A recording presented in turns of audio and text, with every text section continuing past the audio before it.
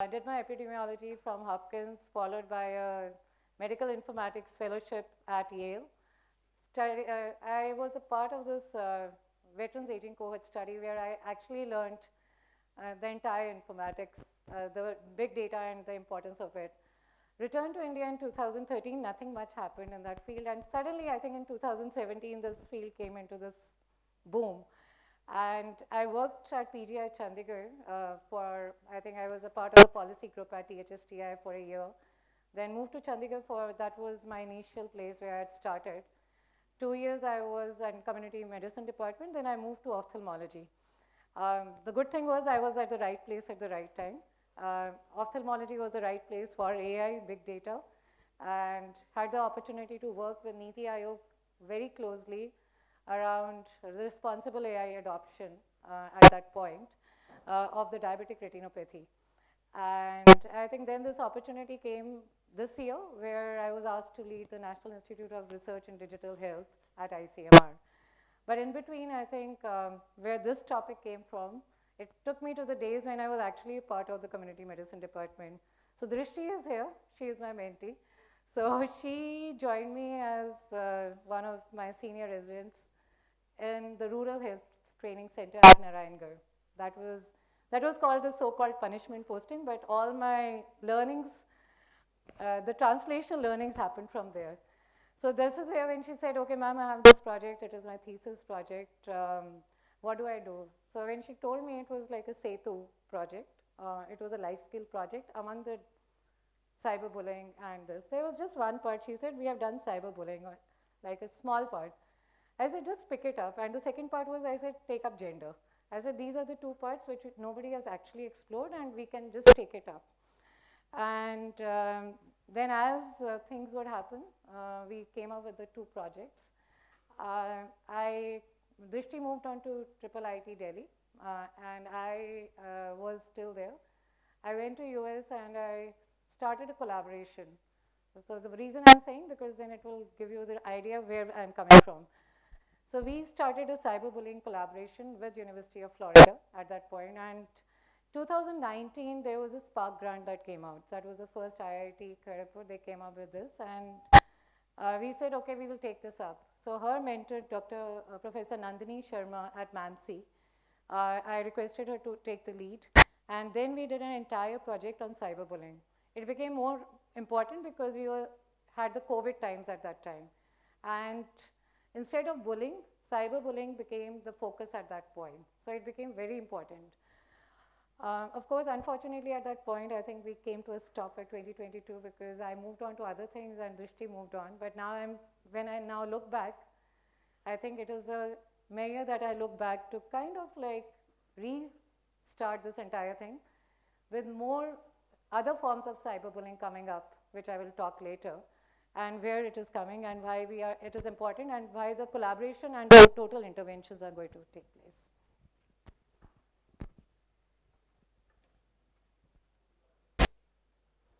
So this is going to be the outline of a brief background, literature review, the case study that we did with our Spark study. What are the cyberbullying prevention programs and policy here, future directions and the key takeaways.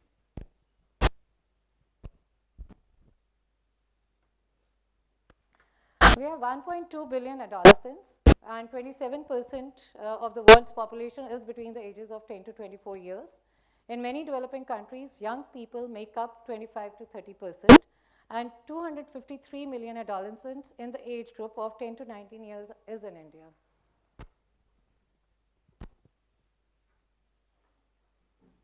With India's changing landscape, as we know, there's rapid expansion of India's digital ecosystem. We're reshaping how children learn, connect, and seek information. There's increased screen access, rising exposure to cyberbullying, harassment, and digital risks, rise in opportunities and vulnerabilities in digital space. I don't know if you have recently been aware, even in IIIT, the way now the education is, ChatGPT has been allowed. They have just been asked to give the prompt library.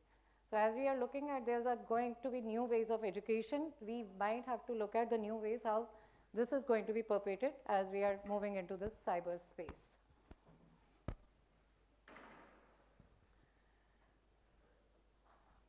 Just to give the background, bullying is aggressive behavior with distinct components, a power imbalance, physical strength than the victim, and the victims feel unable to defend themselves, and chronicity. The behavior is repeated over a period of time.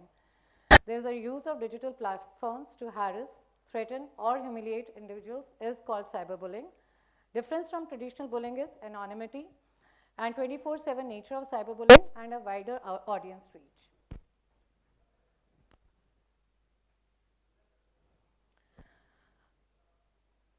I'm going to be skipping a few of the slides. This is just for just to give you a perspective. But coming to the types, there's harassment and abusive messages, impersonation and identity theft, what we are now calling deepfake. It is all over the net. Outing, sharing private and information images, exclusion from group chats, doxing, revealing personal information, non-consensual image sharing, and cyber stalking.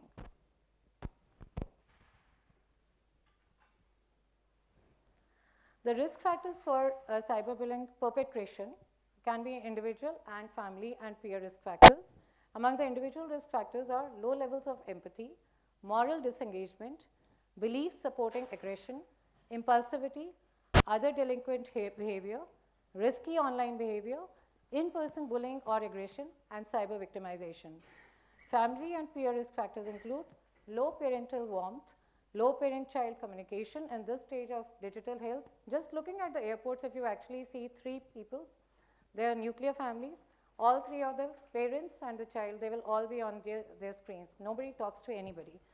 Low parental monitoring, peer support for cyberbullying, poor school climate, teacher-student relationships, student-student relationships. If anybody has been following the news, past few days, there has been a spurt of suicides, and many times the educators themselves have been blamed. So is there a difference, or do we, the lens is on the other side? Are teachers being forced not to say anything to the children, or the parents are interfering too much? I think these are points of discussion we would like to see. What are the risk factors for cyber victimization? The individual risk factors, family and peer risk factors, almost similar as we can see. The perpetrators and victimization. You can see it's quite a bit of overlap when we are looking at it. And even the outcomes, as we can see, they are similar.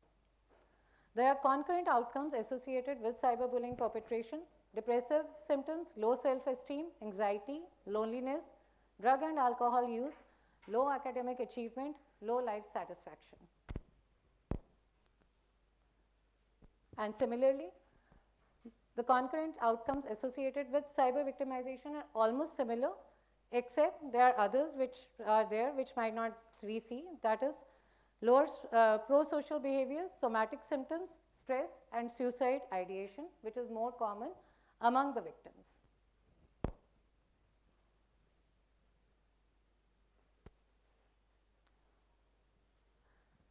Just a brief landscape. Countries with most reported cyberbullying, India tops the list. There are various studies. Have we done anything about it? I think probably very little. Even it is only now, I think this is a time when the entire interdisciplinary team needs to come together.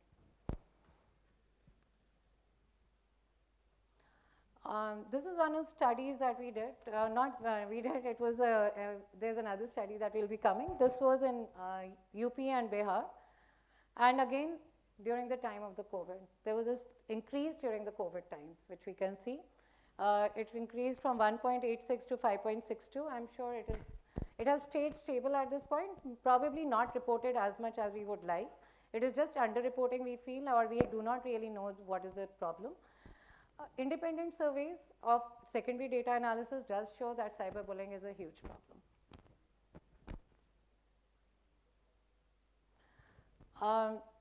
Last year there was a UP board class topper. She was trolled for having facial hair. It was all over the net. She was trolled publicly. It caused a lot of stress. I think she stood her ground. That was a good part. But at the same time, there was another case in a private school in Faridabad, where a single child, a divorced mother, teacher in the same school, because he was not the pertaining to the normalization. He was bullied and he was forced to do suicide. And the school refused to take any responsibility for that. The key evidence from Indian studies, a high proportion of young people in India experience digital risks. Digital risks linked to depression, loneliness, low self-esteem, anger. Offline and online risks are strongly linked, vulnerabilities overlap. Self-reported prevalence is far higher than cases reported to police, indicating underreporting. Research gaps persist, fewer studies, mostly at small scale. So this is a case study that we did as a part of the Spark grant, that is a measurement of cyberbullying perpetration and victimization in India. And this was building the capacity to prevent cyberbullying in India and US across cultural collaboration. This was, we had actually, it was a preventive collaborative that we formed from 2019 to 2022. It was with University of Florida. From India, it was MAMC, Maulana Azad Medical College, PGI Chandigarh, IIT Delhi, and from US we had Vanderbilt University and University of Florida.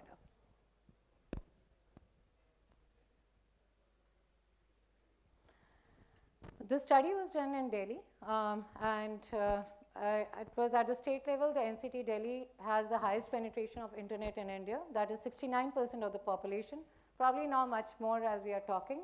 It was at that time, and 1/4 among those were aged less than 19 years.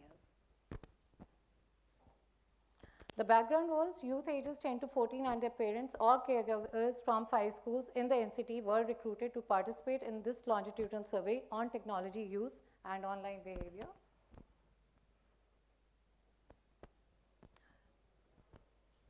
A multi-stage sampling was done from 3 districts, and dyads of parent and child dyads were taken, and 3 government and 3 private schools were taken.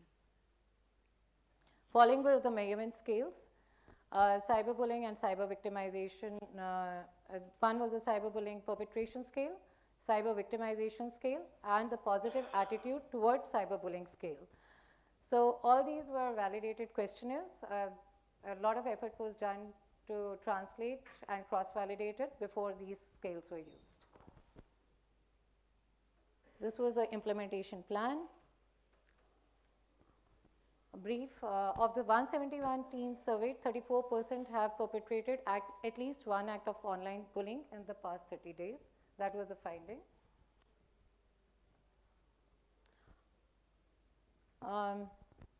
29% had been victimized by an online bullying act at least once in the past 30 days.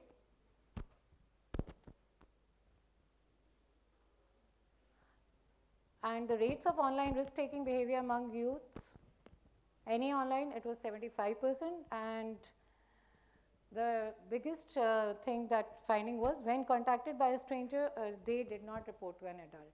So that is the scary part. That was the main, that children were not confident enough to tell to an adult that they had been contacted by somebody stranger or by a stranger from this online, through online. We did a qualitative and some of the quotes, what youth was saying at that time. Parents don't know how to set the boundaries for device use. People write mean things about us anonymously online. We deal with these situations on our own. There is no support that we are aware of.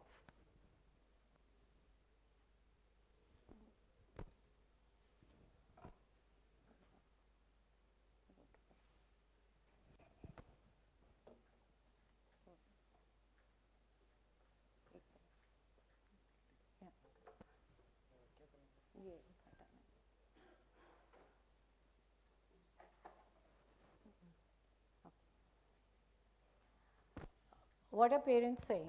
We are overprotective. We either restrict device use or closely monitor it. Fear around physical safety feeds into this behavior. Also, we monitor our girls more than our boys. Kids have grown tech savvy and they have learned how to delete their browsing history. Parents are not able to have open communication with kids.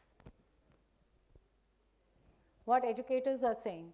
There's a lot of aggression when we come across from the youth during their online classes nowadays. Parents are not aware of the situation and do not believe that their kids could behave like that. The 3H mantras work for kids: happy, healthy, healing environment, and if teachers ensure that the situation can be taken care of. But the biggest thing is the teachers need to be enabled to do that, because that is where we feel that is the biggest roadblock as of now.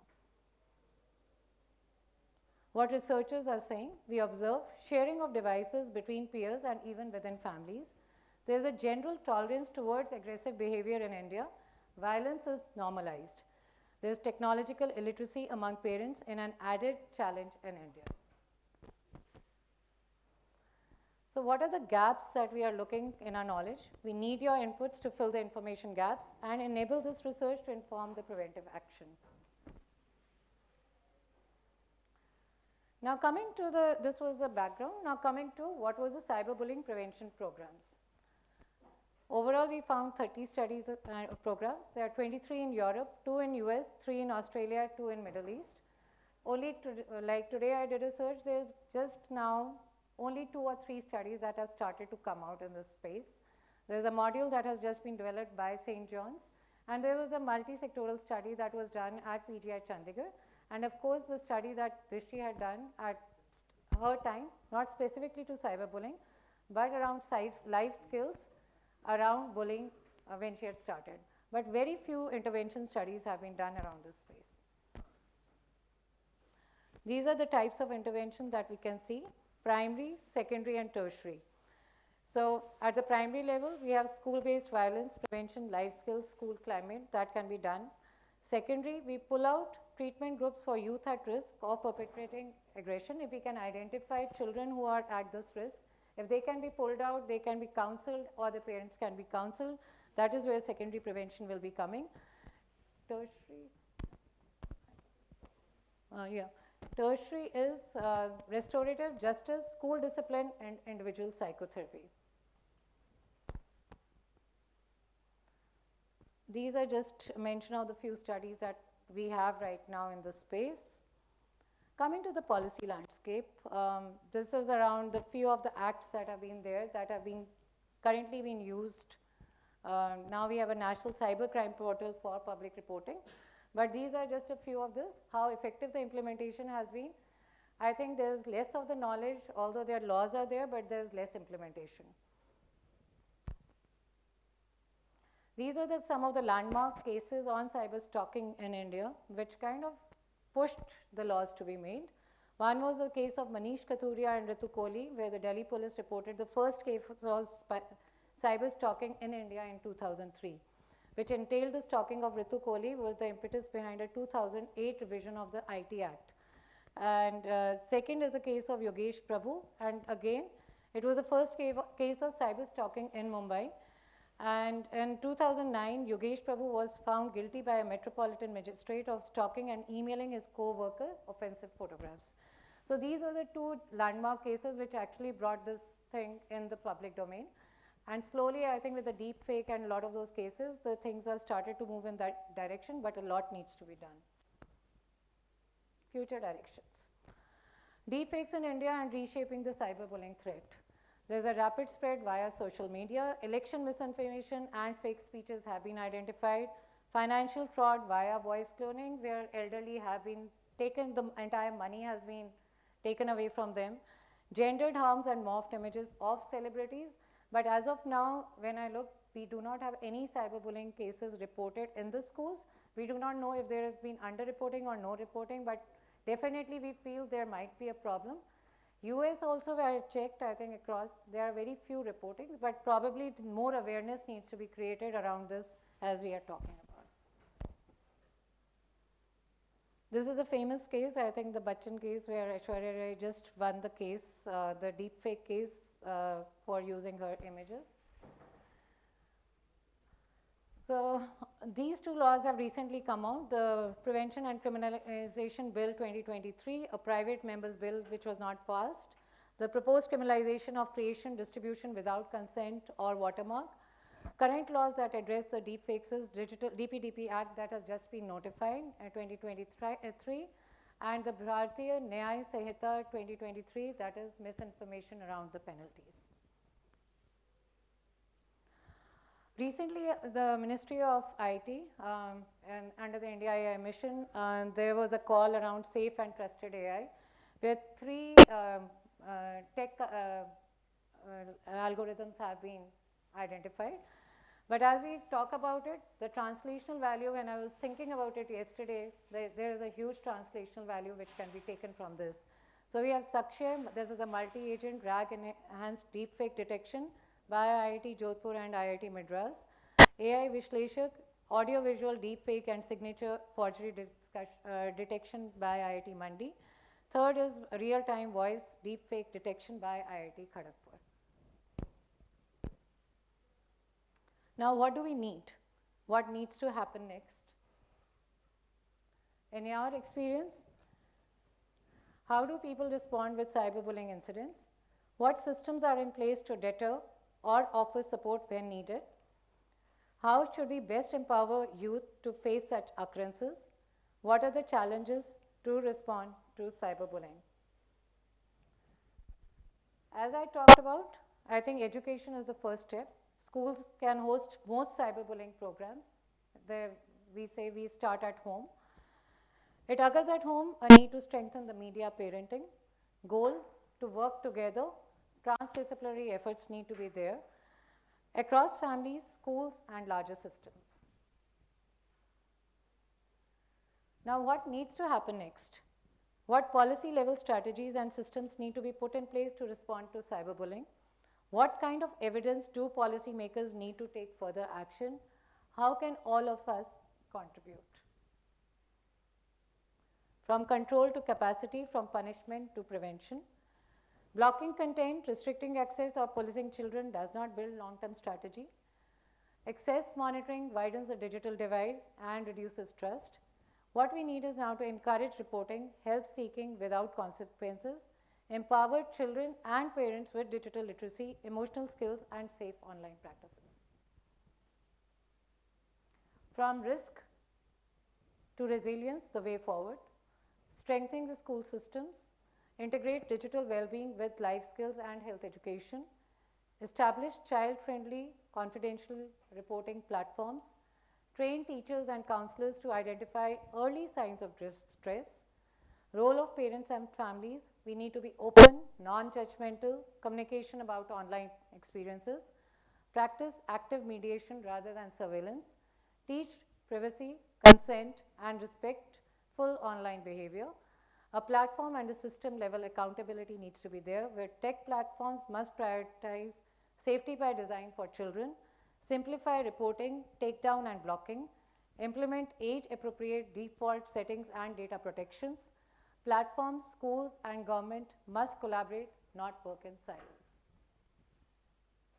Key takeaways: develop a comprehensive multi-sectoral strategy to tackle cyberbullying and online risks, empower children and families with practical support, counseling services, and safe reporting processes, foster a culture of digital exploration and capability expansion for children while holding businesses accountable for digital safety.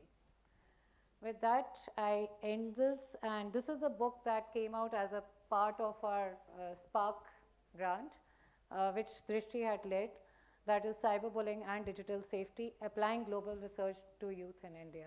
It is freely available online, and as the next steps, as we have discussed, this is something, an area which requires urgent intervention and urgent attention. With that, I pass on to the chair. Thank you. Thanks, Dr. Mona. Let's have the second discussion, and then we can have the tons of time, leave enough time for discussion. So let me invite Professor Elvira for the next conversation, and if you could introduce yourself, Elvira, that will be great.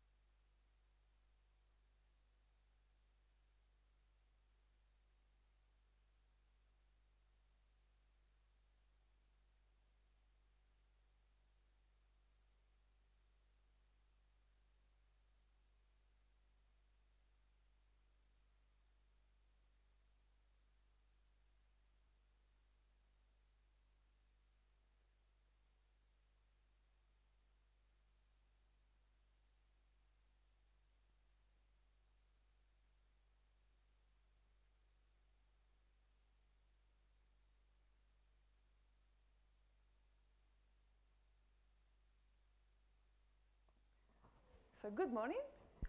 Lovely to be here, and thanks so much for the invitation. So I'm Elvira Perez.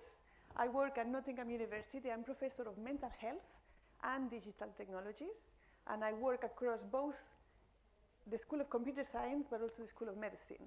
So my background is psychology, so I work with psychologists, psychiatrists, but also with usually HCI, human-computer interaction professionals. So I have a warning.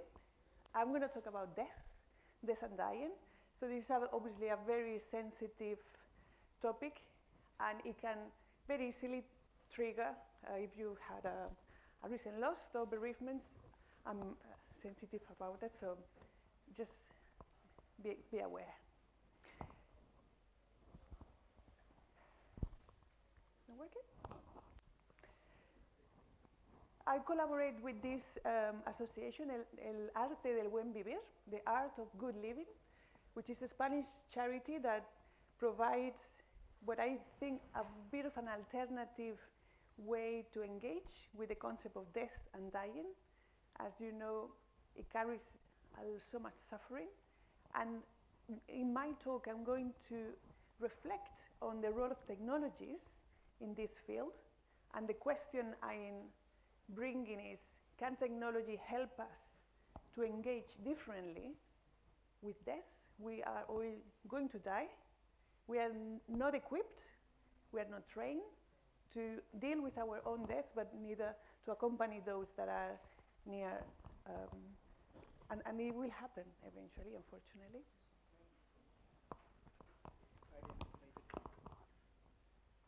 Identify the key? What do you mean? No? It's okay, I'll do it manually. Okay. Right. So I'm going to be exploring the online safety and digital well-being through death tech. So first I will explain what death tech is, what that term entails. And I will bring, I think it's a very important case to understand issues around privacy and consent. And I don't think there is a more powerful case study than this one. So I will be portraying some imagery around death and dying as a way to explore the different attitudes in terms of beliefs, rituals, cultural differences. So I will be pushing a bit the boundaries of how death is understood culturally. There's not much. But also from an anthropological and historical point of view, that concept has been changing. And I'm wondering, and this is the question I bring to you, will generative AI, will new technologies keep changing the way we engage with that concept? So I will explain what death tech is about. So death tech is an umbrella term, and it includes anything related with technology and death and dying. From writing your digital will till creating your own persona so others can keep interacting with you once you are not here. So it's a very broad concept. Death tech is here. It may or not become trendy. So everybody, especially young people, may start creating their own avatars, their own agents, start training them with specific people to build character.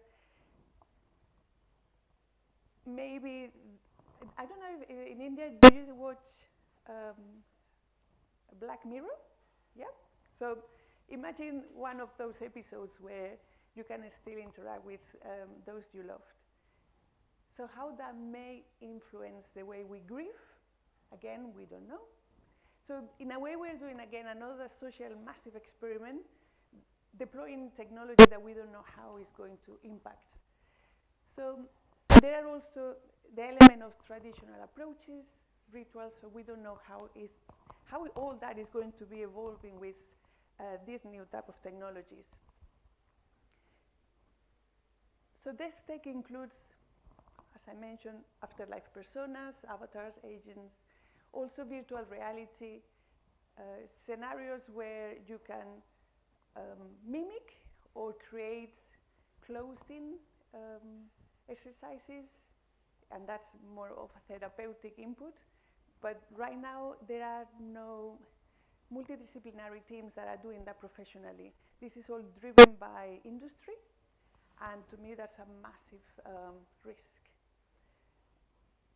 For who is this type of technology? So they are starting to be designed for professionals, for example, palliative care, end of life, death doulas, grief therapists. But right now it's mostly a commercial product for friends, family, or their own user. The person may be dying. Death tech can be applied or deployed for the process before, so you are preparing during, but also for after, for remembrance. And it can be deployed at home, hospices, hospitals. So this is a massive global, well, it's growing. In 2023, the value was 100 billion, and the expectation is that's only going to grow. So the expectation or the prediction is by 2020 or 2030 will be near 250 billion, the global value. It's raising lots of ethical concerns. As you can imagine, the power for manipulation and for harm, for bullying, for destroying identities, reputation is massive. However, I believe there is a small opportunity for actually for benefits if it's done well. I did this exercise a little bit for me to understand what's out there. So I just submitted this scoping review on technologies for death and dying. The idea or the aim was to investigate the state of the art. And looking back, it was not the best idea because peer review studies that are identifying death tech sometimes has nothing to do with what's out there in the market. So for example, Replica, Remember Me, these are type of technologies that we did not capture in our scoping review because obviously scoping reviews are very systematic. You identify high quality papers that have been published in specific venues. But the good thing is that I'm part of a special issue of the Journal of Responsible Technologies, and we are, it's actually been very successful. We had lots of entries, and in the introductions of all these papers, that's where I'm learning what's out there, and it's massive. I will present the results of this scoping review just to give you a glimpse. But the idea is to understand if any of those papers, more rigorous, have been discussing the ethical, the legal consequences of this type of technologies. And the idea is to provide an overview and a guide to the future development of death tech. Because if it's happening, let's try to do it well. So this is the methodology we use. We use the PCC approach, so looking at which population the death tech is designed for, what type of technologies, for which purpose, etc., the context. These are the databases we search, also included great literature, and we look at the last 10 years. And these are the keywords that include all types of death tech, digital afterlife, end of life, mortality, TANA technology, etc. So these are the specific research questions we try to answer in this scoping review. So what digital technologies have been developed, and what is it that they are trying to address? Which are the purpose of these technologies, the intention? Can we categorize? Can we start identifying which categories they can fall into it? Which are the outcomes? Do they assess if they're effective? Or what is it that they measure, if anything? And have they considered the ethical and responsibility issues when you are implementing and deploying this type of interventions? So we found we identified 33 papers that were able to be included because they satisfy the inclusion criteria. And here you can see that the representation is where are all these type of technologies being developed, or at least the authorship are mostly from North America, followed by the UK. But as you can see, the representativeness in the world is not that good. When we look at for who are that type of technologies designed for, what we see is right now are mostly for friends and family. So we have 18 types of tech, and it's usually for afterlife, so for remembrance. But there is a little bit of some applications for healthcare professionals for before, so to prepare the person. For the general public, again, is mostly after. So as you can see, there is no much type of death tech design for before or during the process of dying. If we categorize the type of tech, so for before, so it's mostly maybe self-guided modules to engage with the concept of dying, creating your virtual persona, digital representations, to capture memories, knowledge while you're still alive. During, there are only two types of interventions, mostly to engage parents, in this case with children that had cancer, and it was around creating positive memories, creating digital audiobooks, and mostly are for after. So there were quite a lot of Facebook, which and I can see this maybe fading away, lots of apps for grief support, also virtual graveyards, digital Buddhist altars, VR, holograms, deepfakes, avatars. So it's mostly for, as you can see, there's a commercial focus. When we look at what is it that they report, there is quite a long list of benefits. And I could stop here and talk for a long time. If we look at some of these positive elements, I think you can see the potential for death tech to actually do something good. It can bring people together. It can create meaning. It can somehow, hopefully, reduce the suffering, usually that comes together with death and dying. It can help closing. It can open up conversations. But there are lots and lots of challenges. As you can imagine, consent and data privacy is a major issue, because when do the person consent? Is it during, or you lose the capacity? The the law around post-mortem privacy changes from country to country. So in the UK, for example, once you die, you don't own that data. That data belongs to either the platform where it was created or uploaded, and the family do not have the access or the right to request. Probably in a specific, very specific circumstances, but basically you lose the control over the person's data. Price is, I think it's something that bothers me, that you can create a, I wouldn't say addiction, but if you find comfort in texting or talking with the person that has died, and there's a subscription, and that subscription goes up, or if the platform disappears, there are lots and lots of risks. As I mentioned, we don't know if it actually prolongs grief, if it helps, creates dependencies, is it replacing human empathy? And the problem right now is that there is no much consensus, but it's not, to me, that's not the main issue. The problem is that I haven't seen any conference on death tech. I haven't seen any roundtable discussing these topics. It's being very isolated, and it's creating quite a lot of confusion and not a unanimous way to move forward.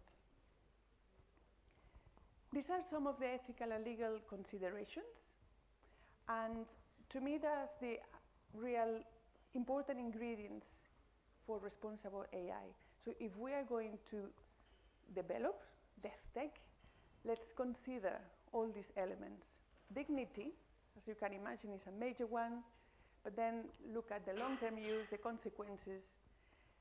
Data governance, responsible data governance, which are the structures, how do you communicate that to the user, to the family, lots of issues around privacy, security. But to me, the main element is the respect for this type of activities, the traditions, beliefs. And I will talk a little bit about culture. Well, this is just a graph to show you that the tech is here and it's just growing, and the more hyper-realistic or the more easy to use tools around generative AI, the easier it's going to be for us to use this type of technologies. So these are the research questions that motivate me to go to work.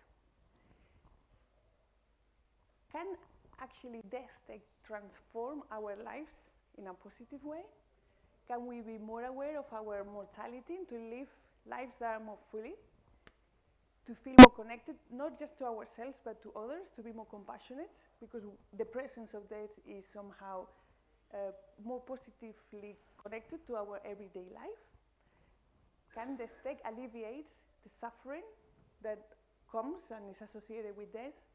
But also, can we change our own experiences? And I'm from Spain, so I'm wearing white because I know white is associated with, in a funeral in India you wear white, in Spain you wear black. And I was started being very, very interested in this concept. My dad passed 10 years ago, cancer, from diagnosis to death. It was only 3 months. And during that 3 months, the focus was on the cure, on the treatment, on the tests, and then he suddenly died, and I wasn't prepared. He wasn't prepared. Nobody was prepared. In Spain, the ritual is 24 hours. You are either cremated or buried. We still carry this Moorish tradition.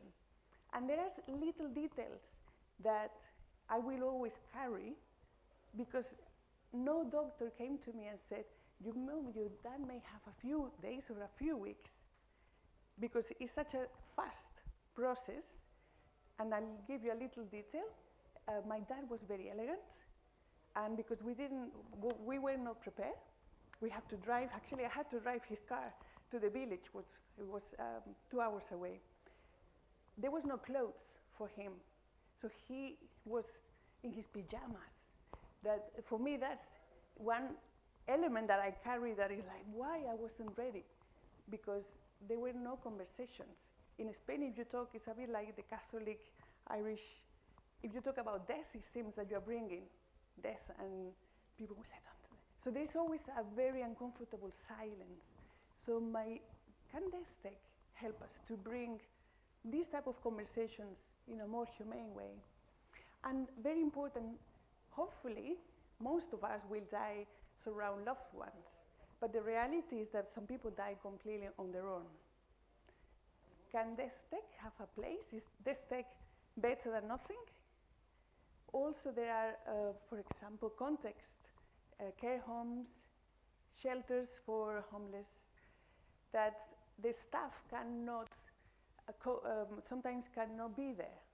And that brings so much trauma to that professional body, because they cannot do their work, and they enter into the room and the person has died. And so that's the question, can death tech somehow, is there a place for it? So I want to introduce you to Empathy, it was developed by a student from the master in Nottingham, HCI. And I know Arun doesn't mind me telling you, so his grandma passed away while he was in Nottingham doing the masters. And he said, I would love to do a platform to support those that are going through grief. But I want it to be very ethical, and I want compassion to be one of the main elements, so to bring compassion into the surface. He wanted spirituality and religion also to be present in that platform. So what he created, and this is something we are now evaluating, with Sue Ryder, which is a very big charity in the UK that supports grief, but also with a hospice, Titrops. So the idea of this platform is it has 4 main components. It has a chatbot that is trained on compassionate approaches to grief. You can actually connect with real therapists. There are 2 different types of forums, private one and public one, because we know that connection is so important. And looking at more established organizations, so for example, Sue Ryder, they have a very interesting group, forums around themes. So for example, death by suicide, death by violence, a child death. So parents, and they find so much comfort in sharing experiences and this peer support. There are also lots of exercises in this platform. Write a letter to the person that has died. There are exercises, mindfulness. But the important thing is that it's being co-produced also with people that are going through grief. And we don't use any cloud services. It's all encrypted. It's all very secure. And so we are trying to see if we can actually create death tech that is ethical and responsible by design. This is the special issue I mentioned. It's free to submit there, and we are actually extending the deadline, so it's going to be January now. And the idea is to not only bring research, but also reflective practices from IT lawyers, from developers, from grief therapists, palliative care professionals.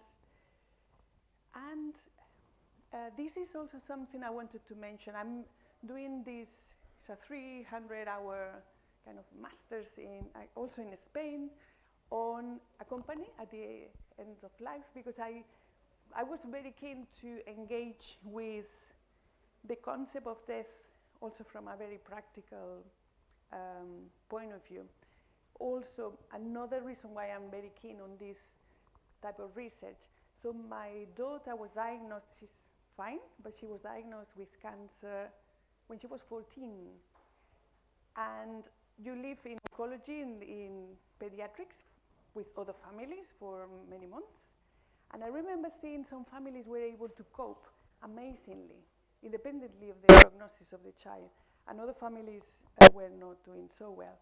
And I did a bit of autoethnographic studies. And I was thinking, what is it that, why some families can cope better than others in this type of extreme situation? And I learned quite a lot.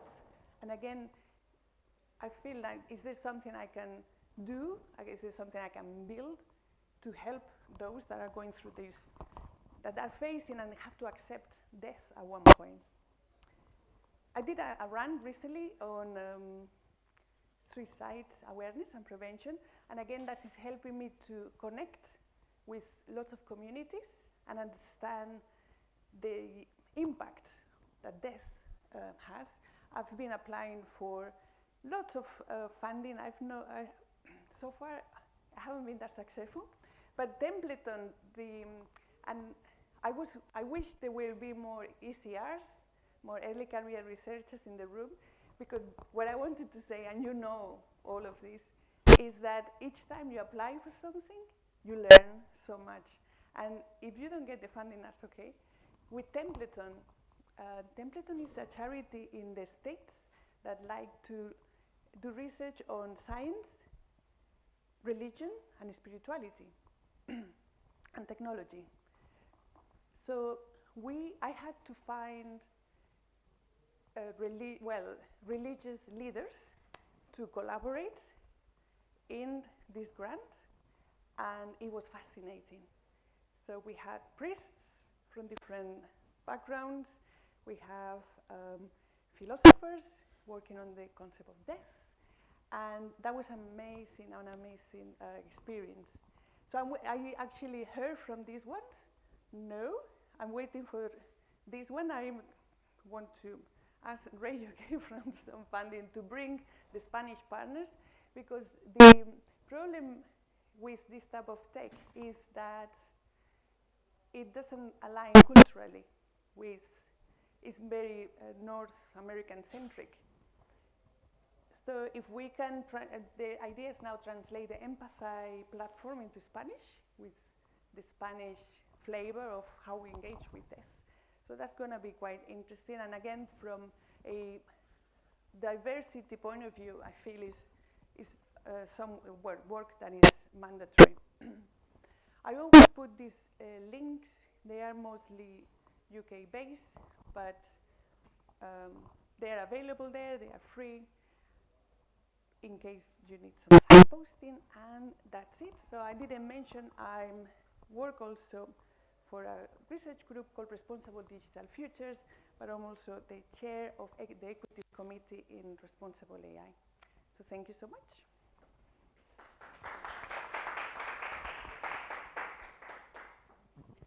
Thank you, Professor Elvira. Both really rich, nuanced, and complex topics.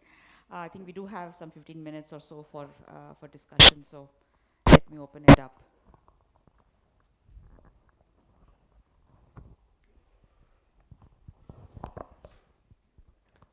Thank you both for your talks. I'm going to try and join them together if I can.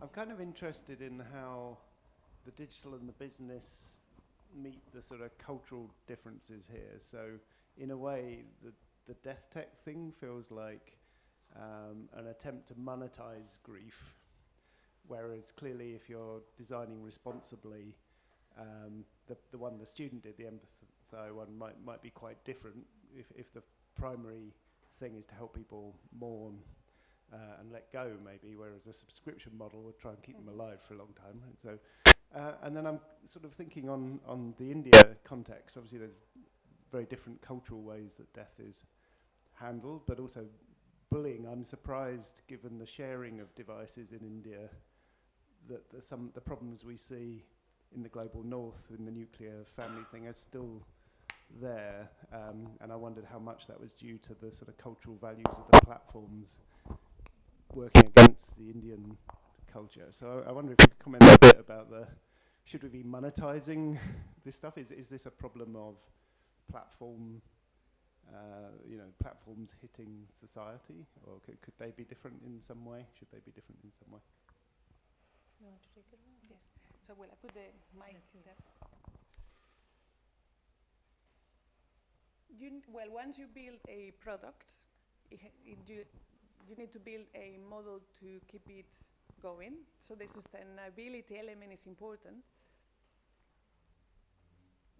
With empathy, well, I don't have much experience with spin-ups or etc. But to run that platform is not expensive. The expensive part is the data storage and paying for the therapists. And we've created a model where users can have 3 sessions for free. And if you engage with the therapist, they need to go to the private services. So we are facilitating access to psychological support, but we are not profiting. Is that sustainable for the other models? Maybe not. But what I'm hoping is that the clients, the user, at one point will be able to make an informed decision and decide if they want to pay more or less. But to give a choice to the consumer, I think is very important. I think coming where she is, I think I'll touch the cyberbullying part later. But for the deaths part, I think it's interesting that came up. I'm not sure, I think a lot of the state governments also have started to monetize, I think, in the Indian context. So we have places like Gaya and all where you can actually go and do your, after-death rituals. So I don't think we have thought in that sense. If there are platforms, I'm not aware of that. But yes, many of the places within India which have very high religious value, and I think Gaya is one, and I know even in Bihar, these things are now up in the newspaper, which I'm seeing. How we do the rituals, that has also changed over time. Even I remember, I agree with you, many of the things hit you when you lose your own beloved, like when I lost my father, I think I went back to all the rituals. So in Haridwar, we go, you have this entire legacy. You have like 500 years, what they do, and it is all on the paper. But just finding the right priest, I think they had all those WhatsApp groups and how you reach them. It was amazing how the digitization has happened, but monetization part, I don't think any we have thought through that. But yes, states have actually taken up those places which have high religious value. When they are starting to monetize it. They have packages where they will, especially because many people are coming from abroad, and with the more nuclear families where they have just one child and where children are more like they are not identifying themselves as religious, but the parents are there. There's a huge digital divide. So parents are like, we don't know they will do the rituals, so we can just go there and do that. So those things are already there. After death experiences, yes, I think that is a need which needs to happen. But uh, I know in many of the hospitals they have started to do some of the rituals there. But the grief counselor and that is something again. There's a north and a south divide. We still rely on the family and the close ones. It is more empathy. But the newer generation, I think more research will need to be done. I think the cyber. Yeah. You want to? Yeah.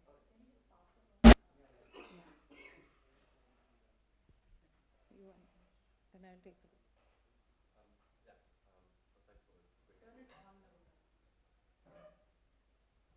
Thank you for the talks. Lots of very interesting topics that's all relevant to responsible AI. And on the cyberbullying part, I have questions on the death part as well. But to start with cyberbullying, you didn't mention platforms much. You didn't talk about what apps, what technologies people are using. I wonder what is the distribution of, you know, the kind of platforms that are being used, where the cyberbullying occurs. I've seen it happen at my kids' school. I've seen it happen in so many ways. And what's the role of the government and the responsibility of the social media platforms in curtailing this? Because you're placing the responsibility on the teachers or on the parents in most of what you're talking about. But clearly they have a responsibility. Thanks for bringing this up. As I said, when we started this topic, it was never a health topic because that is the background we started with. Uh, it is a very clear cut, like it is a more of a technology problem rather than an education or a health problem. So, what are the platforms that are most used? Of course, we all know that is mainly it is done across social media platforms like earlier it was used to be Facebook and others. Now it's mainly Instagram as we are looking to it. But then even in the WhatsApp groups, I think when you have those closed groups that happen, many of those WhatsApp groups, I think Drishti can allude to that. Most bullying was actually found on some of the WhatsApp groups that was found. But then teachers are not part of those groups to monitor. So, and unless until then you have those schools have to step in. I've seen in my schools where then they just become administrators and they stop that bullying.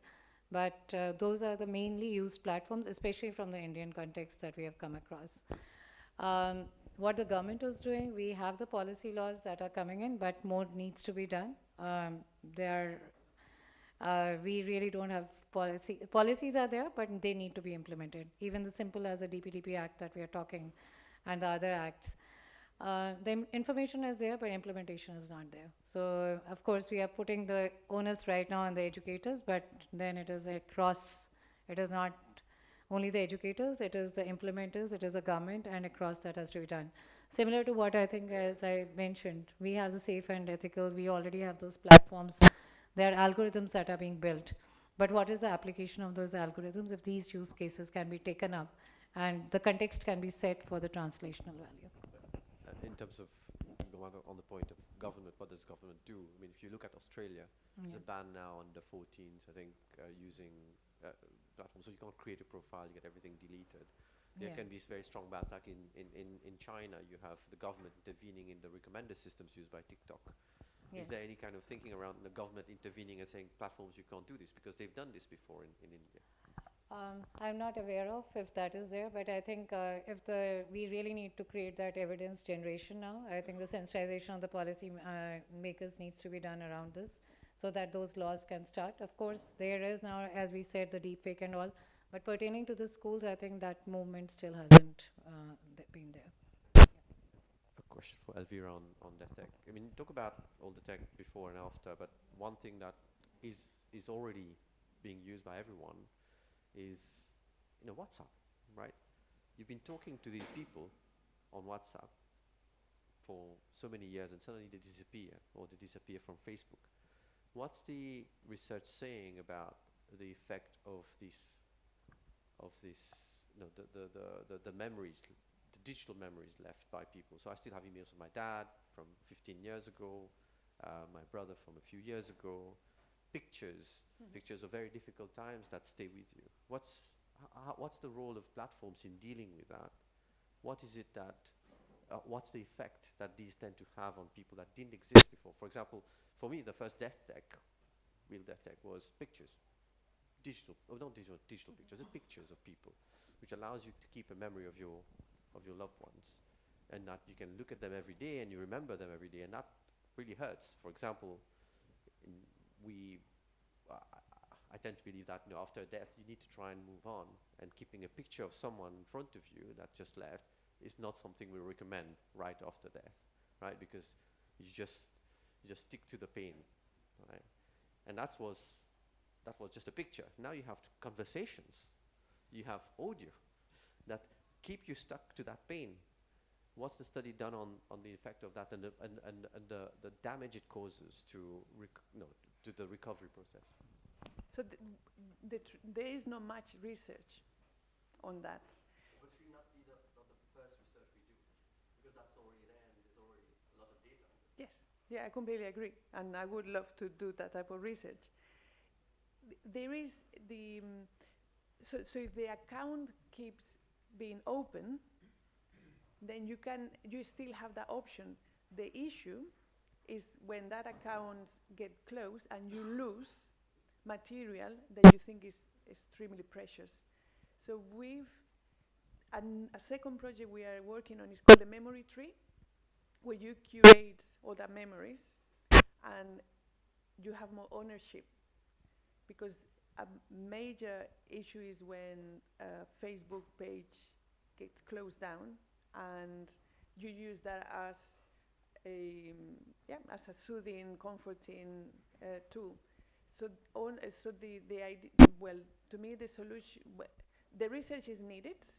Unfortunately, there is not much funding around grief, because I don't understand. The impact is massive in productivity. No, around this data that you say, right? So the memory tree, who owns that data after someone leaves, right? Right now, okay, you give all your data to the social media platforms and they store it. But if someone passed away, their wife, the kids get to own that data. But that doesn't happen right now. No social media platform has a policy around who owns the data, who has access to this. You can, if you had the password, you could access, but it's not illegal to access that. But really, if they had a car, you could not own that car. Their partner would own that car, things like that. So that's the memory tree is a case study where you start co-producing positive memories, and the platform prompts you for positive memories, because we know that's the most therapeutic way to engage with.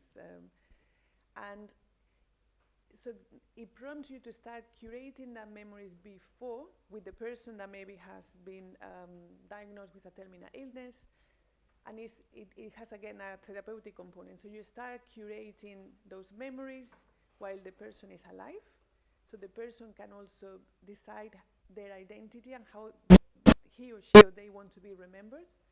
And you can connect with friends and family to enrich the memories, and the platform produces a gift, or a digital gift that you can download, and then you can print, is yours, in case the platform disappears or there is suddenly a subscription. So there is, again, ownership around the digital assets.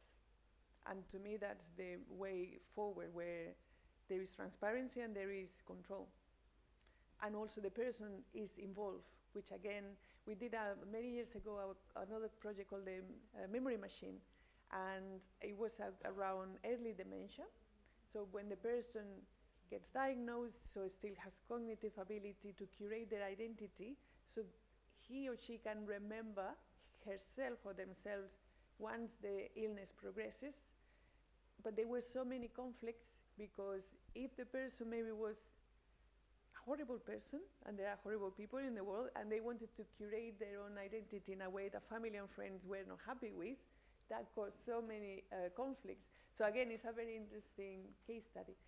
But before we finish, I wanted to ask you, Mona, another element of cyberbullying is to leave someone out. So a young person uploads a video on TikTok and nobody likes that. Or there is a new WhatsApp group and that person is not included. And yeah, I was surprised that wasn't part of cyberbullying. Yeah, actually when we started at that point, it was just starting out. I think it has just assumed as we are talking. But as you were talking, I think alluding to the business model, I just came, in our own culture, like when we go to Haridwar, we have identified keepers.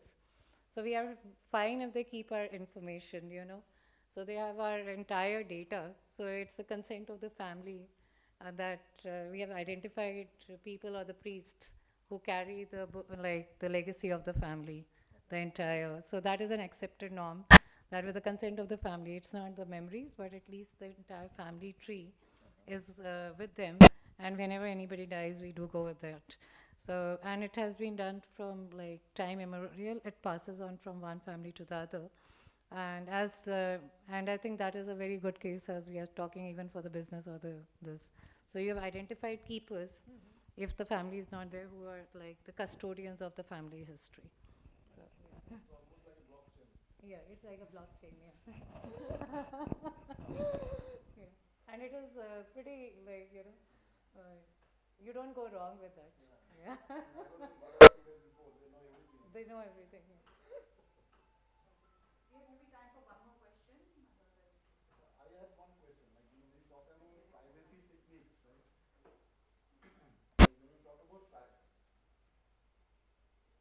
Like when we talk about privacy techniques, right?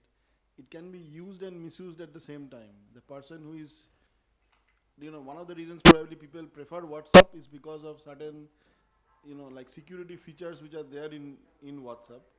So this is probably a conundrum that, like whether you will be, like, how do you really leverage technology to ensure that the malcreant gets detected, but at the same time, normal people are protected. So the same technology can be at both ends actually. So that I think is an interesting research problem.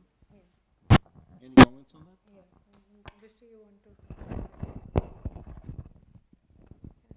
On the technology part of taking care of which apps are the kids using and what can we do about it. In our study, we tried to include stakeholders from Twitter, Microsoft, try to involve them in workshops.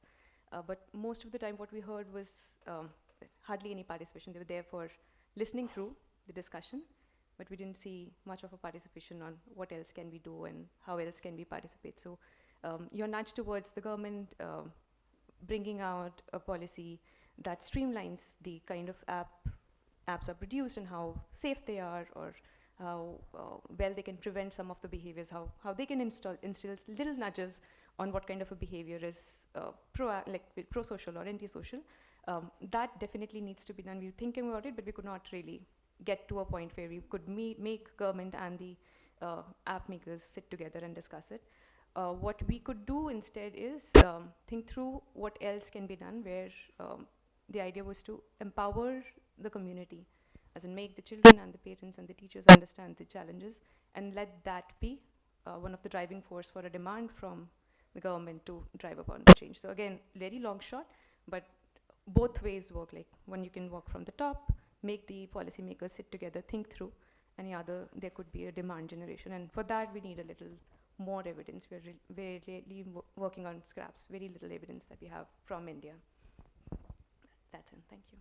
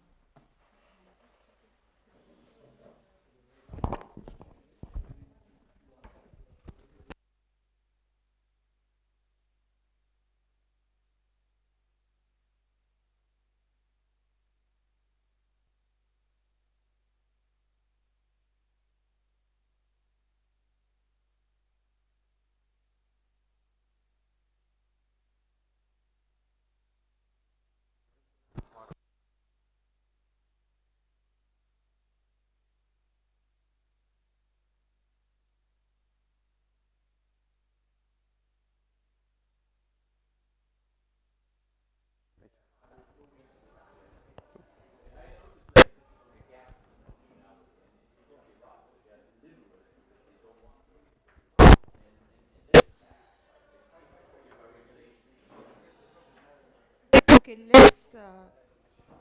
let's get started. The next session is on harnessing AI and LLMs for research and education, building sustainable knowledge ecosystems. Another area, obviously, of a lot of potential and yet a lot of open questions. So I'm going to request Professor Marek. I'm saying your name correctly? Marek, yeah. Marek, okay. To get started, if you could introduce yourself very briefly, that will be great. Over to you. Great. Thanks so much. It's great to be here. Thank you for inviting me. My name is Marek, and I will tell you a bit about AI in teaching and assessment. I'll start with a brief intro of my background. I'm an associate professor at Imperial College London. I'm also a visiting researcher at the University of Cambridge, and I do consulting and advising for some companies in the area of machine learning. Previously, I did a PhD and a postdoc at Cambridge, and I also worked for a couple of years in industry in a company called SwiftKey, and we were developing neural language models for mobile platforms in order to do text prediction. My research interests are in the area of machine learning and language models, and looking at how we can improve the core functionalities of language models, how we can get them to plan and reason better, how we can get them to be more interpretable, and how we can make them more robust so that they actually do what we want them to do. And I take these technologies and try to apply them in different areas, and there are three areas that are close to my heart. One is healthcare, which is why this workshop is very interesting to me, because both tracks are related to my work. So I work on a model where we are building predictive neural networks based on medical health records. Then sustainability. We are using machine learning models to analyze what kind of sustainability efforts companies have taken over the years. And of course, education, working with different collaborators in order to develop AI models that can help with teaching and assessment. I'll start with some interesting statistics around AI and education. So according to UNESCO, by the year 2030, there will be an unmet need of 44 million additional teachers in the world. And this is quite a large shortfall. It's a serious problem, and AI is something that can potentially help resolve this issue, at least partially. And according to surveys, around 60% of teachers are already using AI in their day-to-day teaching. For example, doing things like doing background research, preparing materials, or planning out the lesson for a particular course. And a study done in 2024, so last year, found that 86% of educational institutions were already using generative AI in their teaching. And this is actually the highest adoption rate of any industry, which kind of shows how much AI is needed in education. And this is up from 45% the year before, which is a very rapid increase. And we don't have the numbers for 2025 yet, but I would assume it's close to 100%. In this talk, I'll discuss AI specifically in the context of teaching and assessment, and I'll cover 4 different application areas where I think AI can make a big difference. One is tutoring, then content creation, feedback, and assessment. I'll go into a bit more detail on each of these areas. Oh, okay, we're back. And talk about some of the strengths and weaknesses of AI in each of these contexts, and also discuss some of the very recent work done in these areas. And together with some colleagues and collaborators who also work on AI in education, we published a paper that does kind of a review of work and developments in the area of AI for education. And this talk is inspired by this paper, but I've updated it to reflect the most recent work. So where possible, I'm talking about research that's been done in 2025. So the first area is tutoring, and by tutoring I mean AI systems that would be able to have an interactive discussion with the student, react to whatever the student says and give them educational feedback, point out where they made mistakes, and give them guidance in how to correct them. And of course, this, if we can do this, this would have a lot of potential benefits. And AI would enable us to basically do personalized teaching at a global scale, which would be, of course, very, very good. Since only a couple of years, this has become more feasible because with older rule-based systems, for example, we couldn't really have something like this. We couldn't like program systems manually that are able to react to anything that the user says, but with language models this is now possible because these models are able to adjust to any kind of user input. This does come with some potential weaknesses, of course, and the flexibility also leads to unpredictability, because once we kind of release the language model into the wild and allow it to accept any kind of user input, we kind of lose control, and we don't really know what the language model is going to generate. Sometimes it may generate something that's factually incorrect, sometimes it may hallucinate. In the worst cases, it might even say something that's inappropriate. And another potential issue with these types of language models is that they may be biased. They learn their knowledge from the training data, which is usually all the stuff on the internet.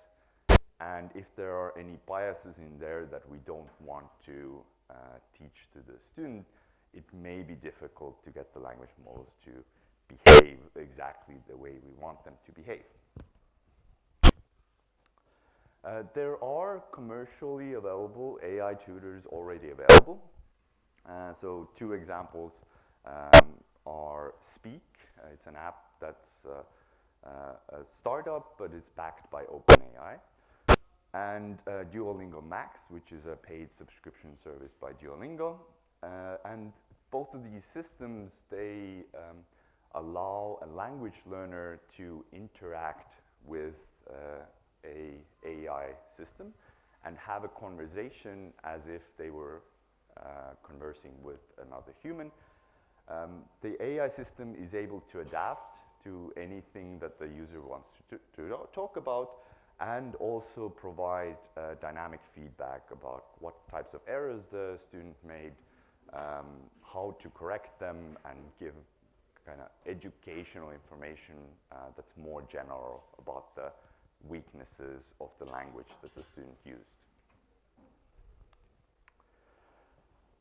There has been also some interesting research around evaluating AI tutors. And this is a really difficult task because evaluating generative models in general is very difficult on its own because there's usually no correct answer. But when you bring in the educational dimension as well, then this gets even more difficult. How do you exactly assess what's a good tutoring strategy and what is a bad tutoring strategy?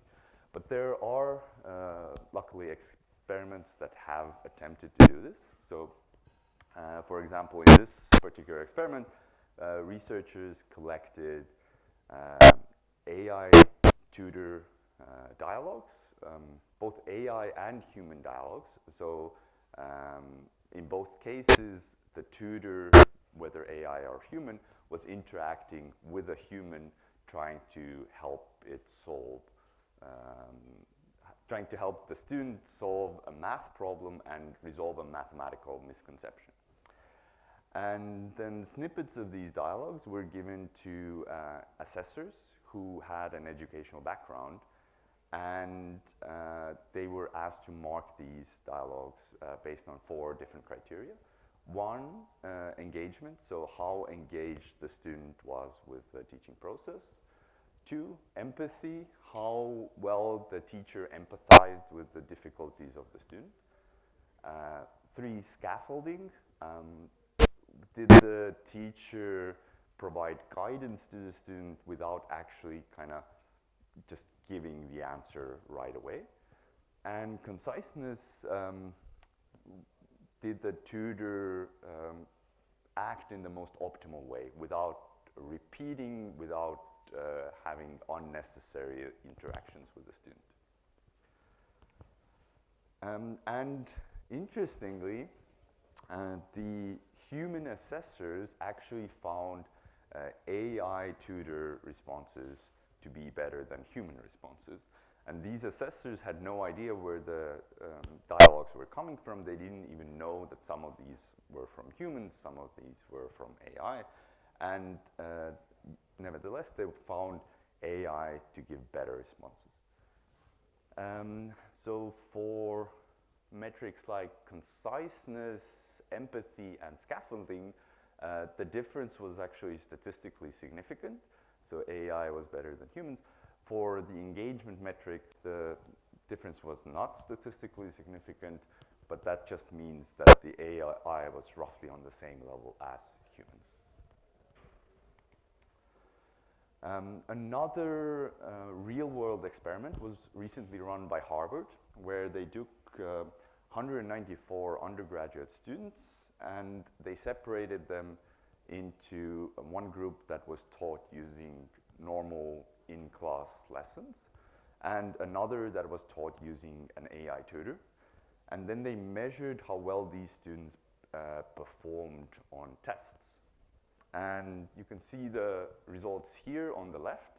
So the first column is the baseline. This is the test performance before any lesson. The second column is the test performance after a normal in-person lesson. And the third column is the test performance after an AI tutoring lesson. So you can see that with AI tutors, in this case at least, the students actually managed to perform better on the tests. They also asked the students how they felt about the tutoring process in both cases. And according to all metrics, the AI tutor actually scored higher than the human in-class lessons. So it's really encouraging to see that not only can AI tutors offer a better experience, but also lead to better test results and better educational results. So when it comes to designing AI tutoring systems, the most simplest approach, of course, is to just take a capable language model and prompt it to do what you want it to do. So give it some content and ask it to act as a tutor. Recently, there is now research threads around developing more advanced systems and looking into how we can improve upon this simple prompting strategy. So here's one recent paper that used reinforcement learning. What they did was they collected user dialogues, so user utterances to a tutor. Then for each of these user utterances, they collected many possible responses from different AI systems, but also from humans. Then they used a number of systems to assess each of these potential responses, assign a score for them. Based on these scores, they constructed example pairs. So each pair consisted of one good answer and one bad answer to a given user utterance. And then these pairs they used to train a new AI tutor using reinforcement learning. And basically this explicitly taught the model how to tell the difference between a good response to a human student and a bad response. And what the results show is that doing this reinforcement learning method, they managed to get about the similar score on pedagogical principles as a base model of GPT-4o, which is a very capable proprietary model. But they were also able to improve quite a lot on the student outcomes metric. So they got kind of the best of both worlds. And interestingly, according to both types of metrics, this reinforcement learning approach consistently outperformed human tutors as well. A second type of AI application for in education that I think is very promising is content generation. And we can use AI to generate both content for the students and exercises or quizzes, for example. And of course, the strengths of using AI in this context, lower cost and higher speed. We can generate many more different quizzes and stories for the user compared to writing them manually. And AI would allow the materials to also be personalized to the student, either based on their language proficiency level or based on their background knowledge or even based on their personal interests. One potential weakness in this context would be copyright issues. So LLMs are trained on a lot of different data, and if we ask them to just generate stories and come up with stories on their own, it is quite possible that they will actually generate something that they've seen before, which may lead to potential copyright issues. One interesting example of this that was recently carried out is around text simplification. So Google ran an experiment to see how text simplification affects text understanding. And they first performed a self-learning approach to find a really good prompt for text simplification. So they had the language model take a simplification prompt as input and asked it to improve that prompt. And they did this over 800 times, and it kept improving and improving and improving until finally it couldn't improve anymore. And then they took this prompt, simplified a lot of complex texts, and gave these to over 4,000 participants, then asked them to answer multiple choice questions to see how well they actually understood the text. And what they found was that participants who were reading the simplified text as opposed to the original text actually answered better on the multiple choice questions. The results showed up to 14.6% improvement on answer accuracy. That did depend a lot on the particular domain. The highest improvements were in the medical PubMed domain, which contains a lot of complex medical texts. And in addition, they've also found that participants were more confident in their answers. So they actually measured that as well and found that those who were reading the simplified texts were more confident that they are answering correctly to the questions. Another interesting application area is feedback.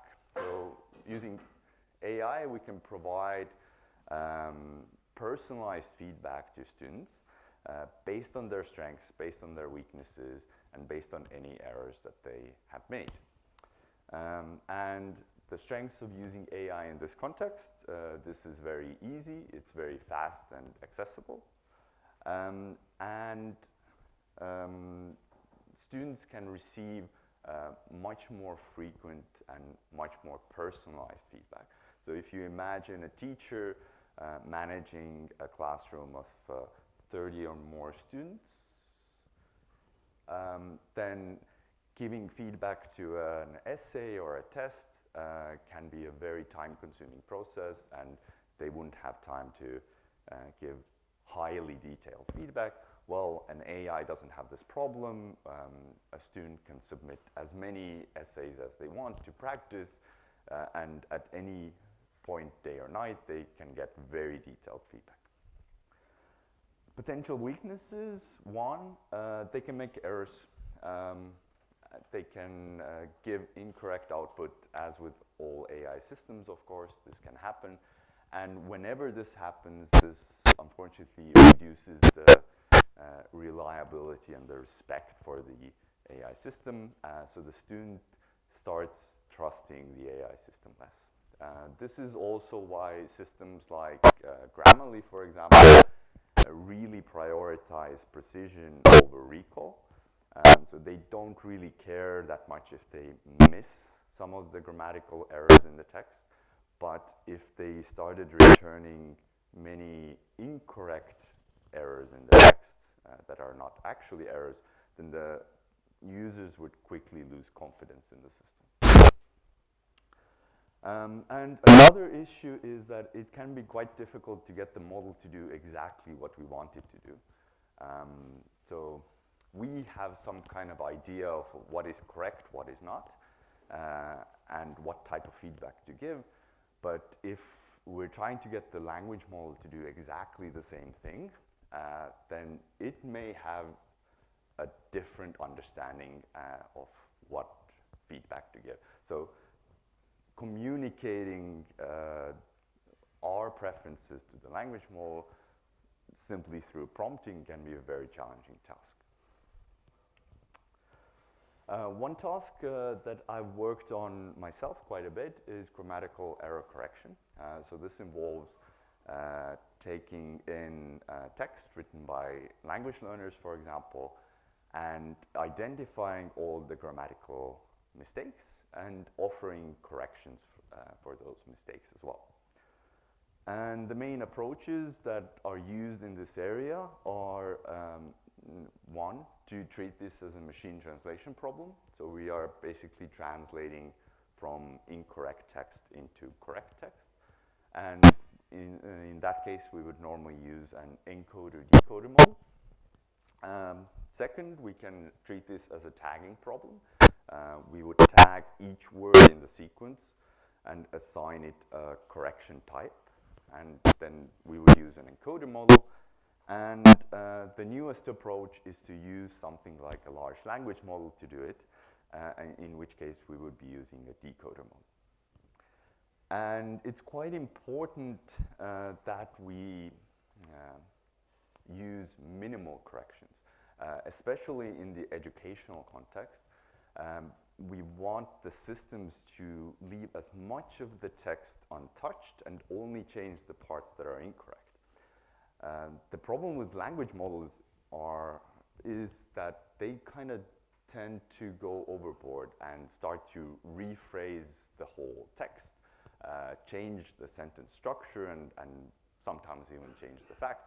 And this doesn't really work from the educational point of view, because it doesn't really tell the student what parts they did correct and what parts they had errors in. So we ran a study where we experimented with a large number of different language models to see how well they perform on error correction. And what we found was, one, that the classical supervised encoder-decoder models still outperform the capable large language models.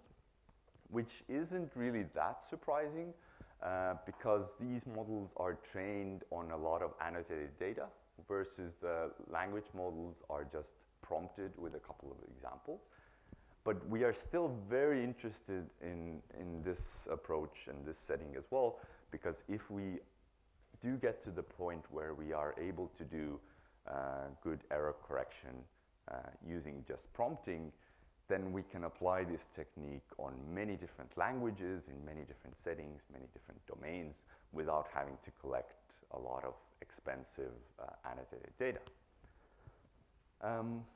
Another finding that we made was that open source models are quite competitive compared to the closed source models when it comes to grammatical error correction. And finally, that the language models in general performed quite a lot better on the JFLEG dataset compared to other error correction datasets. And what makes JFLEG dataset unique is that it focuses on fluency corrections instead of things like grammatical errors. And this kind of indicates the type of correction that the language model likes to do and is good at, which is kind of taking a sentence and rephrasing it so that it sounds really nice and professional. But on the other benchmarks where the goal is to do minimal grammatical error corrections, it achieves quite a bit lower performance. We did some follow-up work on this as well, so this is really new experiments that haven't really been published yet. We were investigating why exactly this is, and we found that language models have a particularly hard time in detecting the errors. Once the errors are already detected, they're really good at correcting them, but they have a different understanding of where the error is located when we're just doing this via prompting. And we found that we are able to improve language model performance on error correction quite a bit if we do a separate step of error detection first and then use the language model for error correction. The Alta Institute in Cambridge, which I also collaborate with, has released a feedback system for language learners to practice with. And it allows students to use the system and get some instant feedback while they're practicing for a language test. So a test like IELTS, for example, it's quite expensive to take. You need to go in person to an actual testing center, book a time, etc. So it takes some money and effort.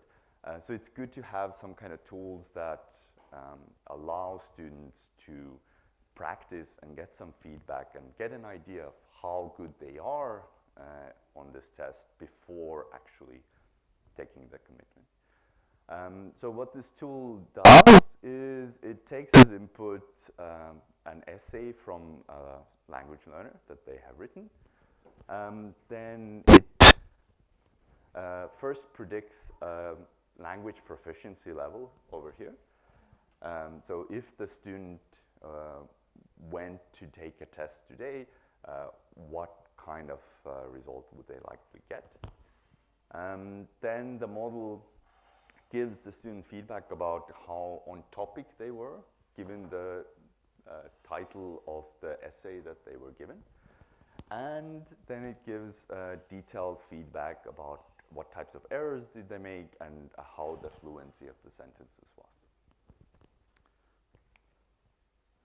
And finally, a fourth application area that I think is very promising, but also a bit risky at the moment, is assessment.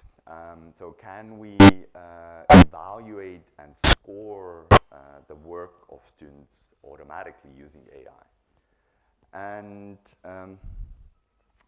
if we are able to do this, this would have many benefits, and AI would allow us to do assessment in a very consistent way and in a very objective way. So we would get rid of the problem that Different assessors have a different idea of how to score something high or low.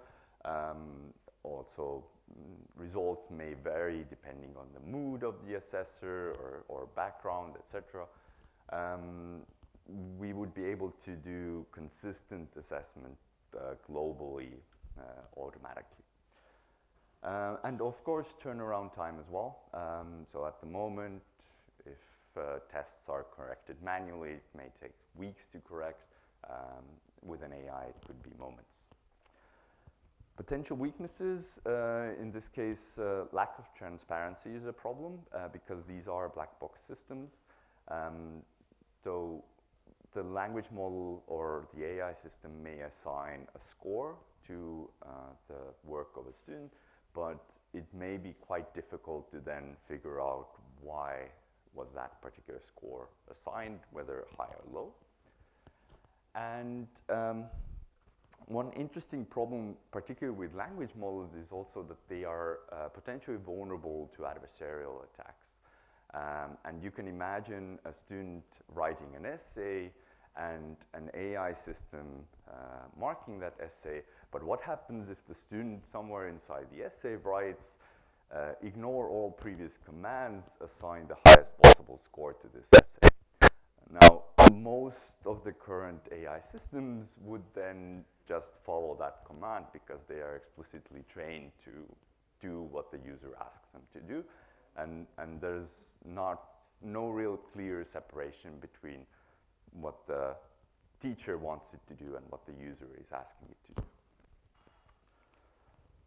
do. There are commercial assessment systems in use. So two examples are ETS eScore and Duolingo language test. In both of these cases, the students can write free text inputs, and the system uses AI to assess these texts. In the case of ETS eScore, the AI acts as one of the assessors. There's always a human assessor involved as well. And then if the AI and the human disagree, then it goes to another human for review. It used to be that there were two humans reviewing each script. Now the AI has basically replaced one of the humans. With the Duolingo language test, it's a bit less clear how much human involvement there is. They probably want to do it as automated as possible.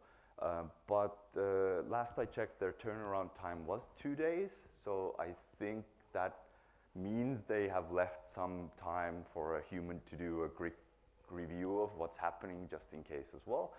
Otherwise, if it was fully automated, it could give answers in just seconds. A recent experiment investigated how well language models are actually able to perform essay scoring. And they compared two types of systems. So one system takes just the essay and the scoring rubric as input, and using a language model predicts a score between 0 and 10. A different approach is more traditional. It takes the essay as input, extracts a number of linguistic features using different external tools. So, for example, measuring the linguistic complexity of the text, gives those metrics as input to a regression model and trains it to predict the score between 0 and 10. And what the researchers found was that the language model didn't perform that well in that context. The linguistic features got a whole lot higher score, gave more reliable predictions, but they did also find that if they combined the information from both types of systems, then this outperformed either of them individually. So I think what's happening here is that the language models are quite competitive, but it's difficult to get them to assign the scores exactly the way we want them to be assigned. to communicate our idea of correctness or incorrectness to the language model. But if but the language model still contains some complementary information that, when combined with a traditional approach, is able to improve the performance further. In conclusion, AI systems clearly have a lot of potential to transform the area of education and to scale personalized teaching to millions and millions of people. These systems, they have their own strengths and weaknesses, and it's important to be mindful of them, to use the right tool for the right task. And it's not always the case that LLMs can do everything best. Sometimes more supervised model can be a better solution. And in general, AI models will only get better over time. So they're pretty capable already, but they're never going to get worse than they are now. They can only improve from here, which means they're going to get new capabilities. They're going to perform even better on these educational tasks, which means we can probably see a future where we can rely on AI models for education even more, and they will perform their tasks in teaching even better. Thank you.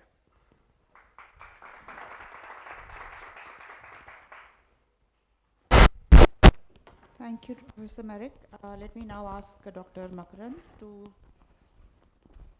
take us through his talk and introduce himself as well.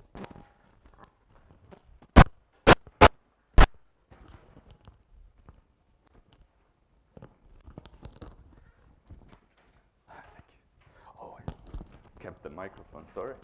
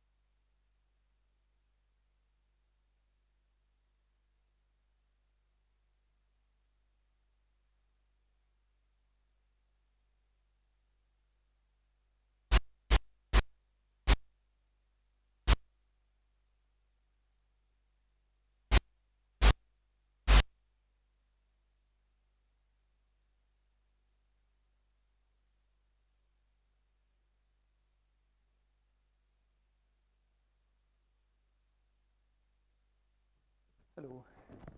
Right. Hi, everyone. I'll try and keep this brief because I'm kind of between your lunch. So I want to talk about some of our work on deploying a reading fluency assessment tool across millions of students in India. This is for younger students and not for some of the work that we've been looking at so far.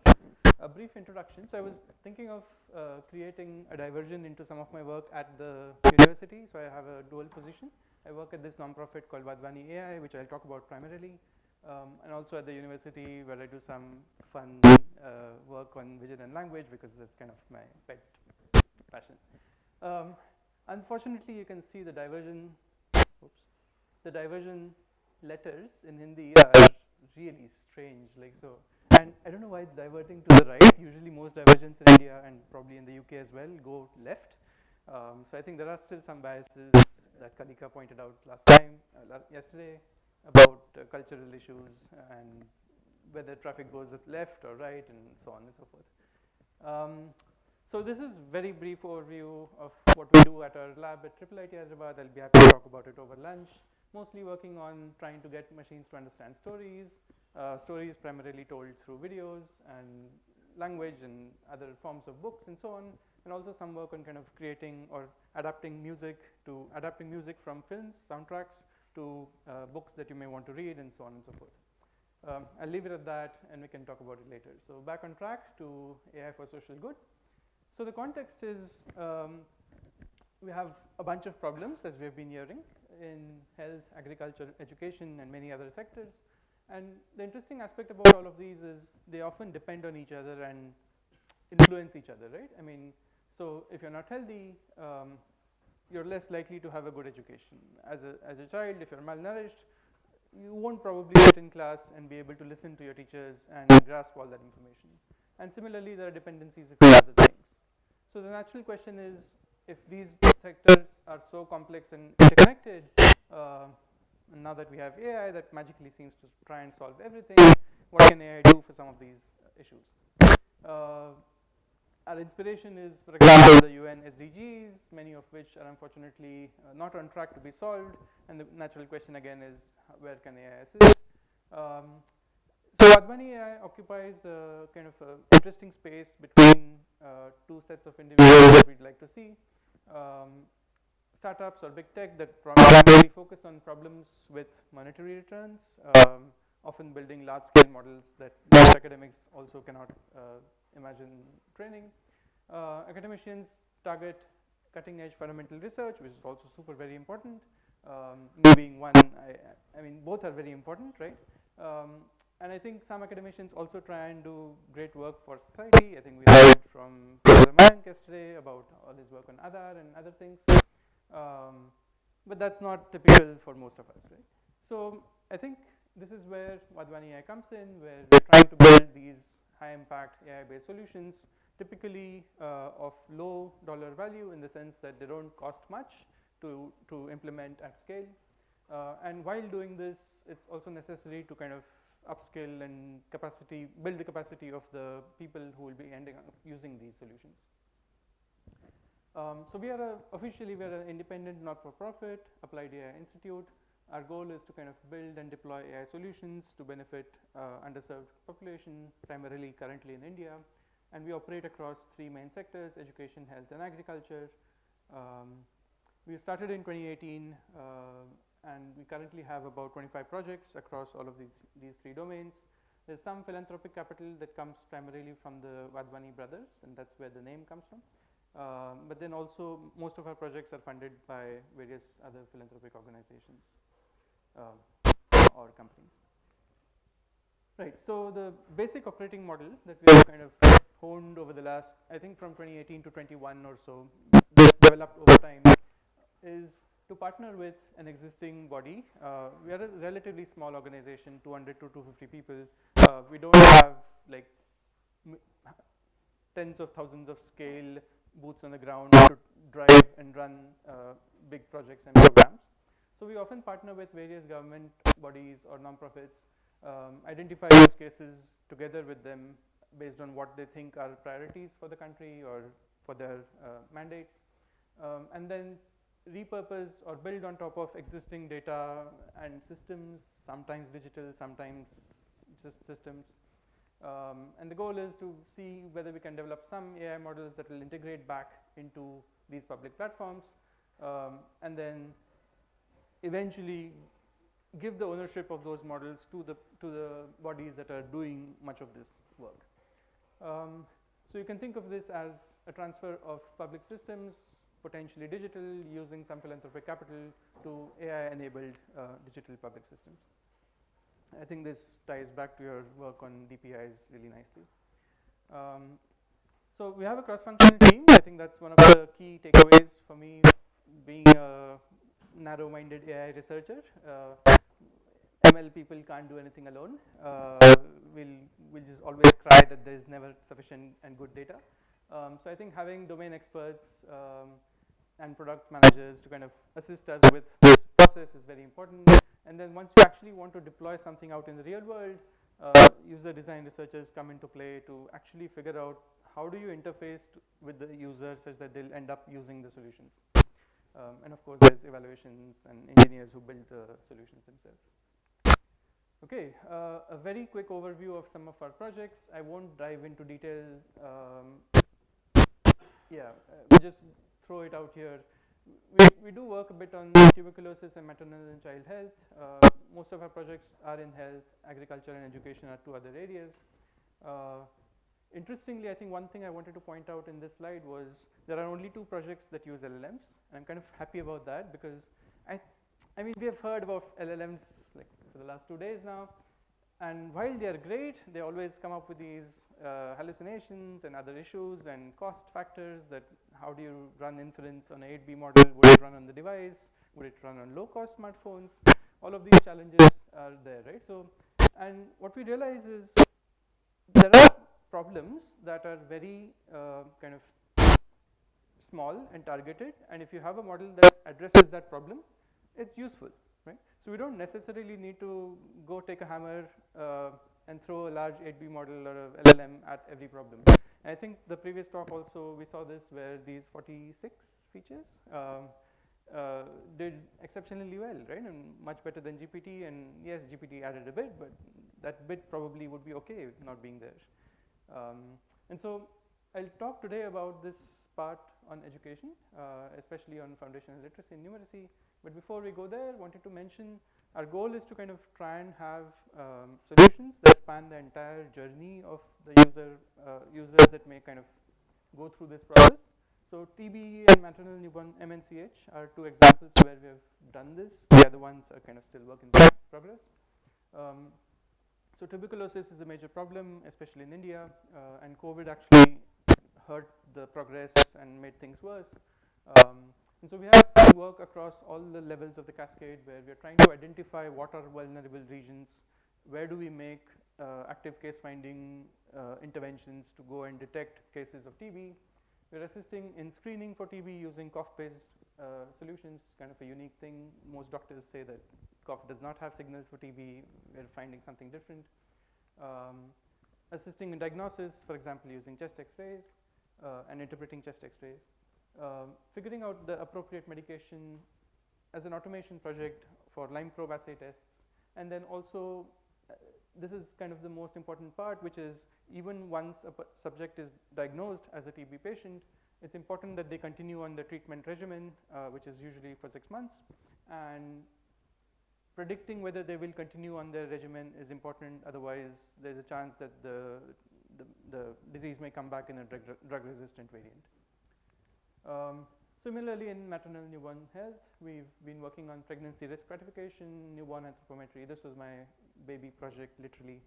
I started out at Vadvani 5 years ago with this project on trying to measure the weight of a baby using a video taken from a smartphone, and works reasonably well and is deployed in a few states. And then trying to assess growth faltering and doing this anthropometry now for older kids up to 6 years. Okay, so what about education?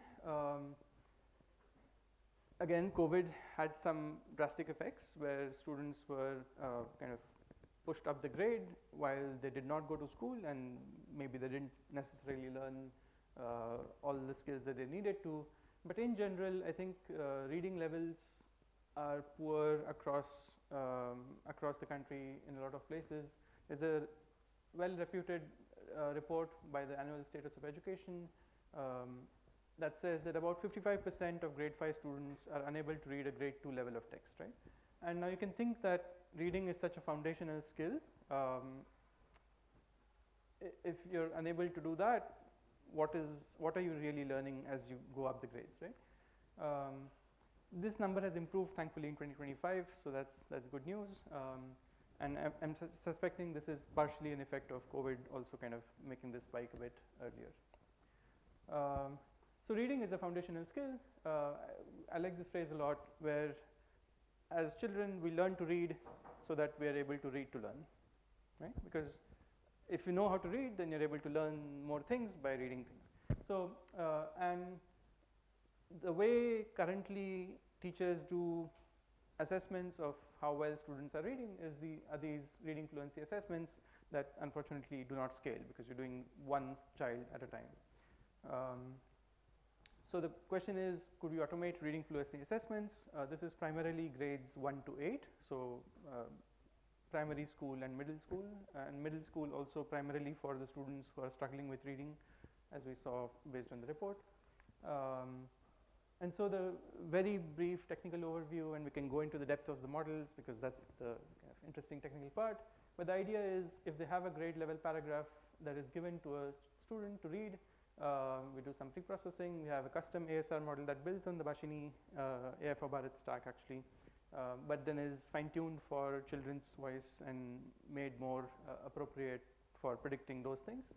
And it's not exactly speech recognition, it's more like transcribing what you precisely heard. So speech recognition,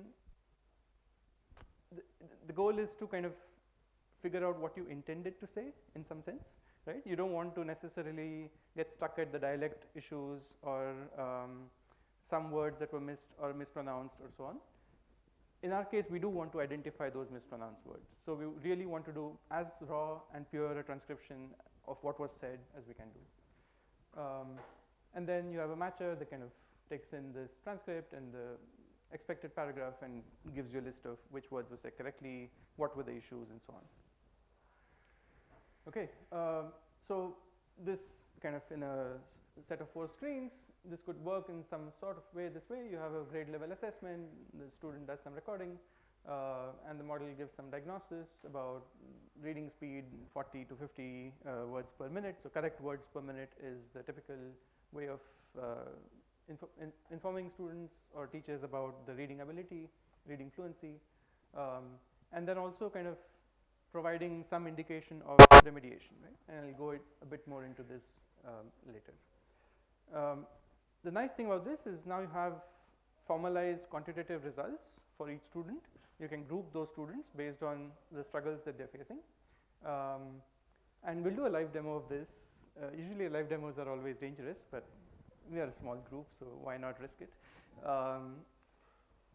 We've deployed this in the state of Gujarat, which is about 70 million people, a little more than UK, I believe. And of course not 70 million students.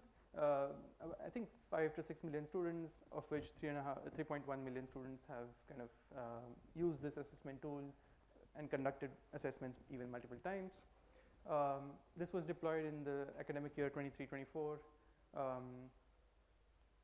and last year in 24-25 we did this in Rajasthan, another big state, I think 78 or 80 million people or so.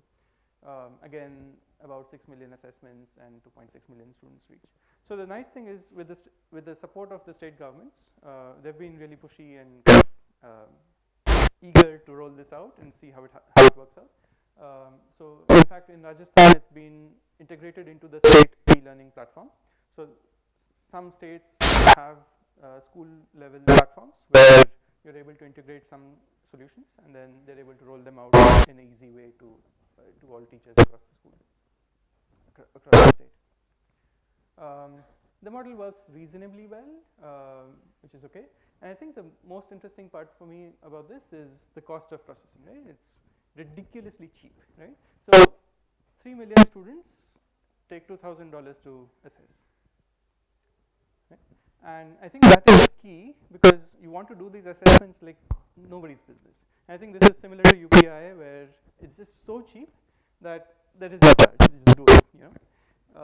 And so even if you go million scale, maybe like 100 million scale covering in the entire country, it's not going to cost so much that it leads to problems. This is also while running the model on the server, which I'm sure we can do even more efficiently if required. We've also figured out that models can be deployed on the device themselves, and then that just uses the battery power of that teacher, of that person, and therefore it's effectively free. So we call this kind of how do we get this oral reading fluency for scale and community? And so we think of this as Hamara AI, which is just together we need to build this AI, and it's not about us sitting in the lab designing something that will end up not getting used in the field, right? So the user design researchers actually helped me with much of this activity. They helped the team kind of build this information out. So the typical way of thinking of good reading is this global proficiency levels, and you have these nice metrics on, hey, if someone is able to read at certain words per minute, then they can be bucketed into XYZ category. This is a very raw way of looking at things, and teachers usually don't do this in their actual classrooms, right? So good reading and fluency is more than some number that you can attribute to a particular child or a student. Now, there are some classroom realities that we have to contend with, which is, especially in rural parts, you have schools are basically one room and maybe like 1/4 of this room, right? So, and in that room you have grades 1 to 5, all of them sitting at the same time. And the teacher is trying to manage all of them across all the subjects. There's a single teacher, right? So it can get really hard. Yeah, I mean, we have faced challenges teaching our undergrad or master's or PhD classes. Just imagine this chaos with young kids. So it can be really chaotic and hard. And so I think doing anything for the teachers, right, is the first priority for us, because that really gets them involved and eager to try out technology. So we're kind of trying to address, hey, multiple grades sit in the same classroom. Can we have the tool figure out which grade to give, which paragraph to give to which student, depending on the grade levels, rather than getting the teacher to do this, right? This is a simple, relatively deterministic process even. So there's a diversity of readers, which I'd like to see if this audio works.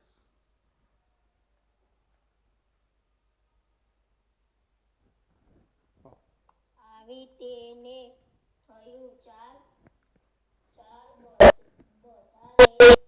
Okay, this is in Gujarati, in Gujarat, but I think you get the point that it's very letter by letter of sorts, not necessarily stringing together or blending letters together to form words.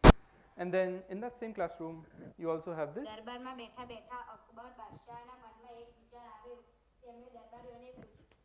Who is optimizing for the correct words per minute, right? So are they understanding? Not so sure, but they're really kind of going for, I'm going to get 100 words per minute, and that's good, that's great.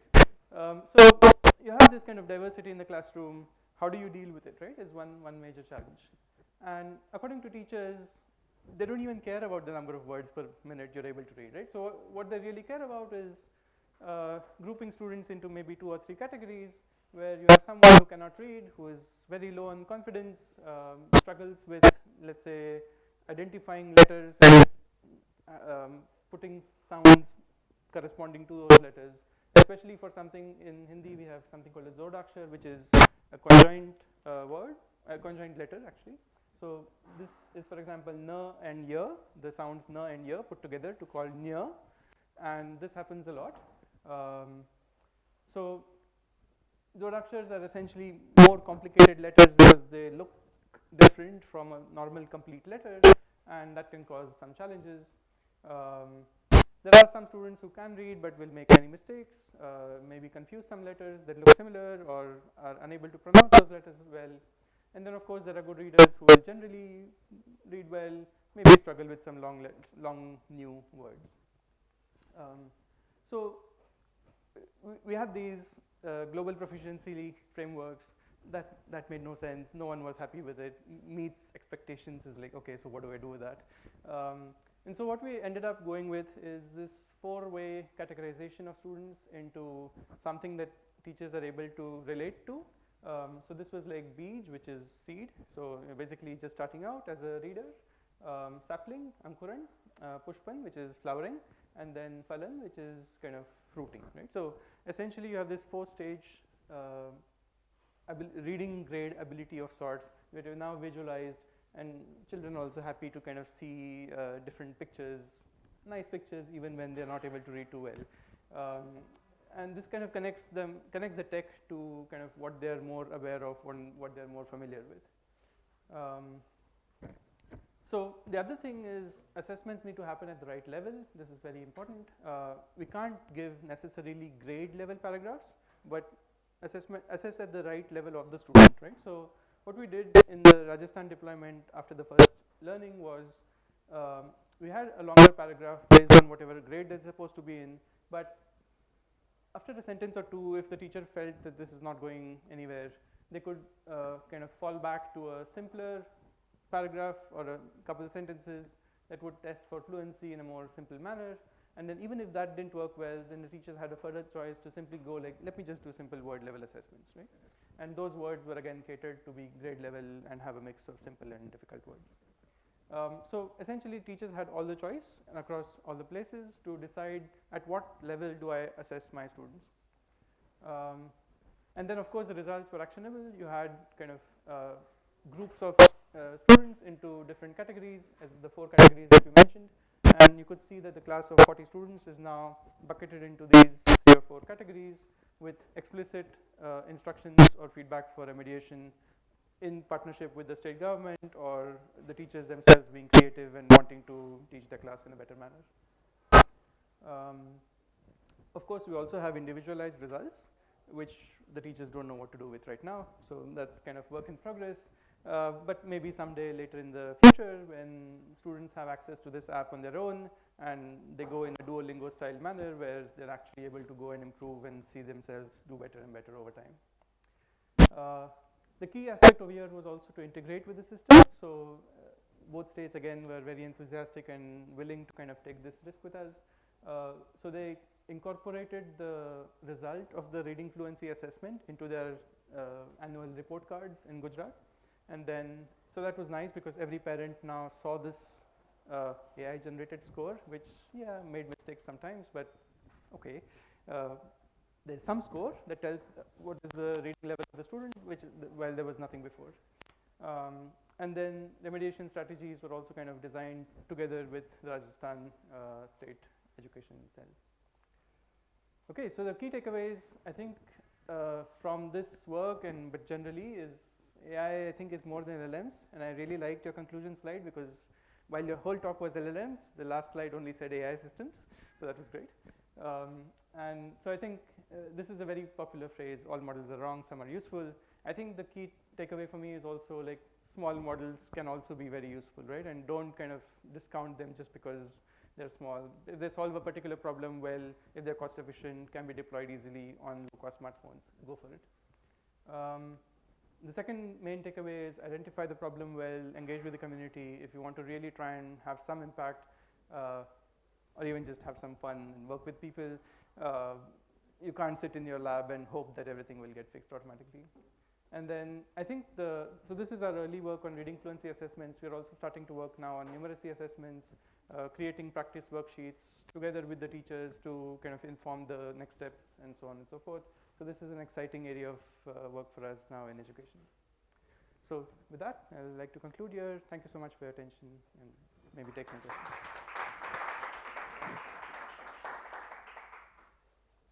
Oh, the demo. Sorry? There's a demo. Is there? Oh. Do I have time? Yeah, go ahead. Okay, so let's see how this works out. I'm going to make mistakes automatically while trying to read from this angle. Where's my mouse? Do I see my mouse?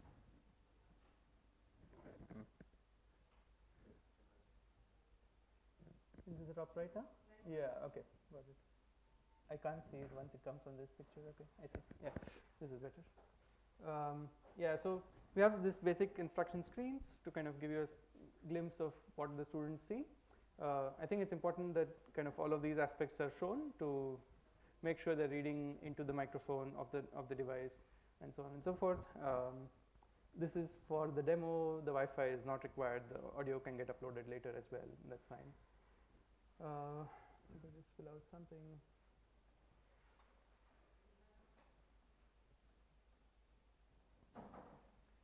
So we can do this in English or Hindi. The English models are worse, so I'm going to do this in Hindi, so you can judge our models as well. Okay, so of course this looks really big. That's because it's on the laptop, but essentially we'll give them this prompt.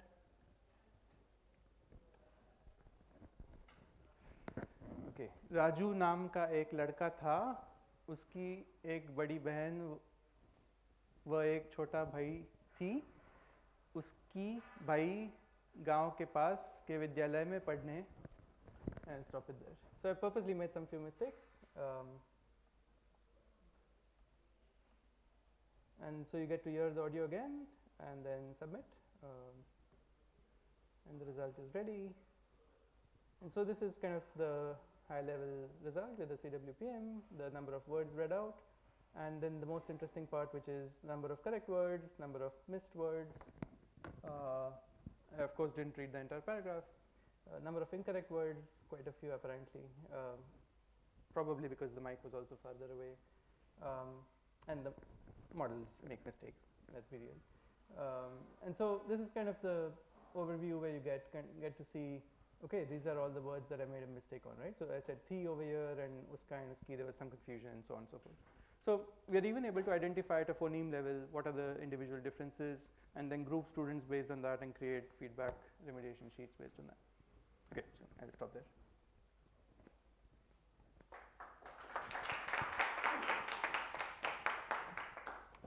Thanks, Makarand. We have some time for discussion.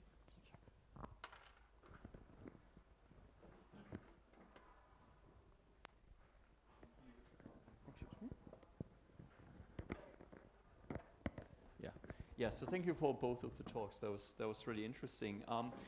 So I have a question, sort of coming back to this point about cost that you've both mentioned, right? So obviously, like when we look at the higher education space, then yeah, there are all of those opportunities. Sort of for some of those LLMs make sense, for others they don't.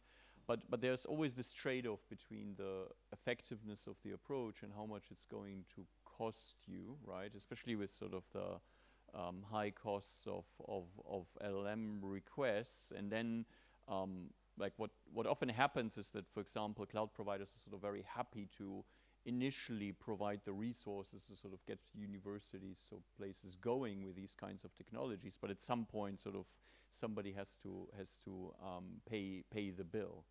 And I think in the setting that you had, sort of like, I think there's a powerful message that sort of simpler techniques work well.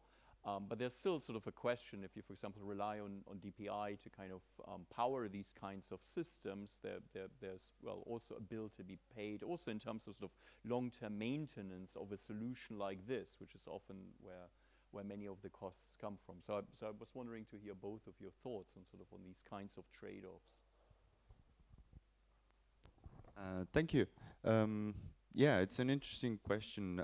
With LLMs specifically, I would say the more you pay, the better result you get, but the improvements you get with more expensive models are diminishing. So you can get a lot cheaper models or essentially free models that get fairly close. So the open source models are available, and there's a lot of work on making very small open source models that even run on phones.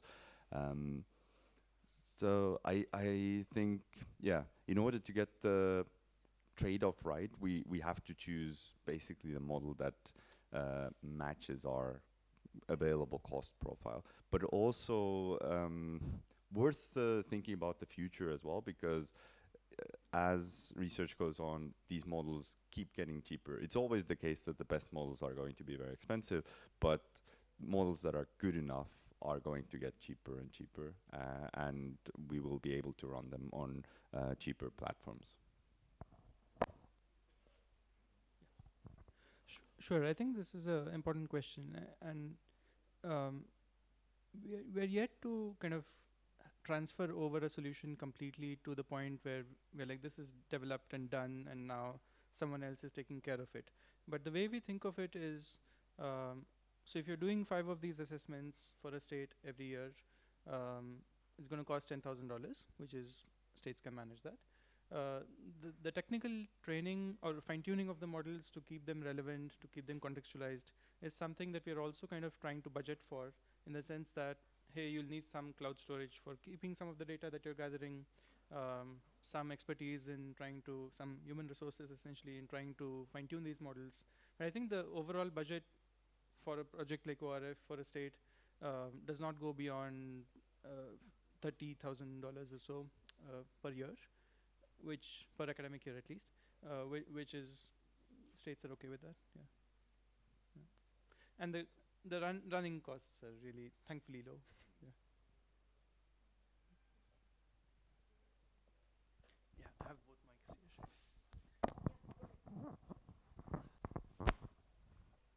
Thank you. So, yeah, I have a question for Marek. So, in Nottingham University, they are trialing a system to help us assess essays. So I teach ethics to computer scientists. In 2 years, I think that the number of students is going to increase to 500. So it's quite a lot of essays to mark. The way I understand it works, and it's only a trial, they are checking if to buy or not, is that they will, for example, give me 5 essays, I'll score them, and the system will mimic my decision making. They will do the same with the module conveyor, and then they will look at the inter-rate variability for us to reach a consensus of what's. To me, that sounds fantastic. I worry about the student perspective. What do you think students prefer, or they don't care? Is there any study about the perception of students when their work is being marked by AI?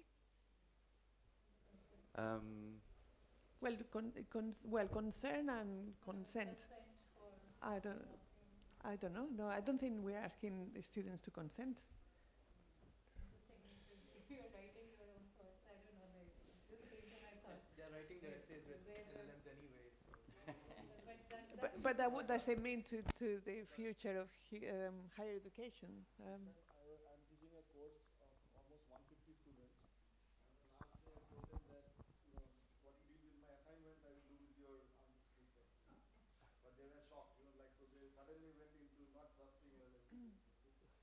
Yeah, I mean, the approach you described, that's few-shot prompting. So you collect a couple of examples, maybe 5, and you show them to the LLM, and it does learn roughly from that. I would say for something like essay scoring, 5 examples is a bit few. So you might find that the idea of scoring that the language model learns might not always match what you have in mind. But the point in terms of student perception, that is a very important question, and we are facing that at Imperial as well. And I think that's still uncharted territory. As AI models get better, students will trust them more. But at the moment,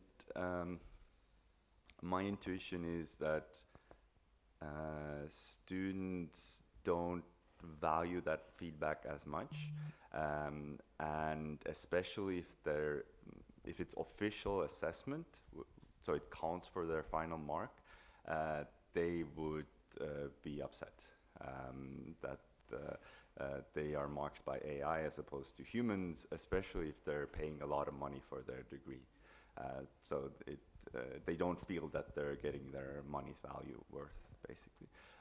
On the other end of the spectrum, if it's, for example, like a free practice tool, then I think the students will take AI assessments as more of a positive and be much more receptive to that. If I can go next. Lots of questions. I'm a big fan of AI tools for education. In the UK, to get a tutor for your kids is very expensive. £30 an hour. I can't afford it. So I bought lots of apps. So I bought Splash Learn, I bought subscription to Duolingo, I bought subscription to Simply Piano, and I can tell you these tools work, right? To some degree. Okay. And it's not as straightforward, give it to them and it'll learn. So the tool cannot force the kids to learn. The parents have to. We play a significant role. The teachers have to. The second thing is, the evaluation of these tools. How do they work over time? Duolingo, you both use Duolingo as an example. Duolingo doesn't work for me. I don't need one who's actually been able to speak a language fluently just by using Duolingo? No one. The guy who invented it, Luis, he invented it based on his understanding of gaming, right? It's a game. You play, you compete, you beat your friends at doing more words, etc., etc. The learning journey you go through with Duolingo doesn't really get you to a point where you're an expert in the language unless you really, really, really are, engaged with it. My son has been on it for 1,500 days, still doesn't speak French fluently. He's jumped from French to Spanish to Japanese. He changes every other day, and now he's gone into chess because Duolingo found that kids love playing chess now. Did you know that? I mean, you can play chess on Duolingo. Yeah. So stop. And you get the same points you would get for learning a language. So Duolingo's basically invented all these things to boost its share price because that's what it cares about, right? It's listed on NASDAQ now, so it's really about number of users, active daily, weekly active users, right? So they change these platforms to hit the right metrics. So what I want to get to is the evaluation metrics you're using. And Marek, you're using some numbers, some metrics to justify that these tools work. Over what period of time, right? And when you talk about, we've reached millions of students. Over what period of time? What was the outcome? Where was the student at the beginning of that journey, and where they reached? That's how you measure outcomes in schools, right? So where they were, 5, 6 years later, have they actually benefited from the tool? And coming to costs, as I said earlier, parents have to be involved, teachers have to be involved. There's a cost to that. There's a cost of time. It can exclude people who don't have expertise. It can exclude people who don't have phones. So in your cost metrics, you're not using the cost of the phone to the user. How much is the cost of a phone to each student? Hundreds of rupees, thousands of rupees. So your number is not actually $2,000. Your number is not actually $30,000. You need to factor in the costs of giving everyone a phone, of maintaining that app for everyone, of acquiring the users, training people to be onboarded, and there's a cost which many people can afford. Where you have influence as Vadvani Institute is, you can go in and say, oh, we can do that trial for you for free. We have influence. We have the networks. There's a cost of acquisition, right? So people trust the Rajasthani government, Gujarati government trusts you. It's a cost to acquiring that trust as well. And then longer term, maintaining the platform, training people to keep the platform going. And there are risks around that. So who owns the platform long term? And if you disappear tomorrow, who takes over? You leave them completely dependent on you. I mean, there's so many issues we could just talk about. I'm really interested in all these issues, but we're going to hear your thoughts. Okay, I can go first. Of course, many interesting points, and I do agree with you completely. In terms of evaluation, I think it's still early days. I'm glad to see that in the last year there have been some experiments, at least, that are running this actually in classroom and on real people and seeing the test results. The experiments that I talked about, some of them were weeks, some of them months, but yeah, it's not long term. But I think that that kind of an issue, that's more general. That goes beyond AI, because we could also argue, like, has there been good research on what type of teaching is good for students in general? How should the classrooms be organized? How long the lessons should be? Like, there's no long-term studies, as far as I know, on any of these questions. Yeah, many open things, a lot of research that still needs to be done on how AI affects the students. Maybe they're not studies, but the risk is you have a hype around AI, and governments just jump on that and say, that's the one to go with. And you've seen it with deployments in Gujarat and Rajasthan, very quick adoption, where you're introducing new risks, so we need to be mindful.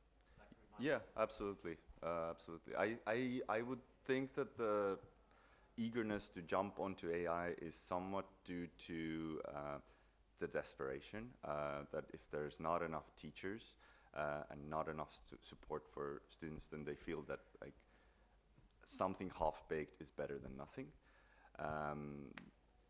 But yeah, it's still very early days.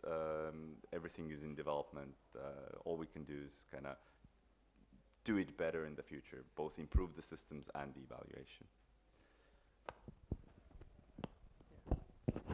I think he answered half the points for me. So over what period of time? I think it's primarily 1 year. That's not enough time to really quantify how much reading improvements happened, although we are trying to do that now in Rajasthan, so good luck to us. We'll be doing an inline study like January, February next year, so hopefully maybe we'll see what happens. I think the phone cost was the interesting point. So most teachers have a phone. If they don't have a phone, the state has already provided them with a phone to use this Diksha like e-learning platforms. So I think that was the point about leveraging existing systems, which means that we are not necessarily trying to add burden of additional equipment resources on the state to make our solutions work. That may mean that we cannot go to some states. It'll get there over time, right? See, I think most people will get a phone. It's just a matter of time. And so teachers mostly also have their own phones that they prefer to use because they're better and faster than sometimes the phones that are provided by the state governments. And so they're happy to kind of use that for these processes. Third one was who takes over when we leave. Yeah, it's a difficult one. I think it's true for every technology, right, to some extent. We are hoping that the state government would eventually be able to run this in a more sustainable manner, but I think it's a long tenure. I mean, I would say at least 5 years of support before you start pulling out, and that will also be a gradual another 5-year period perhaps. So it's we just entered. Yeah. How do you plan to exit? Like, I understand that government is there. Yeah. So when you are presented, you must have an exit plan, like the capacity building. Yeah, right. So, I mean, what we say is we'll provide appropriate data fine-tuning fine-tuning based on the new data that's being collected, capabilities, and we'll train your personnel to kind of manage the models so that they don't break, provide some basic support. Many of these states also liaise with organizations that are actually paid to build current education platforms. Convegenius is one that Gujarat uses, and they're paying them. So why not have another body that kind of takes over and perhaps manages these things, right? So I think that will emerge over time. So another opportunity for startups. Just one more question. Yeah, sorry. Go ahead. Sorry. Yeah. So are we asking the right question? I mean, I really like the project. I think access, the sort of differentiated abilities of learners. We all face this, right? We're lecturing to people. There's people who have no clue what you're talking about through to deep expertise. And I saw a really powerful talk about why do we treat students by age? You know, we put them through the education system at the same pace, and actually this sort of adaptability, personalized learning journey is sort of really powerful. But the AI is changing the whole system, right? People are using AI to write the essay and could deep fake the thing to pass the test and game the metrics. I don't know if they're really going to do that, but the real question maybe is how should we be teaching people in the digital age, you know, and that's a full end system thing. And I worry that if we optimize what we're currently doing, like the 500 essays, right, that doesn't scale and isn't going to lead to a good education probably, because you haven't got time to do a good job, and they can, the power's on the producer side, right? They can write the essay with AI, but then they're going to hold you to account for marking it without AI, right? So I think we have these bigger challenges. I just wonder what you think about that. Yeah, so I think they're not using deepfakes. I mean, they're basically, it's a controlled classroom environment where the students are currently reading at the moment, yeah. For practice, I'm sure they can go home and do however they like. I think the broader question, like you said, is we need to inspire students or children to generally want to learn. And I think AI is getting that really well, right? So I'm dreading teaching computer vision next semester because assignments are all done by GPT or Claude Code and whoever else. So our score for assignments has basically gone, like the submission has gone to 0, and we now just do interviews of tell me what this line of code means. And then they don't know.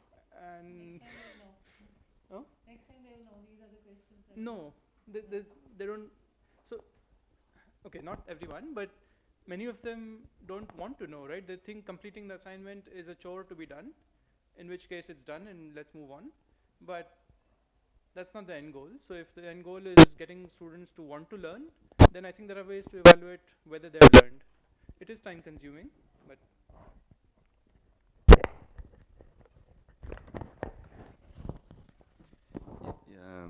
Yeah, the aspect of students using AI is quite difficult. I'm lucky to be teaching computer science and neural networks, so they have to do a lot of math and actually write it out and code it. So our exams, for example, are in person, and they can't cheat on that. But I'm sure they use AI on their homework, for example. But this, in our case, we are using it only for learning. So it's for their own benefit. If they cheat, then they cheat, basically.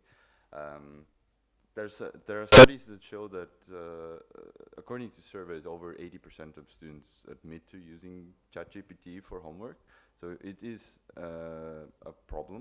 And there are also surveys that show that college students, majority of college students feel that ChatGPT should be banned from the campus. So they kind of agree with that. And I think they understand the problem, but I think there's also a feeling that if everyone else is using ChatGPT, then they're kind of missing out if they are not using it. They're kind of disadvantaging themselves. So it is a very tricky situation. And I think as long as we manage to keep the assessment part cheating free, then everything else is kind of up to the student to make sure that they learn. They can use the AI to learn. That would be the best outcome if they actually get some learning input from the AI. But yeah, if it gets to the point that they are able to use AI to cheat on the assessment as well, then it gets problematic. As question setters, we can use the white on white trick, right, to fool them, basically.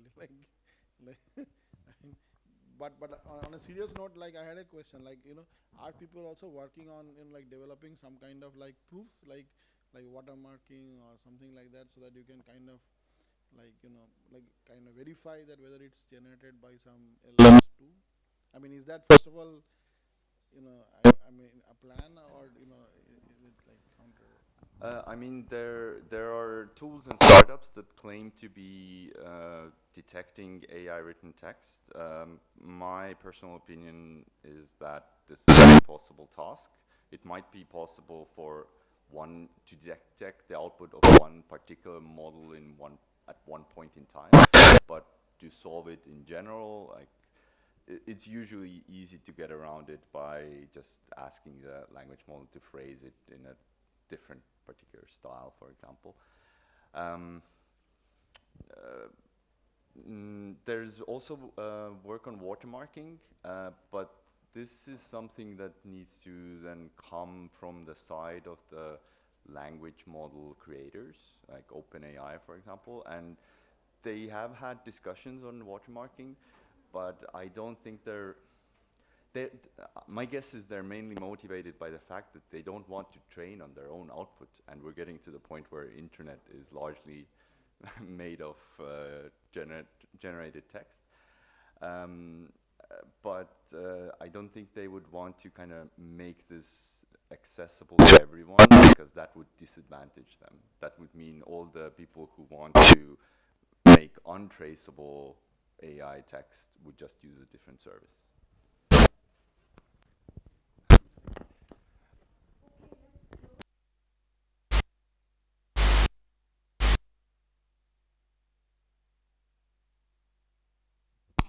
think, a topic that we could have gone on for quite a long time. I had a bunch of questions, but I'm going to not hold you back for lunch.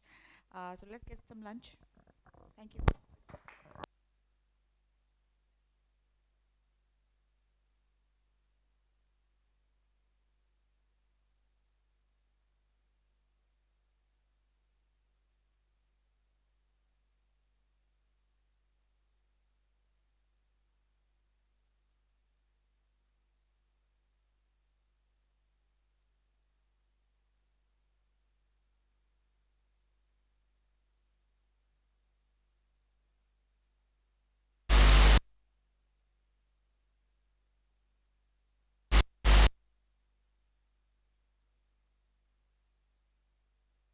IIT Kanpur, over to you.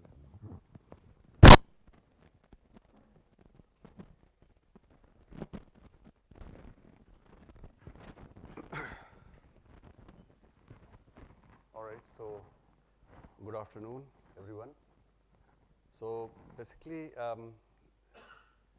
I'm currently part of Kotak School of Sustainability. One line about that, this is a new initiative of IIT Kanpur.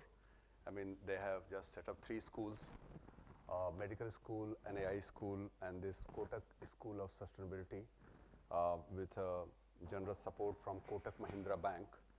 And currently I'm heading it. And we have started an interesting program, AI for Sustainability, a master's program. And besides, IIT Kanpur also is hosting a National Center of Excellence on AI for Sustainable Cities. I head that as well. So though I'm not an AI expert, I must admit it first that I'm more a climate and climate change and air quality kind of person, having, of course, PhD from UK and postdoc also. So I'll try to give you that, I mean, what way these AI technologies are kind of giving us better predictive models with more granular, information, which was not possible maybe even a couple of years back, but they are not coming without having additional costs. So what are those additional costs and how those can be offsetted? That is what I will try to kind of talk about in next 25 to 30 minutes.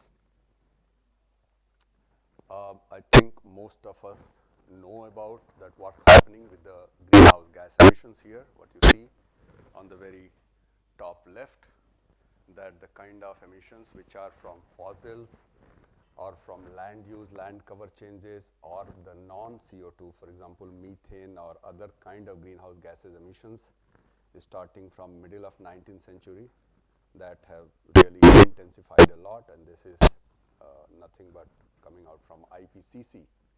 And on the bottom, what you see that how the global average temperature has risen by, now we know that is somewhere about 1.3 to 1.4 degrees C since 1850.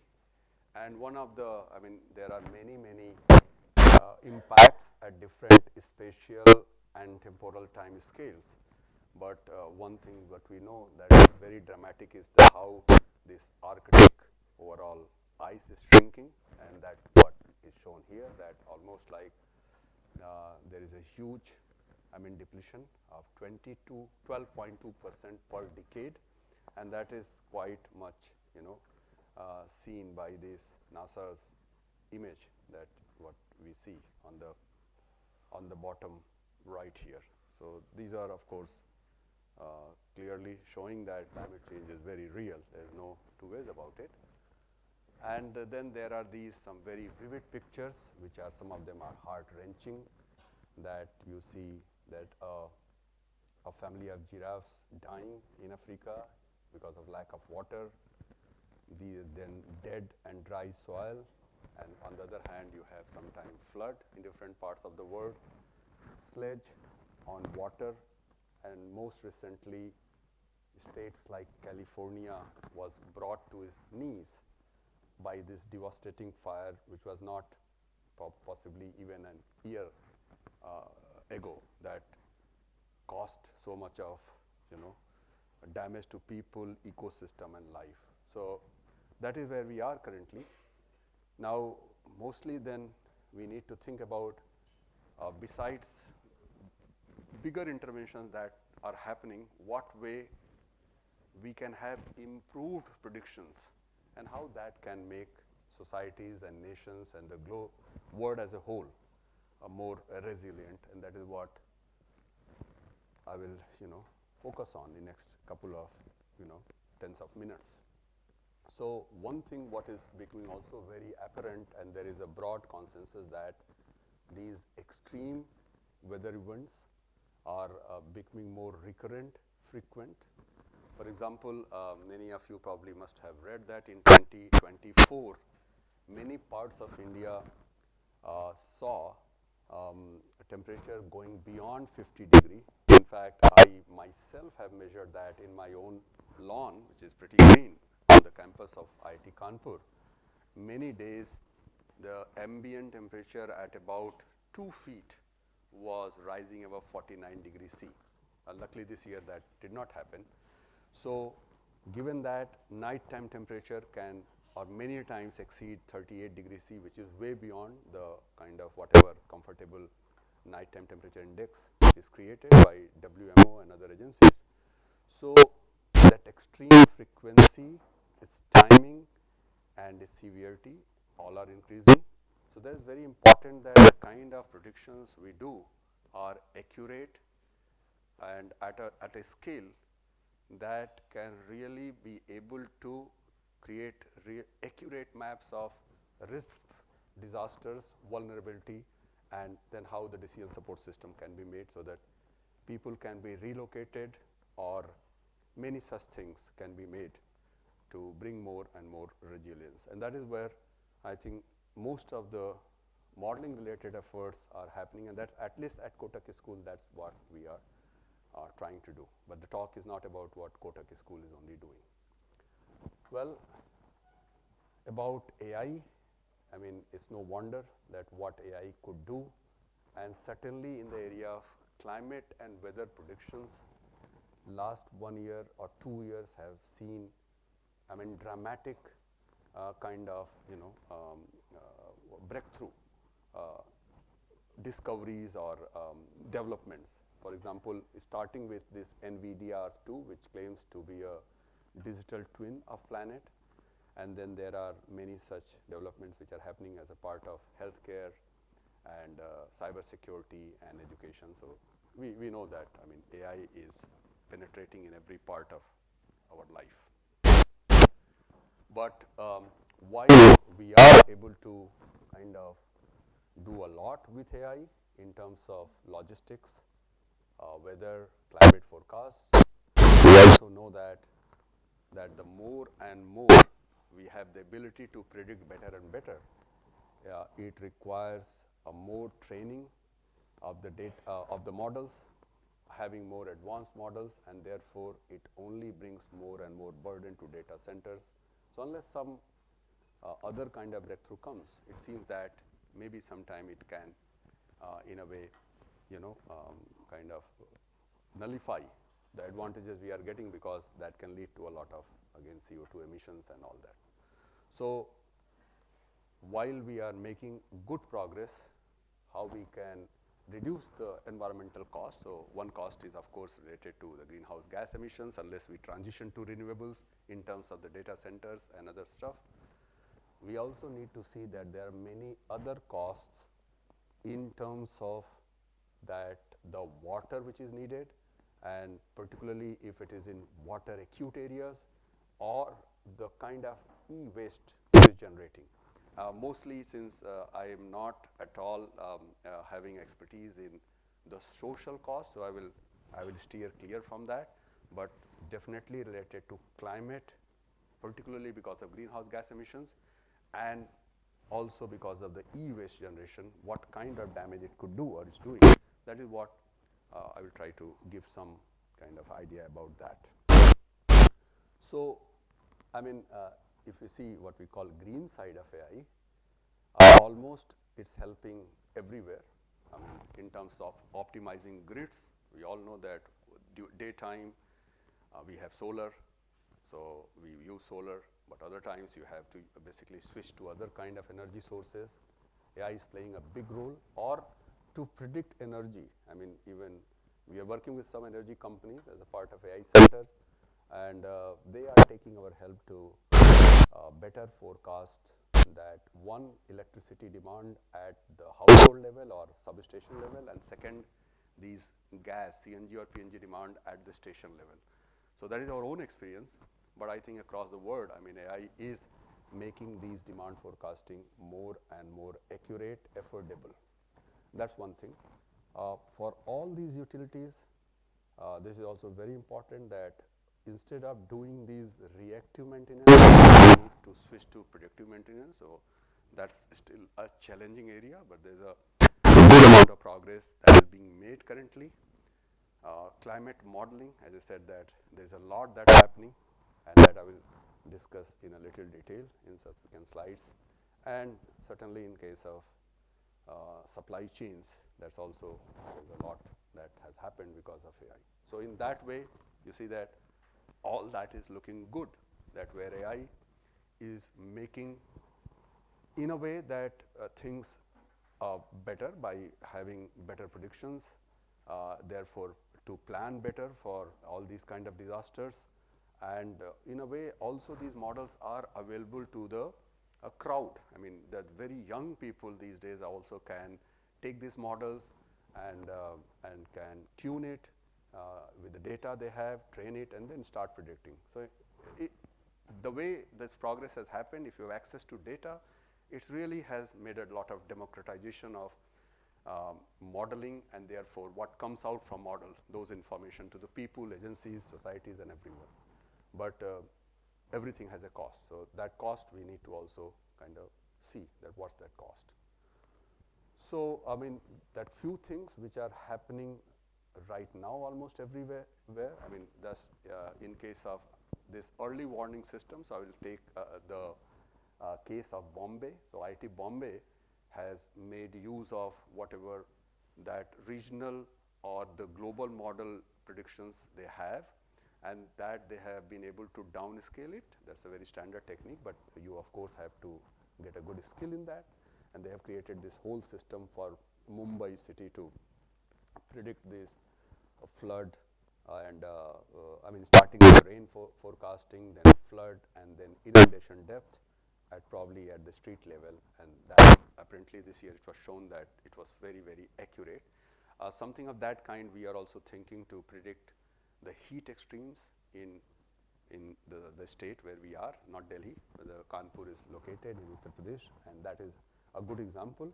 Other example is that if you have all these different kind of predictions, you can integrate it into different layers, that with different kind of GIS layers. You have land use, land surfaces, and then you can create all these layers, and people who manage cities or they manage, let's say, districts or states, etc., can have all this information at one place, and that can really help them to do cross-sectoral planning and coordination. So that's also one thing we are working on, and eventually all these can be super helpful when it comes to disaster relief and response. As I said, relocating people, creating these centers where people can be habilitated, and all that can make people come back to their pre-disaster stage and bounce back even in a better and shorter time to bring the economy and lives, in a good way. So all this certainly is happening. There is no doubt about that. And how AI has made a difference. So I mean, these are basically, I think some of you probably know, but I thought that I will keep it this slide, that how basically people predict weather or climate when they started doing that numerical weather predictions over last 60, 70 years. You first observe, you need to have some ground truth about ocean, atmosphere, important variables, but more and more observations you make, certainly it will only help your models predict better and better. And then you build these models. As you see that there are these tiny grids which might have size of half a degree, that is 50 by 50 kilometers, or it can go even 25, and people are actually ever stretching the resolution, and that also puts more demand on computational power and other things. So these are basically at every grid you try to solve these set of standard physics equations to to advect the wind, to also look at the radiation and chemistry, etc., etc. And then what you do, what it comes out, you try to compare that with the observation so that you see if there are any disagreement, you try to bring model closer to the measurements. And now, over last about a decade and a half, a powerful thing emerged that you try to even assimilate data as the model is being integrated, as model is being forecasted, whatever data the measurement is available, you try to bring it at those locations, and that has enormous benefits. And finally, of course, what comes out, you like to analyze it in different ways. So that is actually the eventual kind of outcome, and then you try to basically share this information with the different agencies, people, everyone, right? That's the overall framework for a prediction system, right? And this is what and how it looks like. That if you see in this cube on the left, you have these simulation time. So as you know that you like to predict few things at a scale of hour or months, and then you go all the way, which you try to predict, of course, over millennia, right, depending on what is your interest. And you create scenarios, that is, you like to look a particular episode. For example, there's a volcanic eruption, you like to simulate that. But sometime maybe you want to see that what could be the global warming by end of this century. Then a model or a group of model may not be able to predict it well. So then you bring a bunch of models, and that's called ensemble. And that y-axis, that vertical axis, or in this case it's called z-axis actually, because x is this and the red is y. So this will be resolution. That, for example, you are looking at a weather font, so that will probably be resolved at few kilometers. And if you go to a very large thing, maybe like wind-driven things, etc., so maybe you can kind of relax the resolution. And then on this x-axis, this is green, that brings the complexity of the model. So where you have all the physics and biogeochemistry, ecology. So more and more complexity as you bring, that is basically type of physics or chemistry or radiation, of course, there is chances of basically getting better and improved forecasts. So that is what one of the respected models like NOVA, GFDL, and others are in UK. You have Hadley Center or UK Met Office. These are other very respected models. In fact, UK Met Office model is used by one of the centers of India Met Department.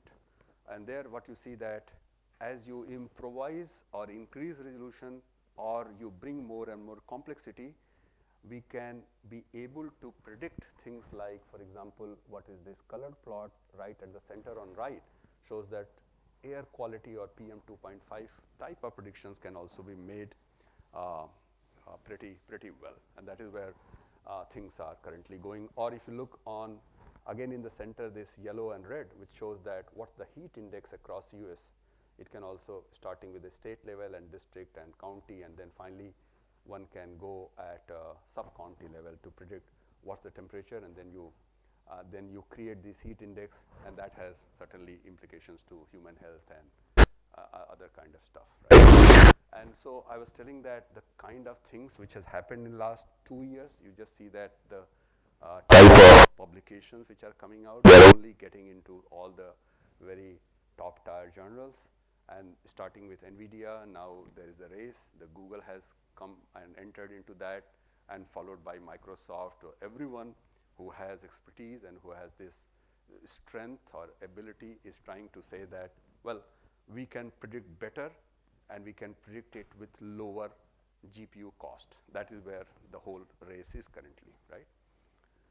So there are some examples here. For example, this DeepMet, which US currently is doing to predict the weather, and they have shown, that another very respected weather and climate center, which is ECMWF, the headquarter is based out of UK in Reading, and that they say that this model, which has been in use for about 2.5 or 3 decades across the world, and they are saying that, well, DeepMet is able to beat it, and beat by 20 to 60% just by taking their model output and some other, which we call like ensemble, and then train it with observation data and downscale it, and it shows better performance.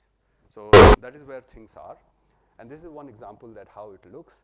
that depending on in your AI model that what input you give, for example, you give a very blurred input or you give this little better one and you have a ground truth, in fact, what comes out, it shows that what is called as this statistical downscaling and blending. So one can actually resolve these days depending on what kind of data and the regional and global model output you have by combining physics, AI and other stuff, one can resolve these things at a very, very high resolution. Of course, over a 3 to 5 days. Certainly when it comes to sub-seasonal, let's say 2 weeks or a month or at a seasonal scale, for example, couple of months in advance, certainly these things will not work very well. So there are under certain limits, certainly AI is showing a lot of potential here to get better and better predictions. And this is of course one which one must talk about when we are using or talking about the use of AI. So this is the latest model which Microsoft has named it as Aurora, and they say that, well, it is a foundational model for weather, chemistry, climate and almost everything. And if you see that some of these things which are very difficult to predict, for example, particulate matter 1 or particulate matter 2.5 or 10, because there is a very intricate interaction between going on between radiation, chemistry and etc., etc. And they say that, well, they have outperformed CAMS, which is another respected climate chemistry model on 74% of all targets, right? And the same goes for even many of these inert or not inert gases. Look at carbon monoxide, look at nitrogen oxide, or look at sulfur dioxide, etc. So that is where currently your Aurora is, right? There's some work just we have. I will just show you here that what we had, that because we had these large network of sensors deployed across the state of Bihar. This is what you see, all the map shows the state of Bihar, which is the eastern part of that, Ganges east of Uttar Pradesh. And we had one sensor located in every block, which is a administrative unit in the states. So about 540 sensors were giving the weather and pollution data. And then we basically applied a machine learning pipeline, and that gave very interesting these airshed, which has been talked about to have a more efficient air quality management across the world. But such ground-based or ground truth-driven airshed has not been done before. So we just got this paper published in Environmental Science and Technology.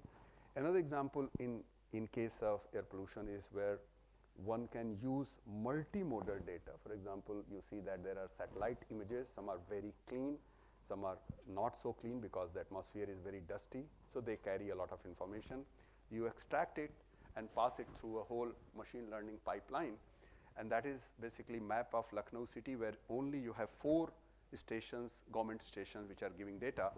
But using this government monitoring network, sensors and satellite imagery, we can provide 1800 data point every day in Lucknow. So from 4 to 1800, and one can see those very dark spots in the center of Lucknow city, and clearly one can really map it to sources, and that kind of very hyperlocal information can be very useful for establishing a good air quality management in the city. So that's another kind of example where different type of data and then machine learning is already making some headway there, right?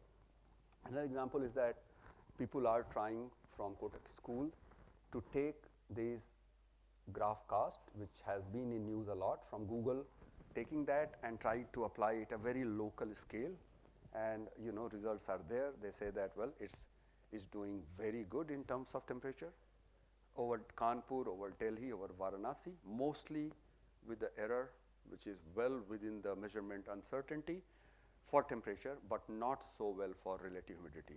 But it looks like that certainly it has good potential here, right? Now, so it's very clear that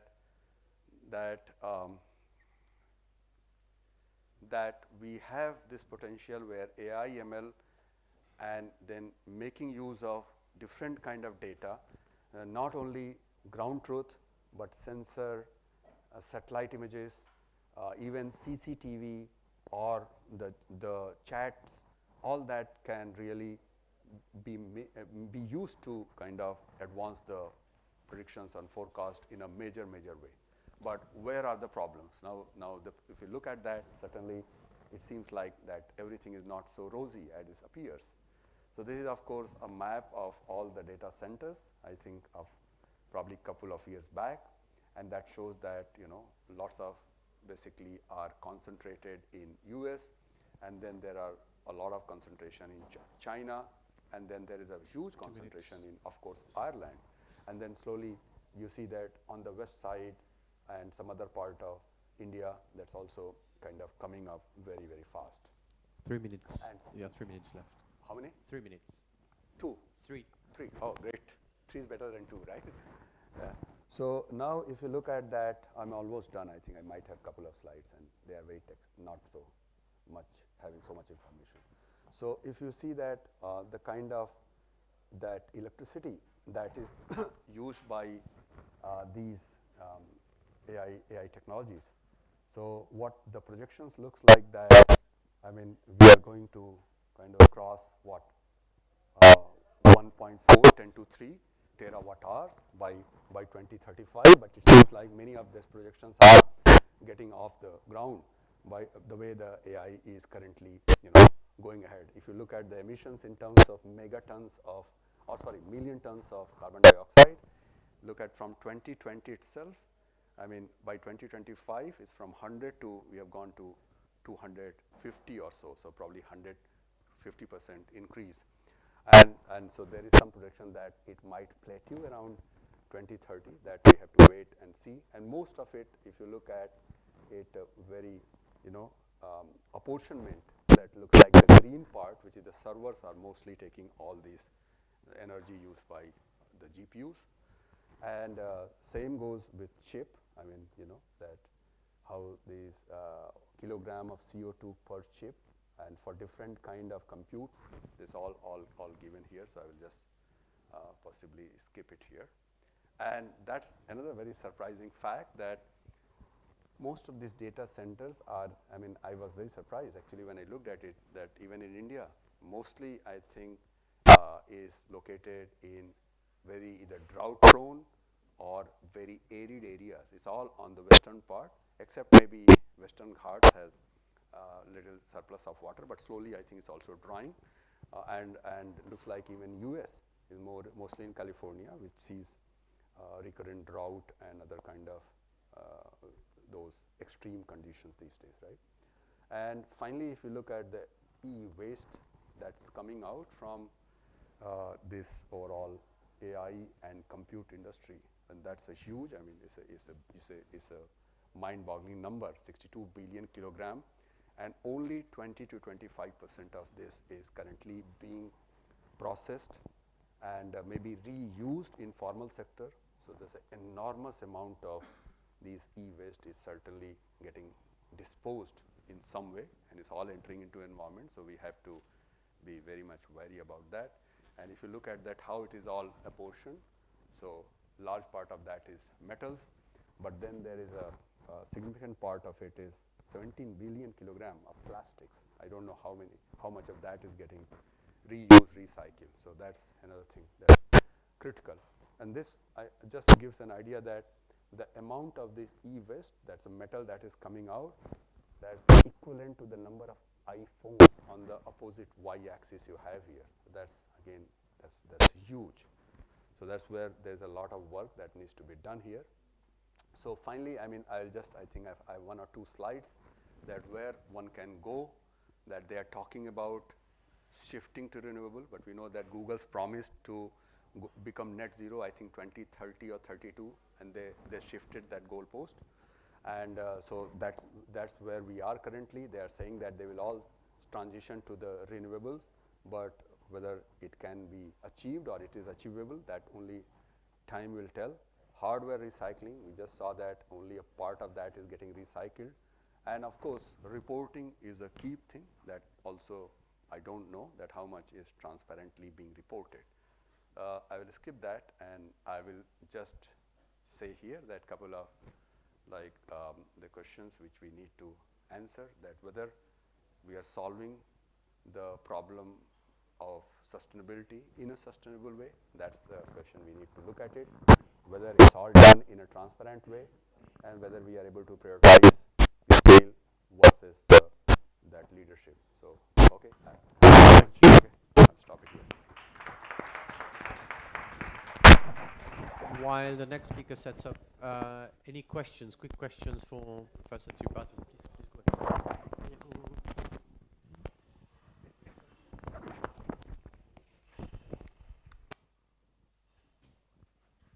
I had one question about your numbers for water stress. Given the lack of transparency in data reporting requirements, or lack of data reporting requirements, how do you get these numbers? How can you trust these numbers around water stress?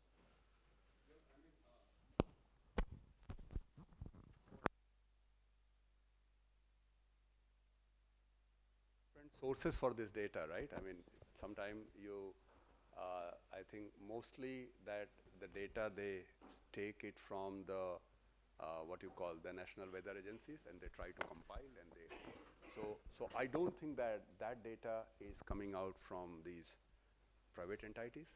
These are mostly coming from various countries, organizations, that based on what model they run and the kind of projections they have for water or the observational network they have, and they just pull in that data and try to create that. So I don't know. I mean, that there will be a lot of, I think, uncertainty depending on where we are pulling it from. Right?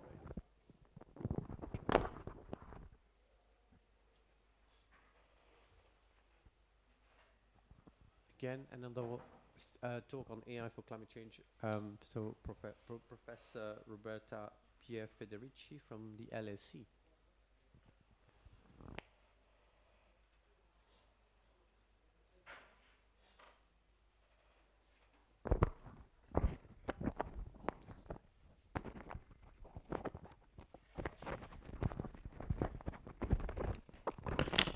Okay, can you hear me?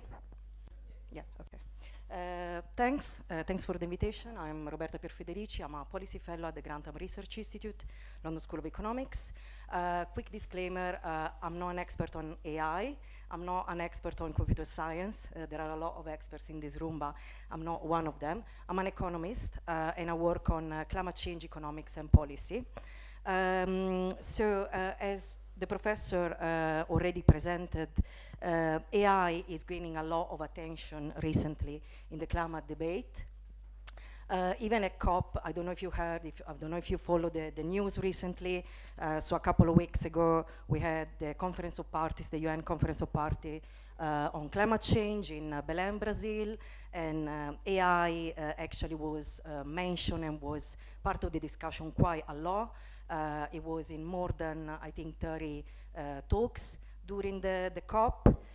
Also in the news, especially in the past year, we've seen a lot of claiming about what is the role that AI is playing in climate change. So there are some articles and some experts saying that AI can worsen climate change because of the increase in energy demand.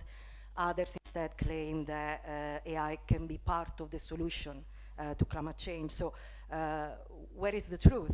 And so what we did a few months back at my institute, so we carried out this study that was published in July in one of the journals of Nature. This study was carried out with some colleagues at the consultancy Systemic. And so what we try to do is to try to assess the potential of AI in accelerating climate action. So the study is split in two parts. So the first part, it's about trying to identify the key areas through which AI can actually provide a positive impact on climate action, encompassing mitigation, adaptation, and resilience. And the second part, we try to actually quantify the impact of AI on greenhouse gases emissions. And so I'm going to start with the first part. So one of the key areas in which we think AI can play a very important role in improving actually climate action is transforming complex systems. And one of the key complex systems in this area is the energy system. So we know that decarbonizing the global economy requires a radical and structural systemic change across all the key complex systems, including energy, but also city, land, transport, and so on. And transforming such complex systems and running them effectively can be facilitated by AI technologies. So in the energy sector, currently one of the biggest challenges in decarbonizing the sector is the integration of renewable energy into the grid, and this is due to the fact that renewable energy is intermittent. So AI has been already proved to play a very important role in this space by improving the demand forecasting of electricity and by managing the supply of renewable energy, like as an example, solar PV or wind. And in this way, it enables actually real-time energy balancing. So is actually allowing for more renewables to be integrated into the electricity grid without compromising the reliability of electricity supply. There are already applications out there in the real world, in the US and in Europe. And as an example, some technology produced by DeepMind was actually applied and improved wind energy economic value by 20%. Another example of a complex system is the financial sector. So one of the problems in addressing climate change actually is that not enough finance is devoted to the cause of climate. And this is especially true for developing and emerging economies. So AI is one of the tools that can be used to increase the mobilization of climate finance in sustainable projects. And especially in those countries, like developing countries, where information is scarce, AI can be used to better predict investment risks and returns. Indeed, in those countries, one of the biggest problems for increasing the amount of finance allocated to those projects is that usually the capital cost is very high and the perceived risk is very high as well. And this usually prevents investors from investing in those countries. So one example is the use of satellite data to estimate solar power generation potential. This can actually help investors to decide where to invest in renewable projects, and usually it helps in developing countries especially. So another area is technology discovery. As was mentioned also in the previous presentation, AI has been proving already to be an excellent tool for accelerating innovation and breakthrough across a broad range of areas.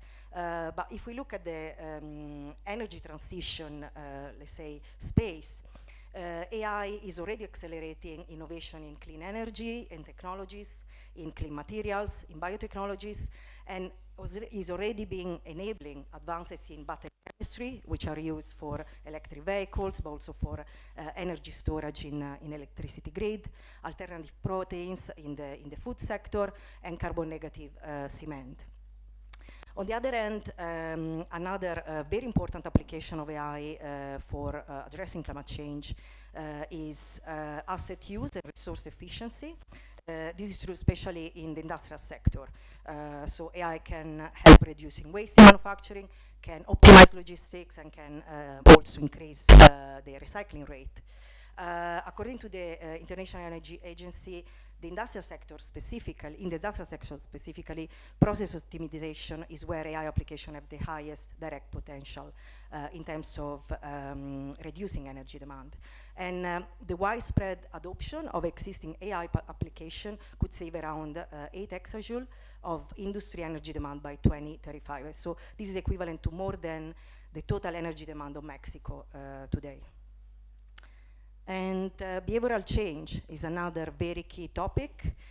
We know that changes in lifestyle and consumer behavior can reduce between 40 to 70% of greenhouse gases emission by 2050. But one of the main problems here is that consumers often struggle in identifying which options are the most climate-friendly, and this is due to the fact that information is not symmetric and market signals are not efficient. So AI can address those barriers. And as an example, the potential of technologies of this, the potential for technologies of this type is especially high in the residential sector. So managing the cooling and heating in households and also in offices. So to give you an example, lowering the thermostat by just 1 degree could save UK household 670 million pounds annually and could reduce CO2 emission by 3.5 million tons. And this is something that was already addressed by the previous presentation. So obviously, one of the main features of AI technology is the capacity to process vast amount of data set and to run complex simulations. So this is of great help in modeling climate system, but also in modeling policy interventions.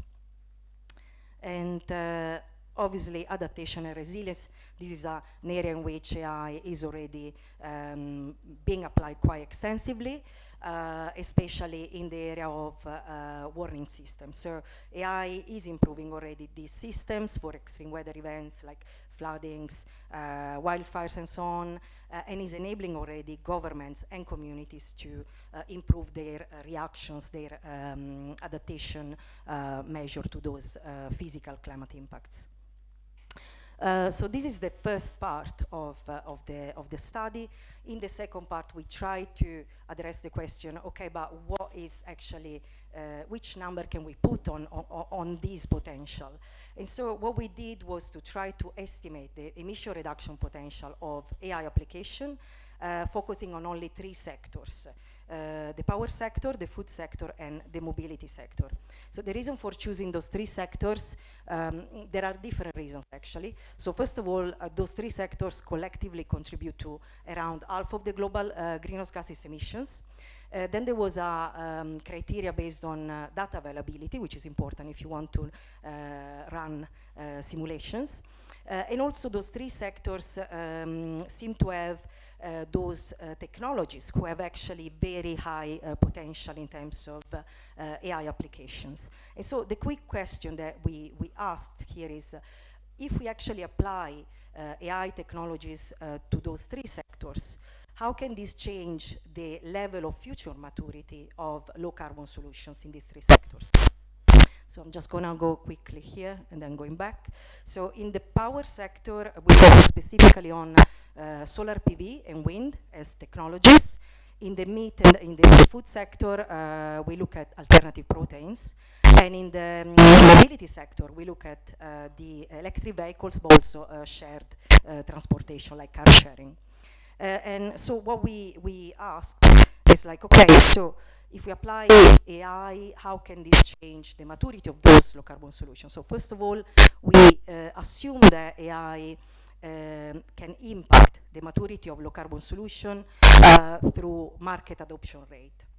So we assume that if we apply AI into these 3 sectors, the market adoption rate can increase. As an example, if we look at the food sector, so alternative proteins, the assumption is that if we use AI to improve, as an example, to find better proteins that can actually be used as alternative proteins, then the share of alternative proteins consumed versus traditional meat can increase. The same applies to the renewable, so renewable energy rate in the energy grid. We also assume that the adoption rate is influenced by 3 different enabling conditions. Affordability, so the idea is that AI technology in some cases can make those technologies cheaper. Attractiveness, as an example, in alternative proteins, AI can find proteins that are can improve the texture and the taste of alternative proteins, improving the attractiveness and therefore making it more appealing to consumers, and also the accessibility. And the second variable that we think AI can actually have an impact on those technologies is the efficiency of those low carbon solutions. So as an example, if we look at the mobility sector, how many passenger kilometers driven per electric vehicles can we have if AI is applied in the AV sector or in car sharing? And finally, we compare the results in the year 2035 for a business as usual scenario and a scenario in which AI is actually rolled out. So as I said, so in the power sector, we look at solar PV and wind. And what we find is that by applying AI to those two sectors, we can increase the efficiency of the power system. In the food sector, we assume that AI improves the quality, so taste and texture of alternative proteins, improving the attractiveness, and so increasing the market adoption. And he also improves the affordability, so he increases actually the market adoption by making those alternative proteins cheaper. And finally, in the mobility sector, the result is that AI reduces the EV battery cost. The battery cost, by the way, of electric vehicles, it makes up around 40% of the total cost of electric vehicles. So reducing the cost of batteries is actually fundamental for increasing the deployment of electric vehicles. And also, we assume that AI can improve the utilization of car sharing, including autonomous vehicles. And so those are the results in terms of emission, which is what we wanted to look at. So what is actually the effect of applying those type of AI technologies in those three sectors in terms of emissions? So if we look at the left-hand side of the screen, in the first column we have the current emission. So this is historical emissions of the power, food, and mobility sector. The second column shows what the emission would look like across those three sectors in the year 2035 in a business as usual scenario. A business as usual scenario is a scenario where AI is not applied. And finally, in the last column, the green one, we have the total emission in the same year, 2035, in a scenario in which AI technology is actually implemented. And we can see that we reach emission savings by applying AI technologies across the three sectors. And if you look at the graph on the right side of the screen, here we basically put together those results, and we can see that the aggregated effect of AI technologies across these three sectors results in a emission reduction between 3.2 to 5.4 gigatons of CO2 equivalent by 2035.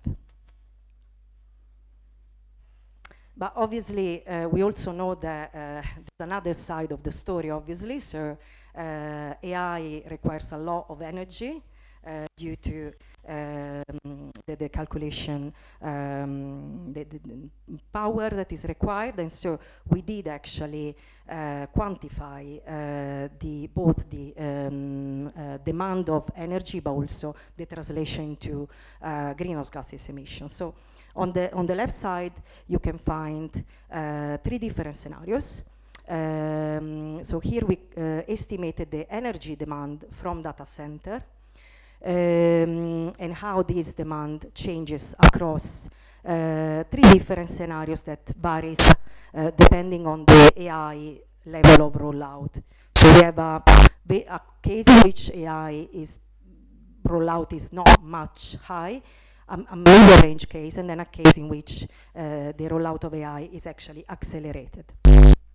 And then we translated this into greenhouse gases emissions. So obviously we have to keep in mind that an increase in energy demand doesn't necessarily translate in an equal increase in greenhouse gases emission. And it all depends on how electricity is generated.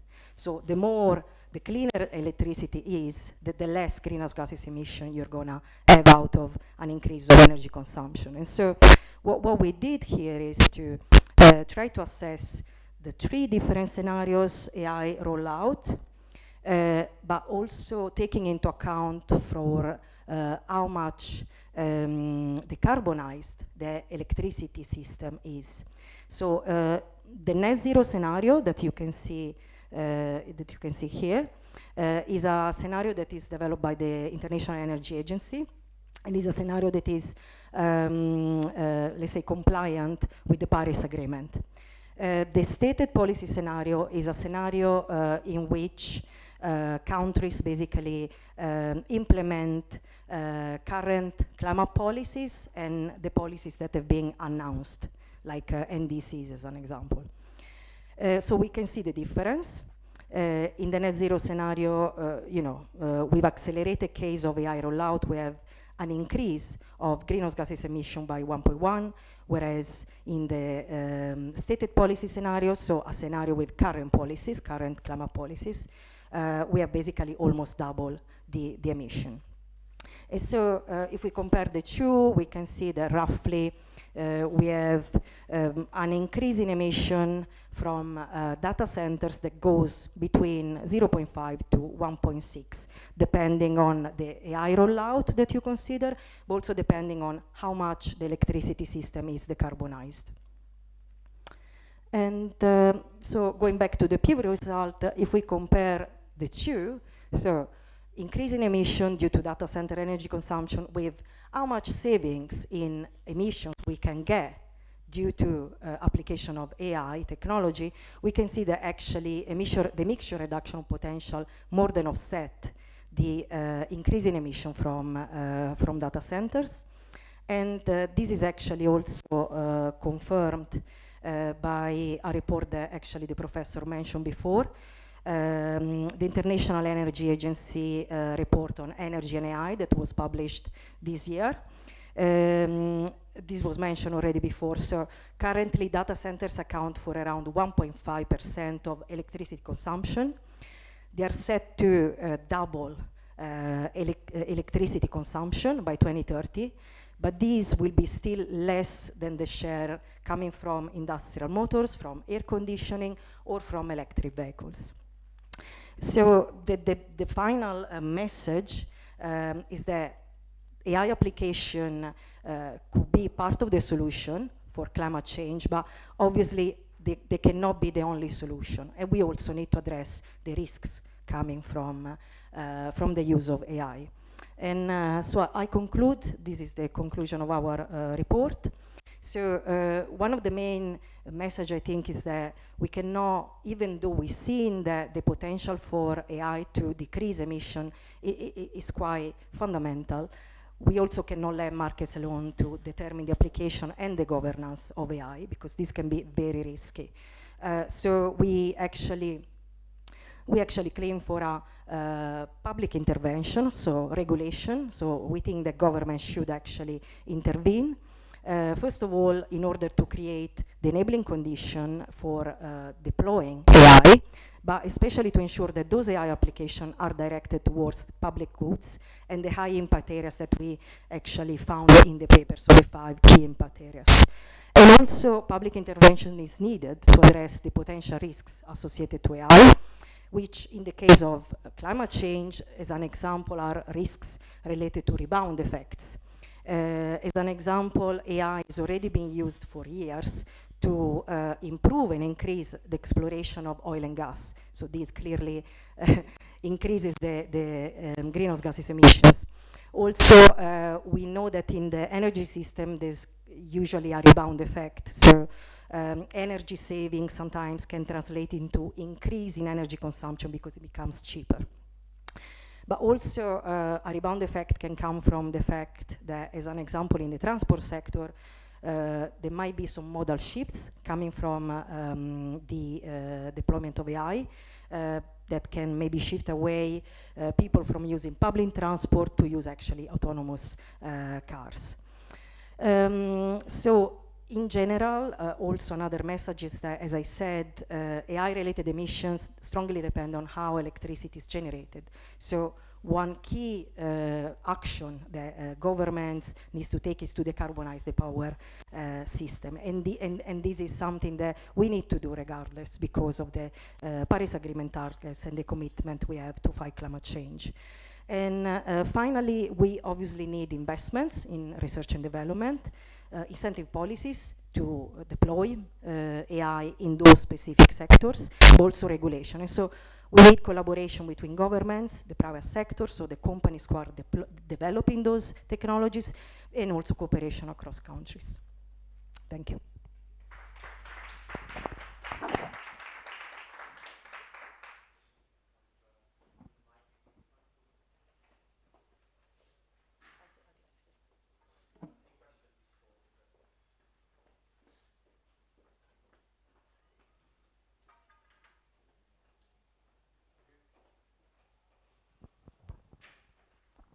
Thank you for the talks. I'm sorry I had to dash out at the end of yours, so I probably missed the punchline.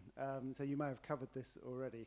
I hear a lot of talk about the risks of AI counteracted by the benefits of AI in other sectors, and I think there are benefits and there are obviously impacts of the technology itself, but also these rebound effects that and I just wondered whether this feels like a high-risk gamble to me.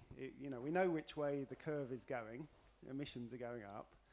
We know that growth of data centers is you know, massively growing, right, as a result of the choice of large-scale AI that we're doing.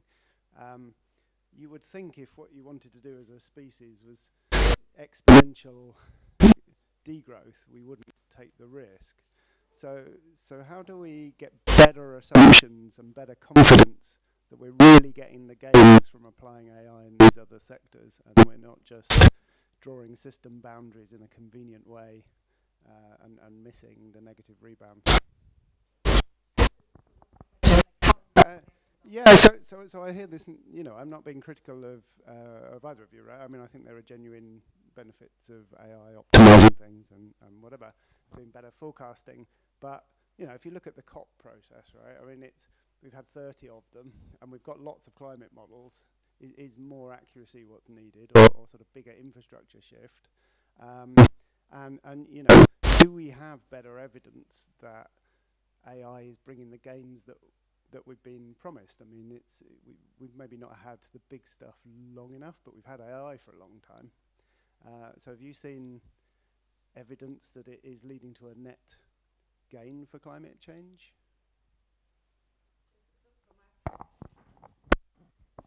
From my perspective, this was exactly the main goal of this study, actually, to understand what was the net effect. And from our study, obviously, we are talking about scenarios because we cannot predict the future. So when you talk about climate change and related about climate change, you need to take into account that there's a lot of uncertainty about where the climate is going to go, about the amount of energy consumption, not only from data centers, but across all the different economic sectors, and also about policy, because we actually don't know where policy is going to go. And this is especially important in terms of like how much the system, the energy system, also the other sector, will be decarbonized by 2050 or the year 100, 2100, and so on. So that said, in this study, what we found is that if we take only 3 sectors, actually, so food, transport, and energy, and we apply some AI technologies, the net effect is actually positive, as in we are actually reducing emissions. As I mentioned in one of the last slides, this is also confirmed by some studies that have been done by the International Energy Agency. There is a lot of uncertainty, obviously, and we are very careful about showing those results because we are not predicting anything. But there's definitely a lot of potential out there. Where this is going to go all depends on how AI technology is going to be managed in terms of governance, in terms of which type of energy those data centers are going to use. If it's small nuclear power reactors, then obviously there's no emission. Renewable energy actually currently is expected, according to the same report by the IEA, that roughly 40% of energy consumption from data center will be covered by renewable energy. So it all depends on what type of energy we are going to use. But also, I remember one of the first presentations yesterday showed the potential for reducing the energy consumption of data center, depending on how the technology is going to develop. So hopefully, when I talk about research and development, it should also be going towards finding a way to reduce the energy consumption that is required for running those data centers, so making those data centers more energy efficient. So those can be the type of solution. And I don't know if the professor wants to add something or... Ah, okay. Thank you. Any other questions for the speakers?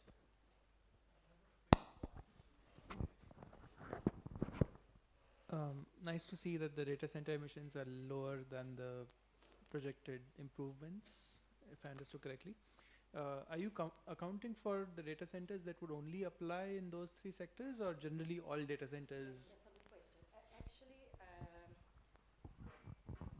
So actually, when we estimated the potential for emission reduction, we looked only at the three sectors.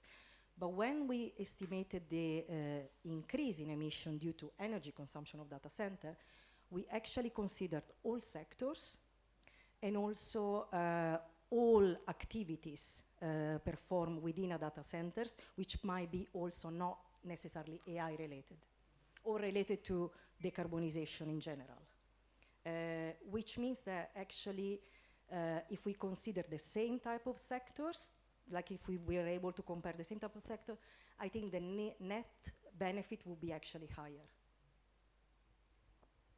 Can I ask about any forecasts on the rollout of data centers? Because as we're seeing in the UK, the power systems can't cope with more data centers or with energy generation. Is that factored into those forecasts? Because the other thing that's maybe needs to be factored in is that many of these data center or hyperscalers are building data centers off-grid to avoid any kind of interactions with the grid when it comes to electrical issues. I just worry that we're saying there's a lot of uncertainty around their impact and the benefits. Should we not make the case for just more data? Because there's just no data, real valuable data. I don't know what the IEA report has about the efficiency of GPUs over the next 10, 15 years, how that will change. The cost of GPUs, the cost of the use of existing data centers, the depreciation and failure rates of the data centers. I don't know whether they model all of that to come up with a meaningful forecast on the energy consumption and the benefits to society. What do you think about data reporting? Just getting the data. So we did not actually take into account the fact that the increase in energy consumption might be, let's say, the current energy system might not be prepared to meet the demand increase. So this is not something that we considered in the paper, also because the main goal of the study was actually to assess the changes in emission, not to assess the feasibility in terms of integrating the additional energy demand into the grid. But that is a very good question, and there might be problems in terms of how much actually the current energy system, not only in the UK but everywhere really, can cope with the increase in energy demand due to data centers, and that's why some actually data centers are being building next to the data center small nuclear reactors or facilities to produce energy on site because they could not actually access the grid. This can be actually can result in a massive problem if it's not solved quite soon. Because it can create disruptions in the electricity system and so on. So that's why I think that we need actually governments to address these type of issues together with the companies who are actually building and using those data centers. And in terms of data, yeah, that's a long-standing issue also in climate change in general. And this is something that would be especially important, as an example, also in developing countries where data access is very, very low and very poor.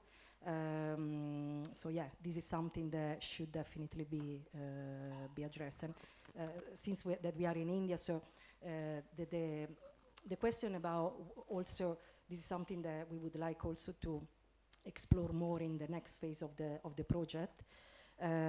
What are the barriers to this type of implementation, but also what are the consequences for developing and emerging economies. And so currently, the vast majority of data centers are located in the US first, Europe and China. And this is also because of the investment required, obviously, which is very significant, but also because the best location for data centers to be located is actually a place where energy access is easy and is cheaper. And this is not the case in developing countries. So AI can actually worsen, in some cases, the inequalities that are already there across countries. So we need to make sure that actually the benefits coming from AI, not only for climate change, but also for the broader economy, are actually equally shared across countries. So this, I think, is quite important. And okay, no comments. Thanks, Roberta. We're going to have next talk by Adrian Friday. Don't know if we have someone else sharing this session. Yeah, if you want to step in.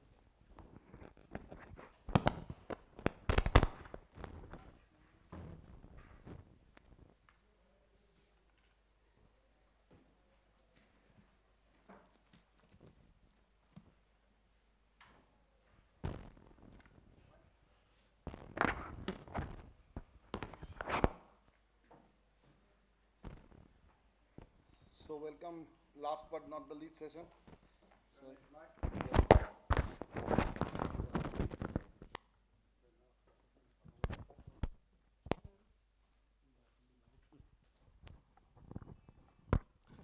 So this session is titled as Digital Sustainability, Metrics, Accountability and Pathways Forward. And the first speaker is Professor Adrian Friday from Lancaster University, UK.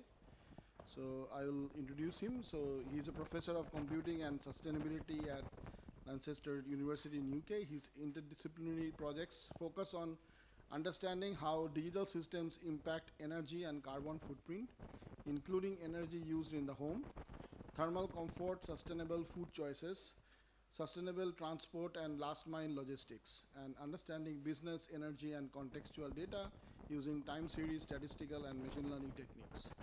He helped steer the Royal Society Digital Technology and the Planet Working Group on policy for ICT towards sustainable digital society. So with this, I would like to welcome you. Yeah, thanks for the introduction. Thanks for inviting me. I feel like most of the messages in my talk have already been said, so I'm going to say them all in a slightly different way. See if you can spot the difference. So I'm going to talk a little bit about metrics and whether those are driving us towards more or less sustainable ICT. I clearly am opinionated and have opinion on this. Right. Oh, that picture in the way is from Show Your Stripes. They've got lots of imaginative ways of talking about how temperature is increasing over time, and this is one they projected on the cliffs of Dover in the UK, which I quite like. So I've got three key messages. ICT's environmental footprint is unquestionably growing, and I would argue at an unprecedented rate because of the cloud, data centers, and AI. It has a range of systemic impacts. Many of these have been mentioned already. I'll go into a little bit more detail on those. And then I'm going to get to the current metrics and disclosure sufficient for purpose. And you were saying, is there enough disclosure? I'll answer that now. No, There isn't. It's incredibly hard to find out what the industry is up to, and they're very, very guarded about what data they're prepared to tell us to make some good governance around this. So, right. So there's, lots of promises about how technology is going to help us decarbonize. The Club of Universities in Europe came up with a twin transition, a digital transition and environmental transition, and how one accelerates the other, ostensibly. And you'll see governments making decisions about backing AI. They're frightened about losing out against other nations. They're keen to see economic growth at any cost. And this is an olive branch. It's saying, fix your economy by applying AI to everything. So we're promised dematerialization and through digitization, we're promised efficiency gain, and we're often hit with this hammer. We make a thing more efficient.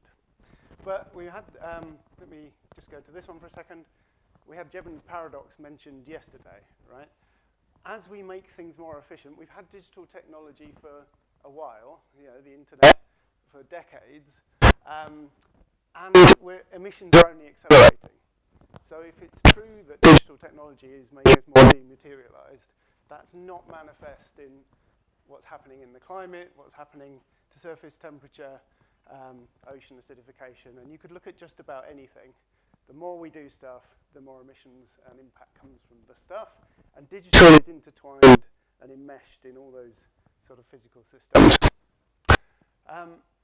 We did this piece of work some time ago now, where colleagues and I interviewed people, the sort of the leading academics estimating the global footprint of ICT, and we looked at their methodology and their assumptions, and you can find the paper there. And what we said is it's sort of equivalent to global air travel. One of the invidious things about these comparisons is this is a relative measure, right? Global emissions is going up, air travel is going up, ICT is going up, they're all going up. And the question is what are we going to do to bring it down again? So one of the real transformative things, this is just a timeline from an OpenAI blog, is AI has been with us for a long time. The kind of milestone change, as we all know, is the advent of deep learning and these sort of very large data sets, very large models. And we've seen, sorry, can I do something with this? To stop the popping, let's see if I can.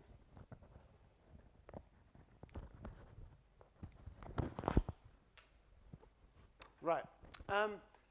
But AI is actually growing much faster than predicted. So a lot of the predictions that are saying how fast ICT is going to grow didn't foresee the advent of deep learning and large language models and generative AI.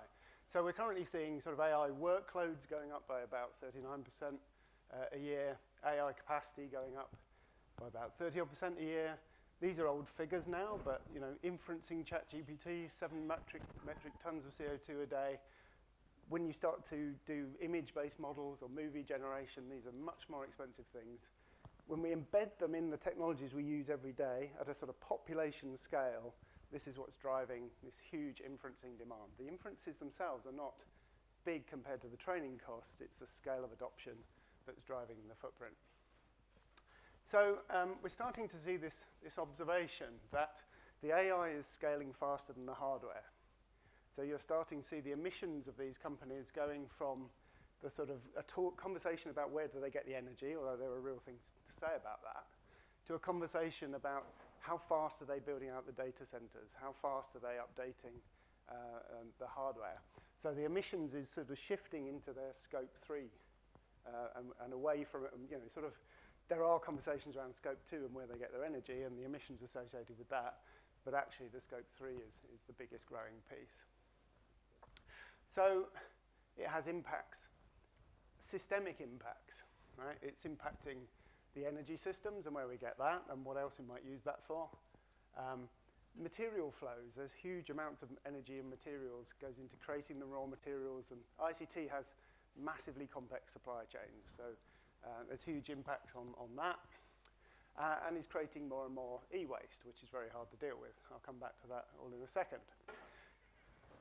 But the metrics only generally take a narrow slice through this. They don't really talk about these impacts that they're having on wider society, or indeed, in terms of if you want to make rare earth materials. There's only so many on the planet. If you want to make that last for generations, how fast are we burning through those materials? That's just not a conversation we're having.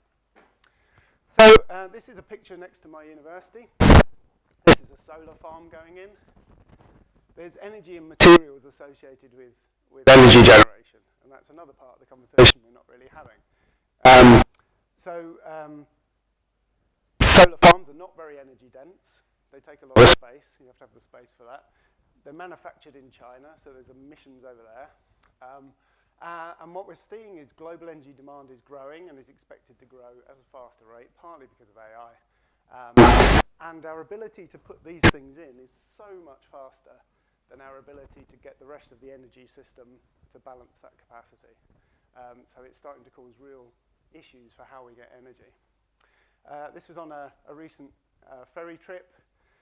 I just wanted to, generating, let's say you have a hyperscale data center at a gigawatt of solar farm is really an enormous thing, right? So it's actually much more energy dense to build a new gas-fired power plant, which is an uncomfortable reality. There's also questions about where do these things go? They go places because they get the planning permission, they have the infrastructure, it's tax efficient. You put data centers close to populations. This is Data Center Alley in the US. You can see just how massively congested that energy system must be. I don't know about you. We often talk about using the waste heat to power our homes. Would you like to live next to that lot? No, thank you. And then there's these huge questions about where do you get dependable energy? IT likes consistent power. Renewables are very intermittent. So you're starting to see people, these digital companies are becoming energy companies. They're doing power purchase agreements, they're putting their own capacity in, they're reawakening 3 Mile Island and relying on small modular reactors which don't even exist yet, right? The other thing is, it takes decades to put out a nuclear power station. It's incredibly complex projects that never run to time and to budget. So where's that energy going to come from, and is it going to be low carbon?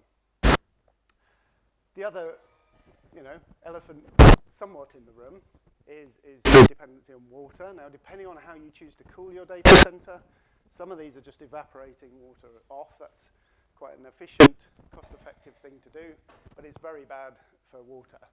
And many companies are using lots of potable water, which could be used for drinking.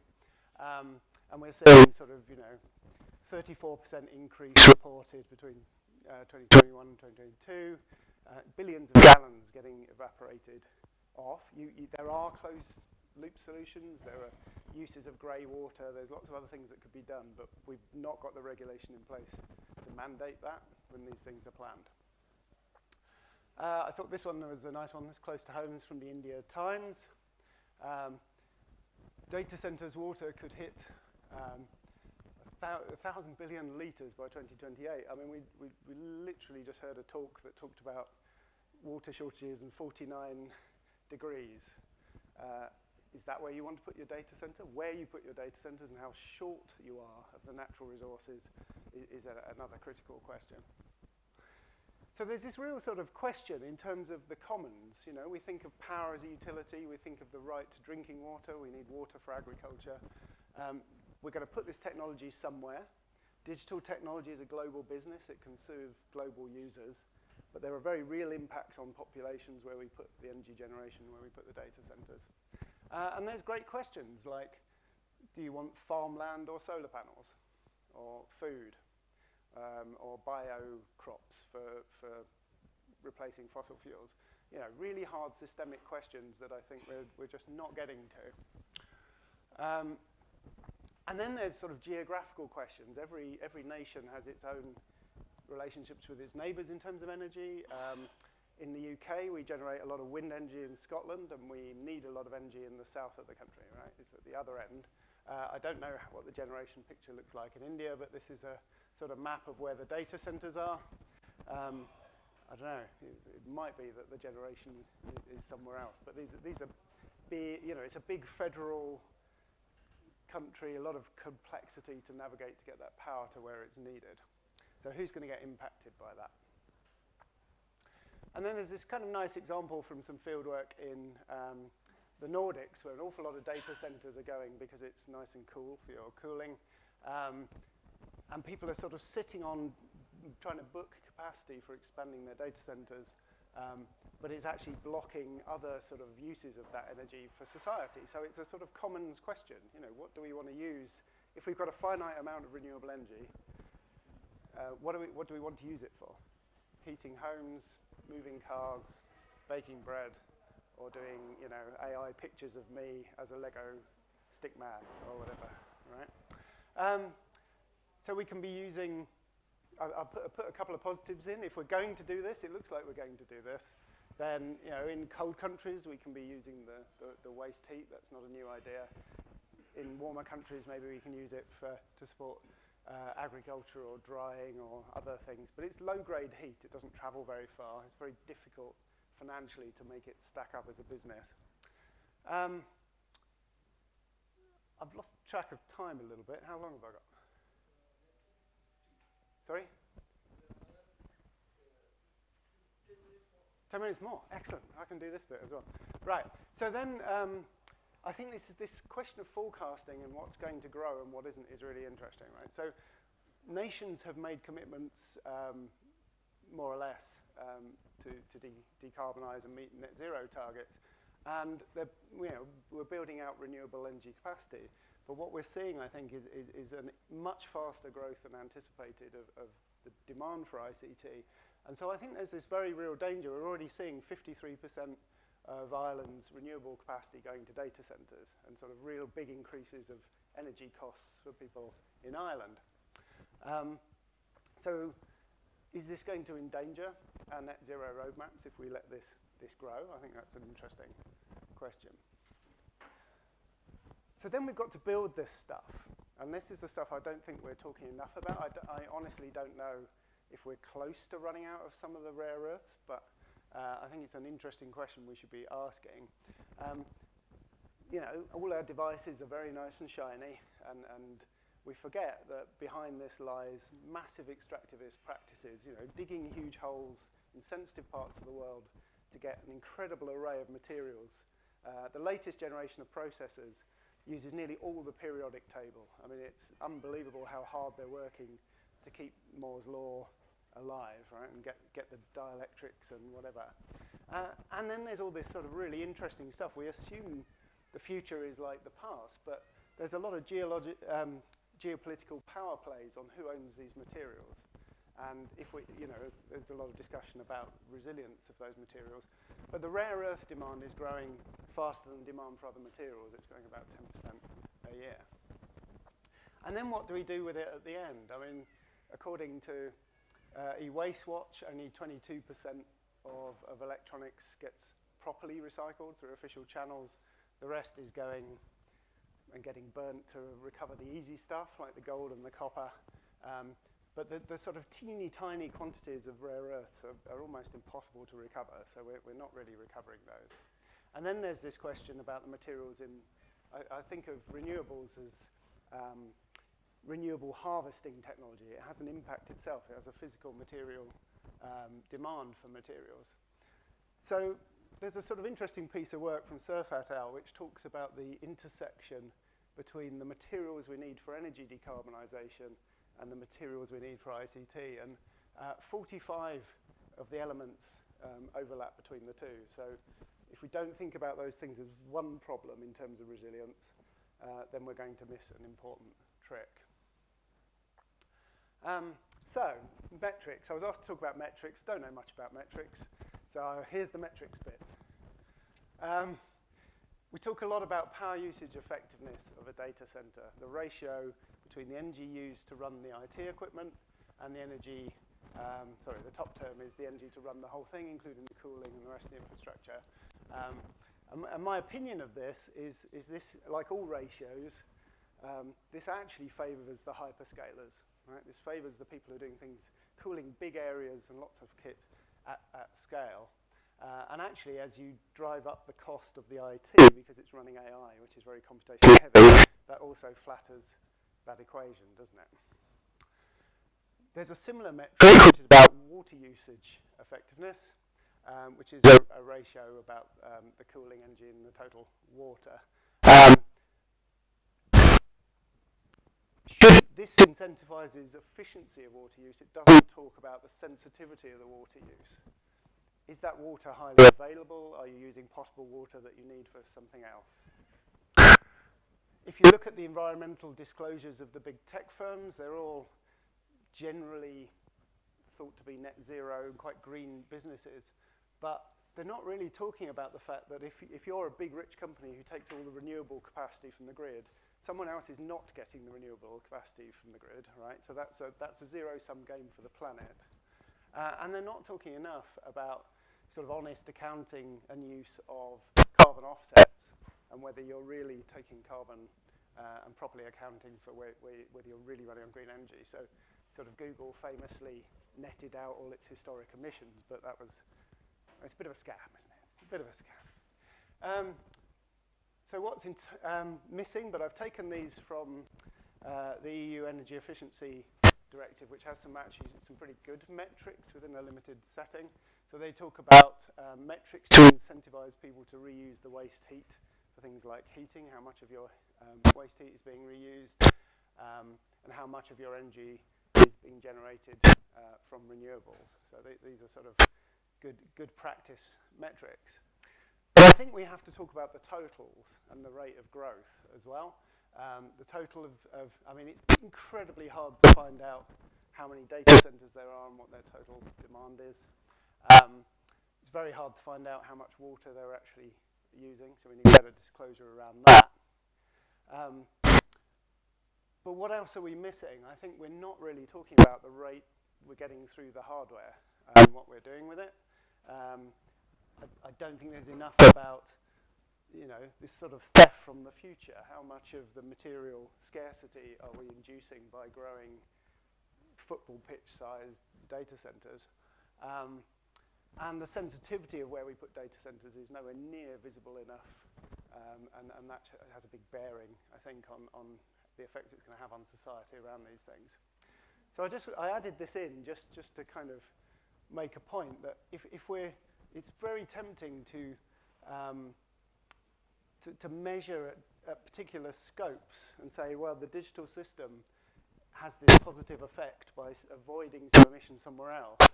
But we actually need to look at the impact of the system and what that really does. So, I mean, a classic rebound effect of more efficient travel is that more people travel, right? And a classic effect of video conferences are always said to replace air travel, but actually the data doesn't back that up. You meet more people, and then you go and meet them, and then you do more air travel, not less, right? So we have to have more honest and more holistic accounting in whatever metrics we pick. So I want to ask this question. The Goldilocks problem. Could there be a limit to global ICT that's just right? How much space, water, materials is justified? These are global questions. The more we embed the technology in our systems, the more we rely on it forever and have to keep it going. So the point to choose is really early before we embed AI in things, because then we're locking that extra footprint in on top of what else we're doing. And then how do we get better accountability so we can really see what's going on and really govern these things? And that's all I plan to say. Thank you very much.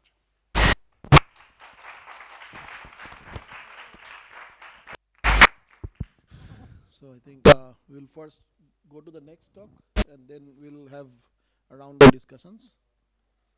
So thanks, Adrian, for the talk. And I would like to invite Mr. Manpreet Ahuja, and I just would like to introduce Manpreet. So Manpreet is a chief client and alliance and TMT sector leader. He plays an integral role in PwC's India's growth journey with 3 crore responsibilities. He's a part of PwC India's leadership team, helping craft the vision for the future of the firm and his role in society. As Chief Client and Alliance Officer, he focuses on most strategic relationships, working closely with top-tier clients, promoters, and family businesses across all key sectors that form the backbone of India's economy and its future growth engine.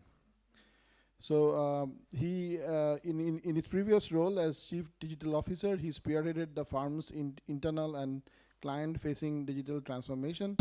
Additionally, as TMT sector leader, he ensures that PwC solutions for TMT clients are up to date and aligned with their growth agenda, building trust in the client ecosystem. So he has had several multi-hat mantles. He was heading the risk consulting practice for PwC India's with 20 plus years of experience in consulting across domains, industries and geographies. Manpreet has worked with senior leadership of multiple marquee clients and industry leaders often seek his opinion around. Okay, lovely, lovely, fantastic. So, first of all, I'm really thankful for pulling me here because in the middle of, I don't have slides at all. I don't want to come with slides. I mean, I'm 20 years of working as a consultant. There's enough to talk, I'm sure.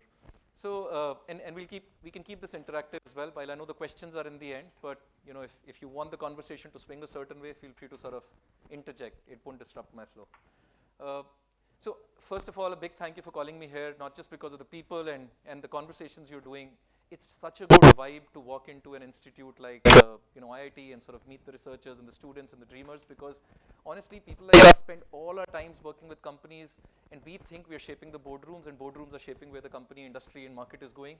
But honestly, the world's changing so goddamn fast that the boardroom has no clue as to where they need to go. And that's where the research is happening. It's the dorms, it's the garages, it's the startups, it's the dreams that these rooms are thinking is where business is moving. So it's very energizing.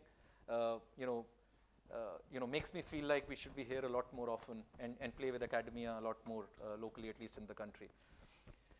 The second thing that sort of comes to my mind, and I know we've got a heavy topic of digital sustainability, and I'll get there. As much as at least I talk to companies and corporates, we're talking so much about generative AI. I mean, digital, and I know Gen AI is a big element within the digital agenda these days. The world's massively confused, and there is not enough progress that's happening as far as Gen AI is concerned. Not because research is not happening, not because billions are not being poured, not because LLMs are not being created, but because how do you convert that into meaningfully sustainable innovation that can make money for companies is where the plot gets royally confusing, right? And again, I'll bring an India perspective all the time. When I look around, as much as there's a part of me that says so many startups are coming onto the table that are leveraging AI, if I look at corporate adoption, there is still very suboptimal level of adoption that's beginning to happen. And that's the piece of the puzzle that I think this academia and corporates need to come together to be able to sort of drive and create a result. And the reason why I say that is, why there is a void as far as corporate environment is concerned, is because there was for 20s, 10s and 15s of years, company would have a typically stable business model. You have a certain business and you've been doing this for 20 years, and a successful CEO had to go out and say, how can I optimize that model? How can I take the cost out? How can I expand the same business model into a different market? And that same recipe done differently, done better, done with better global connectivity would give you better results. There was a lot of stability in the core business model, and you had to do this better and better and better, and you can deliver better results. But today, that fundamental business model in itself is getting questioned. You may be a company that sells cars, but the world's moving towards selling mobility as a service. And as mobility as a service begins to start coming in, if you've been in the business of selling cars, you might just be completely irrelevant in that game. So how do you write that ecosystem becomes extremely important.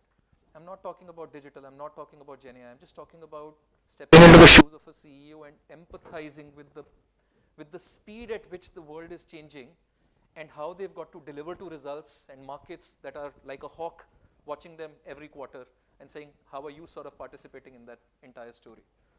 And the world around them, geopolitics, absolute mess. Globalization, as much as the last 20 years moved towards globalization, the world's kind of moving on a reverse gear right now. And what does that mean for my business is another question that needs to be thought through. Supply chains, I thought, they're really being challenged on a daily basis for resilience. And that's the core of your business. So, if tomorrow morning Mr. Trump comes up with a tariff announcement, every company goes back and says, let me re-simulate saying what will happen if I move this factory out of Bangladesh and Dubai, and what will be the impact on supply chain, when will my material come, how much will the cost go up, and by the way, as you begin to start doing that, your CFOs tell you saying, I don't have the data to simulate and give you the answer by tomorrow morning's board meeting. And the CEO goes back and says, but I thought we spent millions and millions and millions on SAPs and Oracles and God knows 1,000 systems, and you're still telling me you don't have the data. Oh, but we've not digitized contracts right now. Here we're talking about Gen AI, but it takes you 3 months to get to that answer, and by the end of 3rd month, there is another geopolitical issue that comes in, and you kind of go back to a drawing board once again. That's the world of a CEO, and I really empathize them because they are in a painful void. And no wonder when PwC in this environment sort of went out and spoke to about 2,000 CEOs around the world and asked them the question saying, what's the one single biggest worry that you have? Like the single biggest worry that you have. And guess what? 40%, 42% of the CEOs came back and said, I don't think my business model, the economics of my business model will sustain beyond 10 years. I know I'll be able to sort of last, and these are large companies. I'm not talking about mom and pop shops. I'm talking about, PwC works for large IT and large enterprise setups. And they're saying, I don't see us lasting beyond a decade if we continue on the path that we are continuing on. And 2 interesting observations there. We asked them a question saying, but I just thought, every boardroom we go to, every analyst call we go to, there's always this conversation saying we're running a mega transformation. I thought for the last 10 years you've been running a transformation. And they say, yeah, we've been running a transformation. And by the way, we've actually tried getting into some new revenue pools as well. And that still seems to be, and we wanted to get a sense saying how significant are those revenue pools and how significant has been that transformation. And it's ranged anywhere between 5 to 20% of what the company is. You can't say they've been sloppy, they've been trying. And yet sitting today, they seem to think in the next decade, the value pools will fundamentally shift and we'll have to reinvent ourselves. And the second observation that comes to my mind is, as much as I empathize with the 40% that seem to be in that zone saying, I inherit a large company, but I don't know whether I'm going to leave a legacy that's going to be stronger than what I inherited. I also worry significantly about the other 60% that I actually feel potentially in today's times are being complacent in not worrying about what the other 40% are worried. I still think the 40% that are worried and losing their sleep might still experiment, might still figure out a shift in business model, might still sort of get to a digital twin and simulate a scenario and say, can this be a possibility? The other 60% seem to think they're in a good shape. Do you think they can be in a good shape today in a world where just about everything seems to be rewritten with so much that's happening? That's the world and environment that we're looking in. So in this chaos, in this ambiguity, in this darts that are moving from every direction, there is this animal called AI and Gen AI and a whole bunch that's happening there, which only catalyzes some of this problem. Creates a layer of hope as well because, hopefully it gives you the speed and agility to try things differently, but, how do you embrace it? How do you adopt it? It's not just technology, it's also people, culture, change. It's also sustainability. It's also the societal impact of what you're trying to do. This conversation about data centers that you were talking about and the billions of liters of water that's going to get used, it's scary. Google just announced $15 billion being invested in India. Adani's want to be in data centers. Ambani's want to be in data centers. Yes, we will have a strong AI infrastructure. Oracle's kind of Larry Ellison became the richest man on the planet for a week. Why?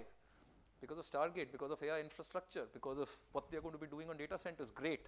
That'll be a lot of compute. What will it do to society? And I'm right now not even getting to the core of the topic. I'm just trying to set the stage. So one of the things that we've actually started thinking and talking and speaking to companies is that as these value pools begin to shift, first acknowledgement, the value pool is going to shift. I was selling a car, I might be selling mobility as a service. I may have thought I'm in the business of healthcare and healthcare is only about hospitals and doctors and maybe diagnostic.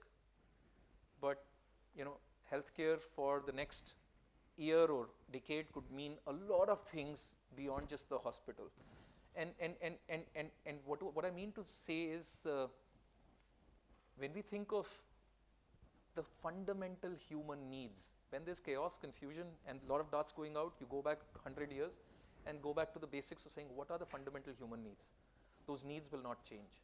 But the way those needs get addressed can change, and that's where you can innovate. So, we're going back and saying how we move, how we feed, how we care, how we build, how we make, how we move, how we connect and compute are fundamental human needs. And around those human needs a layer of innovation. For that layer of innovation, you got to go back and think, where is your core capability? If your core capability today is software, and if the mobility service platform is going to be a software-led, platform-led ecosystem, and my cars are going to be all driverless, and there's going to be softwares running those cars, you might be a software company today and not a car company, but it might be easier for you to transform yourself into a mobility platform than a car company wanting to take a leap and getting into a mobility platform. That's how dramatic. It's a complete shift of value pool for an organization, but you'd want to do that. Now, as you begin to start doing that, you'll also have to have the humility of saying you may not be able to do everything by yourself, and therefore partnerships begin to be very important. Ecosystems begin to be very important. There are three people that can come together with disjointed capabilities, together addressing a void in the market around human needs. And that's where we think the future of business is going to come. Now, where does AI come into this entire story? And digital come into the entire story. Like I said, digital, last 2 decades, there's been billions of dollars that have been spent on ERPs, workflows, automation, digitization, data models, data warehouses. There's a lot. There's enough that companies have spent in that entire space. And that has clearly created advantage.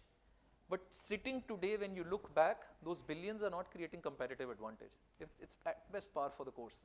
The fact that I have SAP and therefore I have better data and information coming to me doesn't necessarily create competitive advantage today. I have to learn how to sweat that underlying digitized pieces of data with the intelligence on top to be able to create an opportunity. Which is where, I love what Jensen Huang said. He said every product or service company in the market will have 2 factories. A factory 1 that will manufacture or produce the core product or the service, and a factory 2 which is going to be the intelligence layer. And that intelligence layer today is an opportunity for every company, and that will actually begin to start creating competitive advantage around the products and services which will feed the new value pools that I'm talking about. So now let's get to saying, if every company needs to create their intelligence pool, how do they go around it? What are some of the constraints that they're living with? And how do they get this journey started? Because as companies get inspired with this conversation and thinking and talk, saying, yes, I want to set this up, they then flip the paper and look at the MIT research report that came just 6 months back, not even 2 years back, that said 95% of all AI projects fail. And you again go back and scratch your head saying, oh my God, if the world over that's what the experience has been, I'd much rather be better keeping the money in my pocket, letting the world solve for itself, and then hopefully I'll chase. Maybe I don't need to be a first mover here. So it's a dichotomy within which the world's operating at this point. So the other thing that in this middle of all the confusion that we kind of think through is, think of any business that you're in, whether it's a B2B business, B2C business, consumer business, financial services, whatever you call it. There's fundamentally in a business value chain 3 things. There's the world of customer, you're selling to them, you're marketing to them, you're serving them.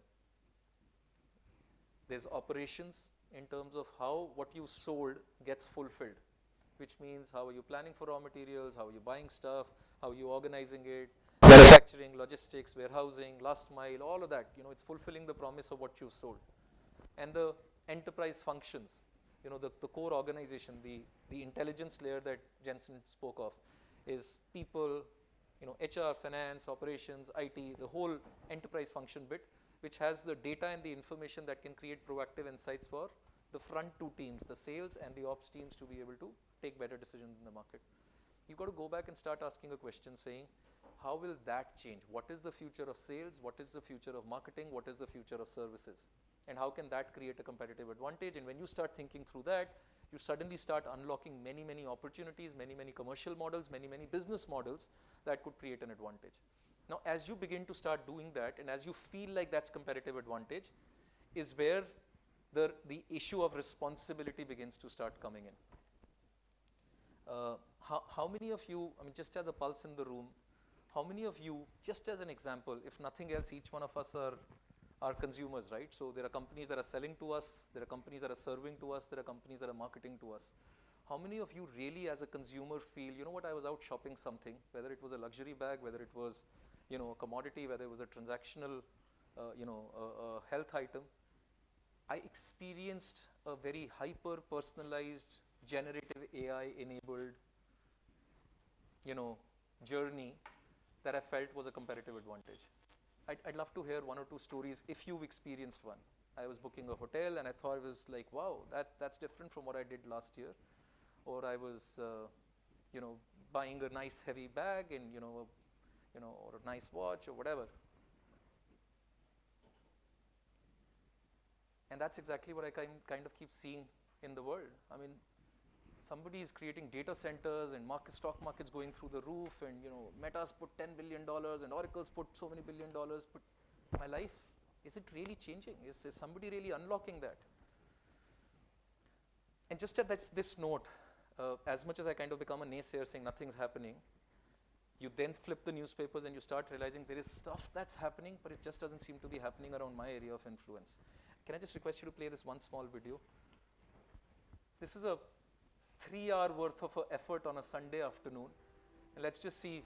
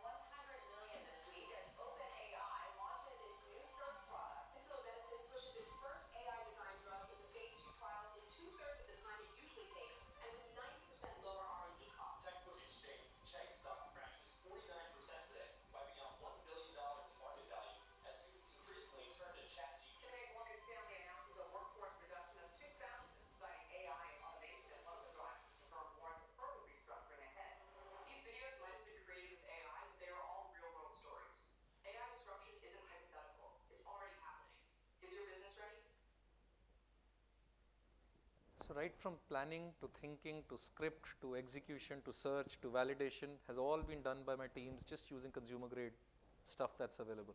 So clearly there's a promise of AI, clearly there's stuff that can be done. But if this room, if this academia, if this corporate world can figure out responsible ways to scaling this such that it becomes mainstream, that's where the unlock will happen. We think, our research reports say there's $7 trillion worth of value pools that have to be unlocked in just the next 3 years in the shifts that we're talking about. And there's value shift happening in everything. It's happening in the business itself, functions, sectors, just about the entire ecosystem. If you look at, and let's look at the last 20 years, there weren't as many companies, but it's going to happen a lot more. I mean, when the internet revolution happened is when this entire, you know, Amazons and Facebooks and Metas and whatever, Googles of the world got created. It's all happened in the last 25 years. And this is that next generation that we are looking at, which is going to be hopefully creating the next, Anthropics of the world that have already reached a $7 billion, in just 3 years of being in business. So look at Amazon. In that 20-year journey, they started off as a retail company. And as retail sort of moved up to a certain scale, they said, I need more and more technology, I need data, I need insights, predictability. And they started building a whole AWS, the cloud business and the technology business. And as they solved that for themselves, they almost kind of pivoted themselves into a technology player, a technology company. And as they became, a cloud company and a hyperscaler and more technology, they realized, they're actually more and more beginning to be a power company. Because you need the gigawatts to be able to run the infrastructure that you've created. And today they are as much an energy company as anything else. So is that not value pools shifting and creating value for shareholders and for themselves? Now all this may have happened in 20 years for them. In the next generation, it's going to happen much faster. Now I'm going to have a trick question for the room, and I'm assuming some of you are here from UK in the room as well. Who's the largest who's the largest producer of strawberries in UK? You'd be surprised with the company that I say, because I actually was. It's Dyson. With so much of pollution in India, Dyson's a brand that purifies our air. That's what it is. And strawberries, Dyson, what the heck? It just doesn't make sense. I mean, I don't like the strawberries anymore after I heard that Dyson actually does this. Because, go back to the core capability. They're a humidifier company. They're a climate company. They know what it takes to maintain a certain weather. And that core capability, when extended to a human need, creates value. And they unlock that value, created an advantage for themselves. And that's what we'll have to kind of be thinking through in this space. The second thing that I kind of tell companies in this piece is, you have to go back and start thinking of a life beyond your sector. You cannot be a bank and say, I'm only a bank. You will have to go back and start thinking of adjacencies, and that's where the real unlock will begin to start happening. Like I gave the Amazon example. Or for example, you may be a Nike, and you may be in the business of selling shoes, but eventually that business of selling shoes is going to get enhanced more and more. And you see Nike do that, right? I need my IoT sensors that will give me how my foot lands, and this performance data, and health data, and you can keep pushing the boundary, and that might actually end up being a bigger ecosystem and a money-making machine than just the shoe itself. And I wouldn't be surprised if this shoe begins to be a service that you pay a monthly subscription to, because eventually you want that data to be the competitive moat. So that's again happening. The third thing, I grew up in India with billion people in the country. Distribution used to be such a strong competitive advantage. Everybody said, if you have distribution and reach, you can be successful. If you don't have distribution and reach, you will not be successful. Unilever in India did exceptionally well because they built a great distribution ecosystem. Guess what? Today when I go back and talk to companies, they say, I need to own the customer directly. D2C is the next big thing that everybody wants to solve for and create a competitive advantage. And that used to be extremely expensive in the old world, but in the world of generative AI, where I can hyper-personalize that thing down to 1 billion people at a fraction of a cost, that seems to be competitive advantage. Now, if that happens, what will happen to the distribution advantage that you had built for yourself? The distributors will not be relevant. You'll begin to start losing that chain down. So if you're a large distributor, whether you're selling a car or you're selling a pharma product, you might just not be relevant in that entire space. So, I think a long story short, we will have to be innovative as companies, and not everything companies will be able to solve by themselves, and therefore there will be a need of a lot of ecosystem coming together. Microsoft, Anthropic, and a startup built on Anthropic that sits on Microsoft together might be a great plug-in to a large company wanting to experiment and try a different business model. And we'll have to start getting comfortable with that, because you will not own that ecosystem, you will not have equity in that company, you will not be the boss for that company, but you'll have a partnership that will allow you to try those models. Now, as you begin to start doing that, and as you begin to start bringing in these tech innovations which are more and more AI powered, imagine if you're a CEO or a board member or a regulator looking at that entire construct, you're going to ask that question. You're dependent on this third party that brings in an AI model and a capability that you don't know how much you can trust. And tomorrow, if there was a problem that happens, who will be responsible for that? Like the common thing that used to run around 5 years back when the driverless car was being conceived, saying if a driverless car goes out and does an accident, whose problem is that? Is that the owner's problem? Is that the software guy's problem? Is that the car manufacturer's problem? Whose problem is that?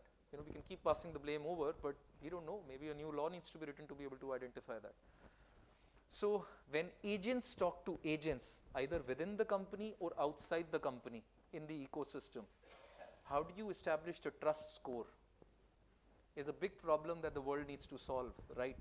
Like, first we have to start embracing AI and start creating innovation. As that begins to start happening, and that itself is happening too slow right now, but as that begins to start happening, I think there needs to be a time where we will need to give a trust score. Like each one of us have a credit score, and that credit score makes a difference around financial transactions happening.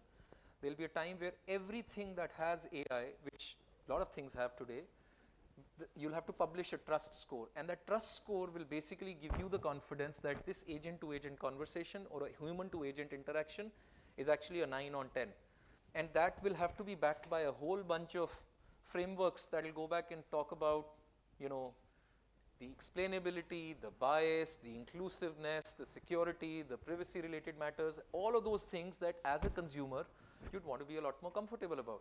Because as much as we love hyper personalization, it's very yucky to start thinking, saying the world seems to know a lot more about me than I want them to know. So that's the space we'll have to get into, and I think the winner in this game is not going to be somebody who can think of technology. It's going to be somebody who can think of technology, can think of the human psyche to make that technology humanized, very, very important, because it's humans who will have to embrace that, and brings the responsible element in the core design itself. What seems to be happening around when I'm looking at even the startup ecosystem is a lot of them have a crazy innovation, and they want to get this going with the top 3, 4, 5 companies, and they begin to start scaling because there's good, strong PE money start coming in. You know, for every dollar you sell, the PE funds you 60 to 70 to 90 multiple, 90 times. So by the time you've gone to $3, $4, $5 million, you're an established company with $200 million worth of valuation on the table, and you begin to start chasing the next dream. And you miss out that entire sustainability element in the core design of what you're trying to build itself. So I think every company will have to go back and ask themselves these 5 questions that I just sort of put together, saying, can I be with confidence give a trust score to this innovation, this AI model that can scale safely? Is this equitable? You know, in a country like India with a big digital divide, you know, people can speak English, people may not speak English, you know, people are educated, not educated, haves, have-nots. Tomorrow, if a company goes back and has an AI model through which all the recruitment gets done, and for the last 50 years we've hired people from Ivy League, doesn't mean that the next generation may not necessarily be as capable as coming from a tier 3 part of the country, because my AI model might go back and look at people from that traditional lens. And hence that equitability, explainability begins to be very, very important. Is it energy efficient? That's actually a big animal that needs to be solved. I was in a conference the other day and we were debating, saying, you know, what will it take for a data center to actually be sitting in space? Because now with hopefully Elon Musk's promise of satellite communication, hopefully the data center can be in the space, it can mess up space and save Earth, and the connectivity through satellites can happen. I mean, I don't know, we're talking weird stuff, but those are the kind of solutions that people are beginning to talk about. Is it secure? Does it protect privacy? Does it respect human dignity? Are 5 or 6 things that every innovation needs to think through, and every buyer of that innovation needs to think through, and that has to be at the core design itself. Because if you do it at the end, then it becomes a patchwork, and that patchwork is usually not scalable, especially in a time where you want to be on an F1 race. You know, world's moving fast, you want your Ferrari to move fast, and you can't live and survive with patchworks happening there.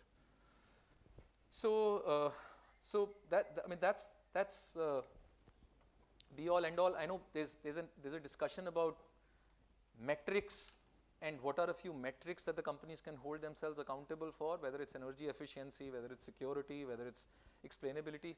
But I really think that's still the distant future. I mean, right now, I don't even see like India doesn't even right now have a regulation on AI trust. And there was the other day we were using 2 different phones. One was an Android phone and the other is an Apple phone. And we log into the same shopping platform.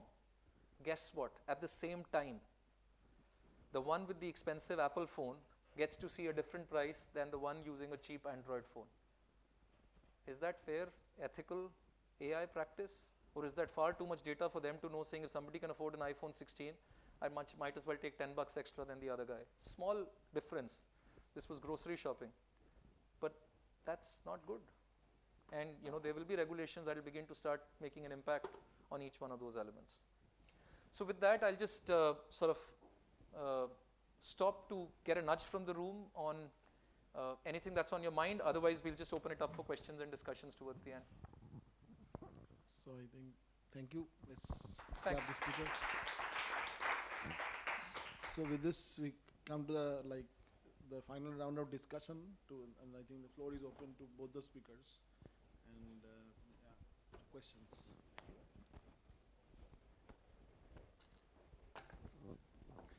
Okay.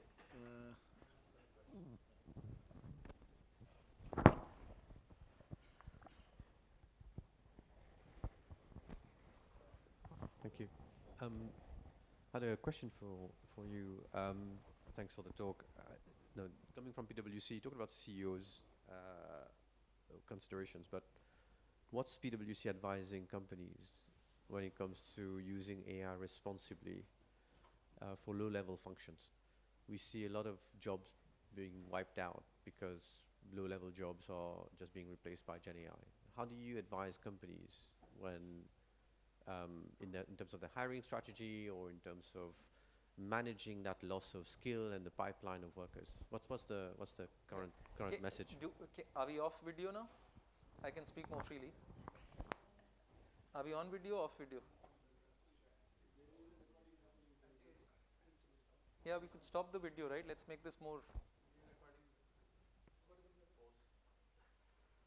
You don't want to hear a beauty. Look at one is the first overarching theme essentially is inclusion by design, right? So when we talk about responsible AI, when we talk about digital well-being, whatever we talk about, right, means in terms of the growth of artificial intelligence and generative AI, first important theme is essentially inclusion by design, and that can actually take us for the forward-looking approach. The second theme that I have kind of listed, and please chip in yourself, the second one is sustainable paradox. Because we talked about climate, we talked about mental well-being. In fact, a new term that today I learned around death as well. So and all of this is like very, very valid and really like eye-opener. So how to ensure that we sustain this particular growth. And third one is governance that enables our research collaboration, our overall growth, while the human values are still intact. So all the topics that were around there, actually, be it from UK side or from India side, we kind of pivoted around these themes, broad themes, and hopefully some of the collaborative opportunities may arise from the discussions we have had in the last 2 days. At least, again, this is my personal take. We attend a lot of these meetings, right? Many of you have actually all the way from UK, you have come down to India, and within India, we have come down from different parts. We should leverage these connections. We should take something forward. It should not just be yet another visit and yet another meeting. So what does it take to make sure that we succeed, and next year when we meet again, we can say, hey, these things culminated from this particular workshop that happened in IIT Delhi, and then next year we can actually showcase some of these progresses. So that is one kind of, at least my takeaway is that if we can collaborate, if we can grow from here together, that is a big win. If anyone wants to add something, if I missed anything, the mic is yours. Anyone? So if not, well, once again,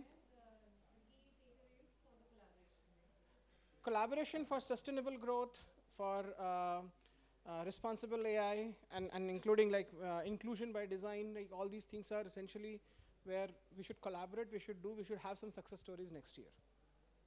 So that is kind of my takeaway, and I think we all should agree that yes, this end of the day, the two days effort, it's many man hours, right, or many human hours, right? That has gone into organizing this event, and all of us have spent this much time.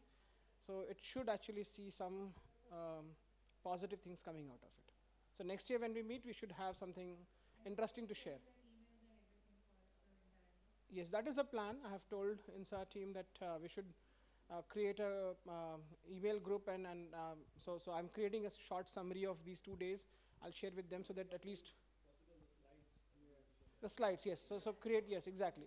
So we all can put the slides over there, and then there is a discussion going on about like coming up with a white paper, a joint white paper, INSA and Royal Society together. Obviously, before releasing it, we'll try to get all the feedback incorporated from all of you. So at least, but it should be beyond white papers. It should be more tangible outcomes that can happen in a year, 2 year, 3 year time frame. Something should happen. More targeted output should happen, should come out of this whole exercise. Otherwise, this is just it should not become yet another meeting, yet another workshop where we had nice food, we had nice laugh. It should not be just end like that. So I mean, food has been good. The company's been good. You know, I've very much enjoyed it. I think one thing to think about is whether, rather than a white paper, you could come up with a kind of manifesto. You could try and get some agreement about what the core topics were and what the sort of research directions might be that we might collaborate over. And one way to do that is through sort of iterating a shared document or something. I think. Yeah, so, and we can look for opportunities to, you know, collaborative projects, student exchanges. Planned, and like we can talk from both the sides. We can talk to our authorities to like have some Indo-UK joint call where some of the topics that we discussed today could be the themes of that particular call. Yeah, no, I think that's a great idea. I can definitely think we could all think of some interesting things to explore. I just want to point at the growth thing, right? What we need to grow is better lives for people, less impact on the environment. Ultimately, impact on the environment is also impact on people. It's impact on food systems, supply chains, you know, the whole food, you know, the death of the natural world only means one thing, right? So if the growth is about economic growth, I think that's the wrong message personally. I think it should be, you know, how do we do things more sustainably, more responsibly, especially something like the deployment of AI, which is essentially a continuous beta on a global scale, right? It's how do we start to get better sort of policy and practice around that? But I'm very nervous of this. Well, the future is the same as the past. We know which way it's going, and actually we need to be turning rapid corners, and it's really about resilience and emergency response at this stage, I think. So well, thank you. Thanks everyone for agreeing to attend, coming down to India or to Delhi and attending the sessions here. I hope you have had good time, and probably then.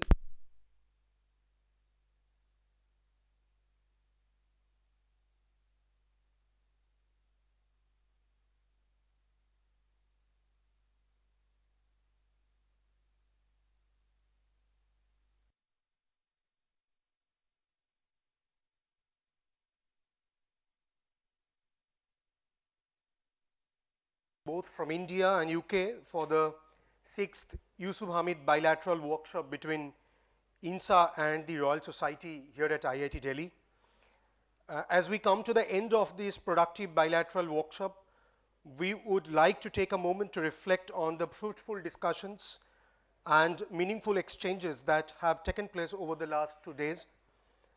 For that, I would like to invite Professor Crystal Donnelly from University of Oxford and Imperial College London for her remarks on the theme secondary health prevention.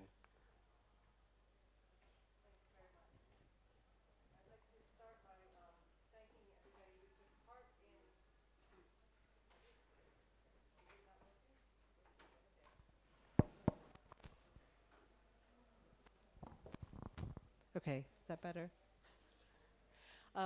Okay, again, I would like to thank everybody that took part in this in Theme A in looking at secondary prevention.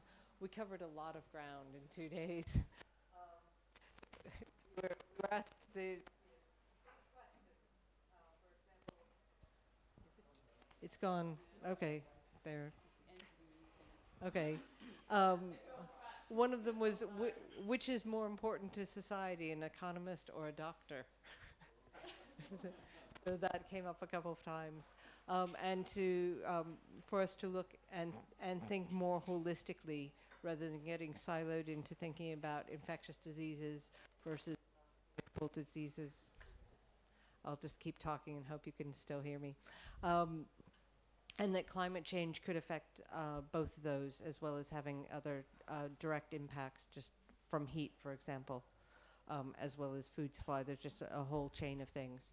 So it's very hard to think of summarizing all the things you said, but one of the, I asked at the end about key messages to get through, and one of them was about the need for data to be open and data sharing. And so if in the UK, if a study is going to be funded by the government or some charities, they will insist that after a suitable period of time that the data, at least in an anonymized form, if they're personal data, is made publicly available. And that's so that there can be, obviously, the people who set up the study should have a chance to analyze it, but then other people can too, so that it is a public resource, a public good, because it's funded that way. Yeah, thank you. I also thank all the participants. We had a wonderful 2 days, lot of ground covered.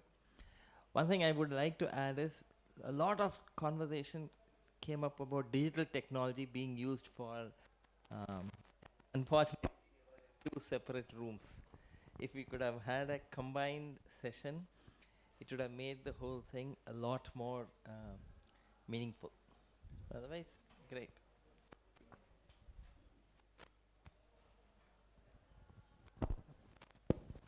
Yeah, John. Thank you, Professor Crystal and Dr. Ravi, for your kind remarks. Now, for the theme, sustainability of the digital cyber worlds, I would like to invite Dr. Mayank Vatsa, Professor IIT Jodhpur, for his kind remarks.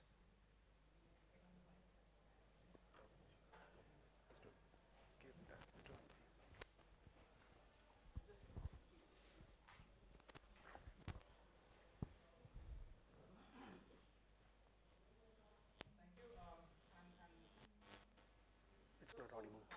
Last 2 days have been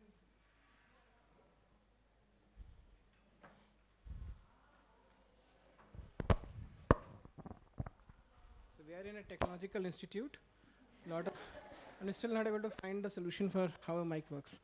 So okay, so 2 days, very exciting days actually, a lot of learning, in fact, a lot of new terms even I learned in the last 2 days. And our sessions were essentially split into 8 different themes, ranging from digital infrastructure till digital sustainability. I'd just like to summarize our conversation in last 2 days. We essentially had like 3 overarching themes. First one is essentially that come out of 2 days of deliberation is inclusion by design. And when I say inclusion by design, we actually believe that whether we are building the language models which are multilingual, multicultural, to even digital identity systems, the key question should be that no one should left behind. So that is essentially what we believed in discussed in last 2 days, that inclusion by design should happen. And at least 3 different presentations were made with that particular focus. The second theme that emerged is sustainability paradox. We talked about climate sustainability. We talked about sustainability of the growth, AI growth that is there, and solving the problems of tomorrow, and how actually we grow when we are doing these kinds of innovations that are coming in, where human cognition load is reducing, but the AI cognition load is increasing. How we actually put that particular balance in perspective, and most importantly, at least in the second half of the day today, we heard about the environmental degradation impact that is happening because of many things that are going around, particularly with respect to the AI growth as well. And the third theme that emerged across different discussions was governance that enables, be it education, be it our different frameworks that we all are designing across two countries. The framework must be, like the whole theme was that the framework must be sufficiently robust to prevent harm while we are making the successful progress. So these are the three major themes that actually emerged in our 2 days of conversation.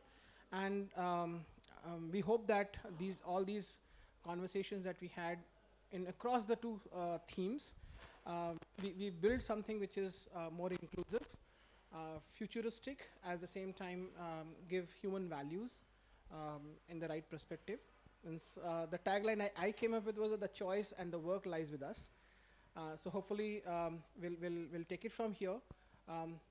We also discussed towards the very end, like we already had a closing, by the way, for our, and then we discussed that, see, this should not be the end of our conversation. This should be probably the starting or beginning of our conversation. Many of us came down and had like 2 days of interaction. We spent huge amount of time. What next for us, means for all of us? What should be the next step so that next year when we meet, or 2 years down the line when we meet again, we show some tangible outcomes, some success stories. So the request to INSA and Royal Society is to see if we can come up with some mechanisms that can enable more and more collaborations. And I see that funding opportunities over there. And just not like funding is an enabler, but maybe we should have more opportunities of having collaboration. Funding is like the particular path, the way that we can collaborate, but then the willingness to collaborate and mechanisms for collaboration should be there so that we can have more success stories out of these 2 days of effort that we all put in. Thank you. Thank you. Thank you, Dr. Mayank, for your remarks. Now I would like to invite Dr. Alison Noble, Foreign Secretary, the Royal Society UK, for her remarks.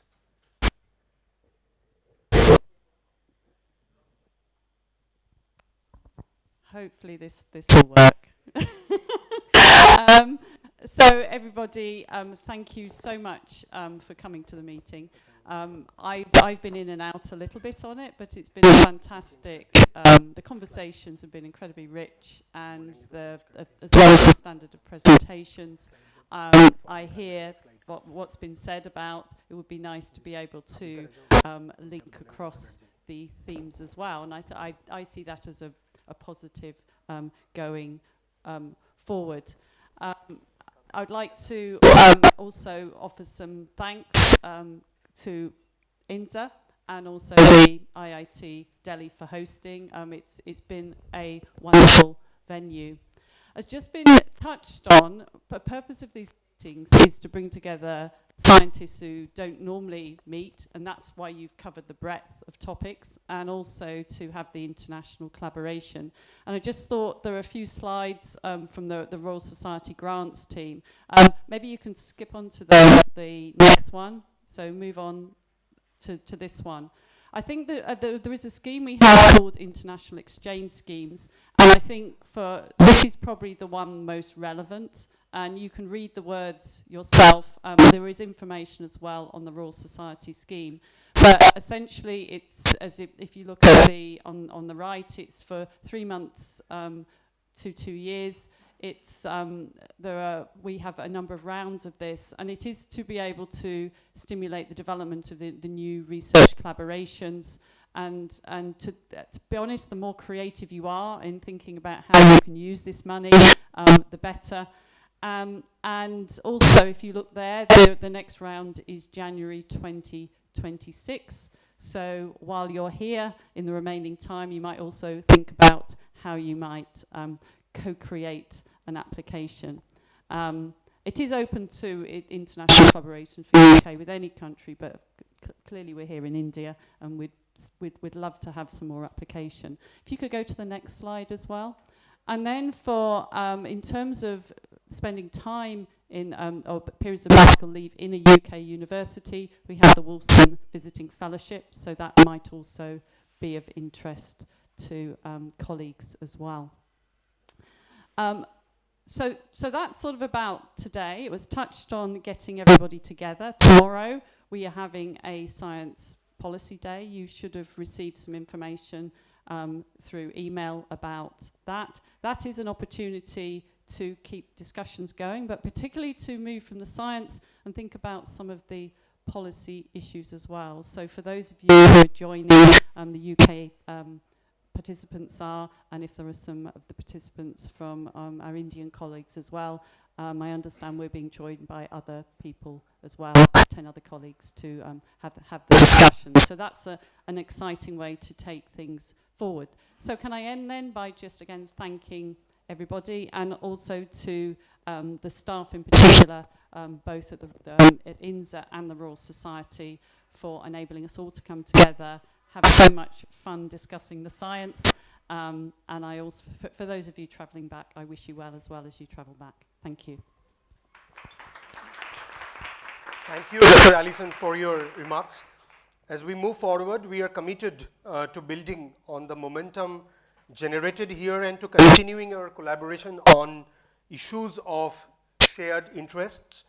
We look forward to the implementation of the agreements and initiatives that we have discussed, and to further strengthening our bilateral relationship. Now, for the concluding remarks and vote of thanks, I would like to invite Dr. Brajesh Pandey, Executive Director, Indian National Science Academy, New Delhi, to present his remarks. Good afternoon, namaskar. So it's indeed a pleasure to hold this meeting between India and that is INSA and Royal Society. So both the session has already concluded and given their concluding remark, but as the responsibility given, I have to say a few words. So as a concluding word, this 6th INSA Royal Society Yusuf Hamied Workshop, the past 2 days have clearly demonstrated the critical importance of our Indo-UK collaboration, both in secondary health prevention and digital and cyber sustainability. In the area of health prevention, our discussion understood the urgent need to strengthen early detection, systematic screening, and long-term adherence, whether addressing cardiovascular disease, infectious disease, or challenges associated with aging population. A consistent message emerged. Data-driven prevention and integrated system are essential to reducing the rising health burden. We also reform that importance of equitable access across cancer care, chronic disease, and mental health. In the another parallel session, digital and cyber sustainability, we examine the imperative balance between opportunity and responsibilities, from digital public infrastructure to cyber security and responsible AI. It became evident that trust, transparency, and strong governance must guide technological progress. We also recognize how AI can both accelerate and address climate challenges, reinforcing the need of measurable and accountable digital ecosystem. Across both the themes, 3 shared priorities can be pointed out: interdisciplinary collaboration and indispensable equity must guide our design and implementation, and policy evidence and technology must advance in alignment. As we move forward, let this workshop serve as a catalyst for deeper, sustained India-UK partnerships, transforming today's insight into meaningful and measurable impact. On behalf of Indian National Science Academy and my own, I would like to extend my sincere appreciation to Royal Society UK and all the delegates who have visited. Even we got the clearance from MEA Indian side very late, and many of you are very, very panic at that last moment. But that is the process we all have to follow, and everybody last time, whenever the person is visiting, have to go through all these processes. So I'm really sorry for that, for any inconvenience caused because of the late MEA clearance and any visa problems. So I hope you also understand that is all the bureaucratic system, we all have to go through that. I also extend my special thanks to IIT Delhi, Professor Rajan Dhaka, for his effort in making this venue possible for us. Then my INSA colleagues, from last 2 months they are working for this particular success of this workshop, and I can say that okay, their effort, their all the that is whatever we have put in last 2 months that is materialized and we have a successful meeting this. Together we look forward to building on this momentum and translating the discussion into action-oriented outcomes. Thank you so much. Thank you, Dr. Pandey, for your remarks. In closing, I would like to express my sincere appreciation to all the participants for their proactive engagement and contributions to this bilateral workshop for 2 days. I wish you all a safe and pleasant journey back home. With this, we close the 2-day bilateral workshop here. Thanks to you all once again. Thank you.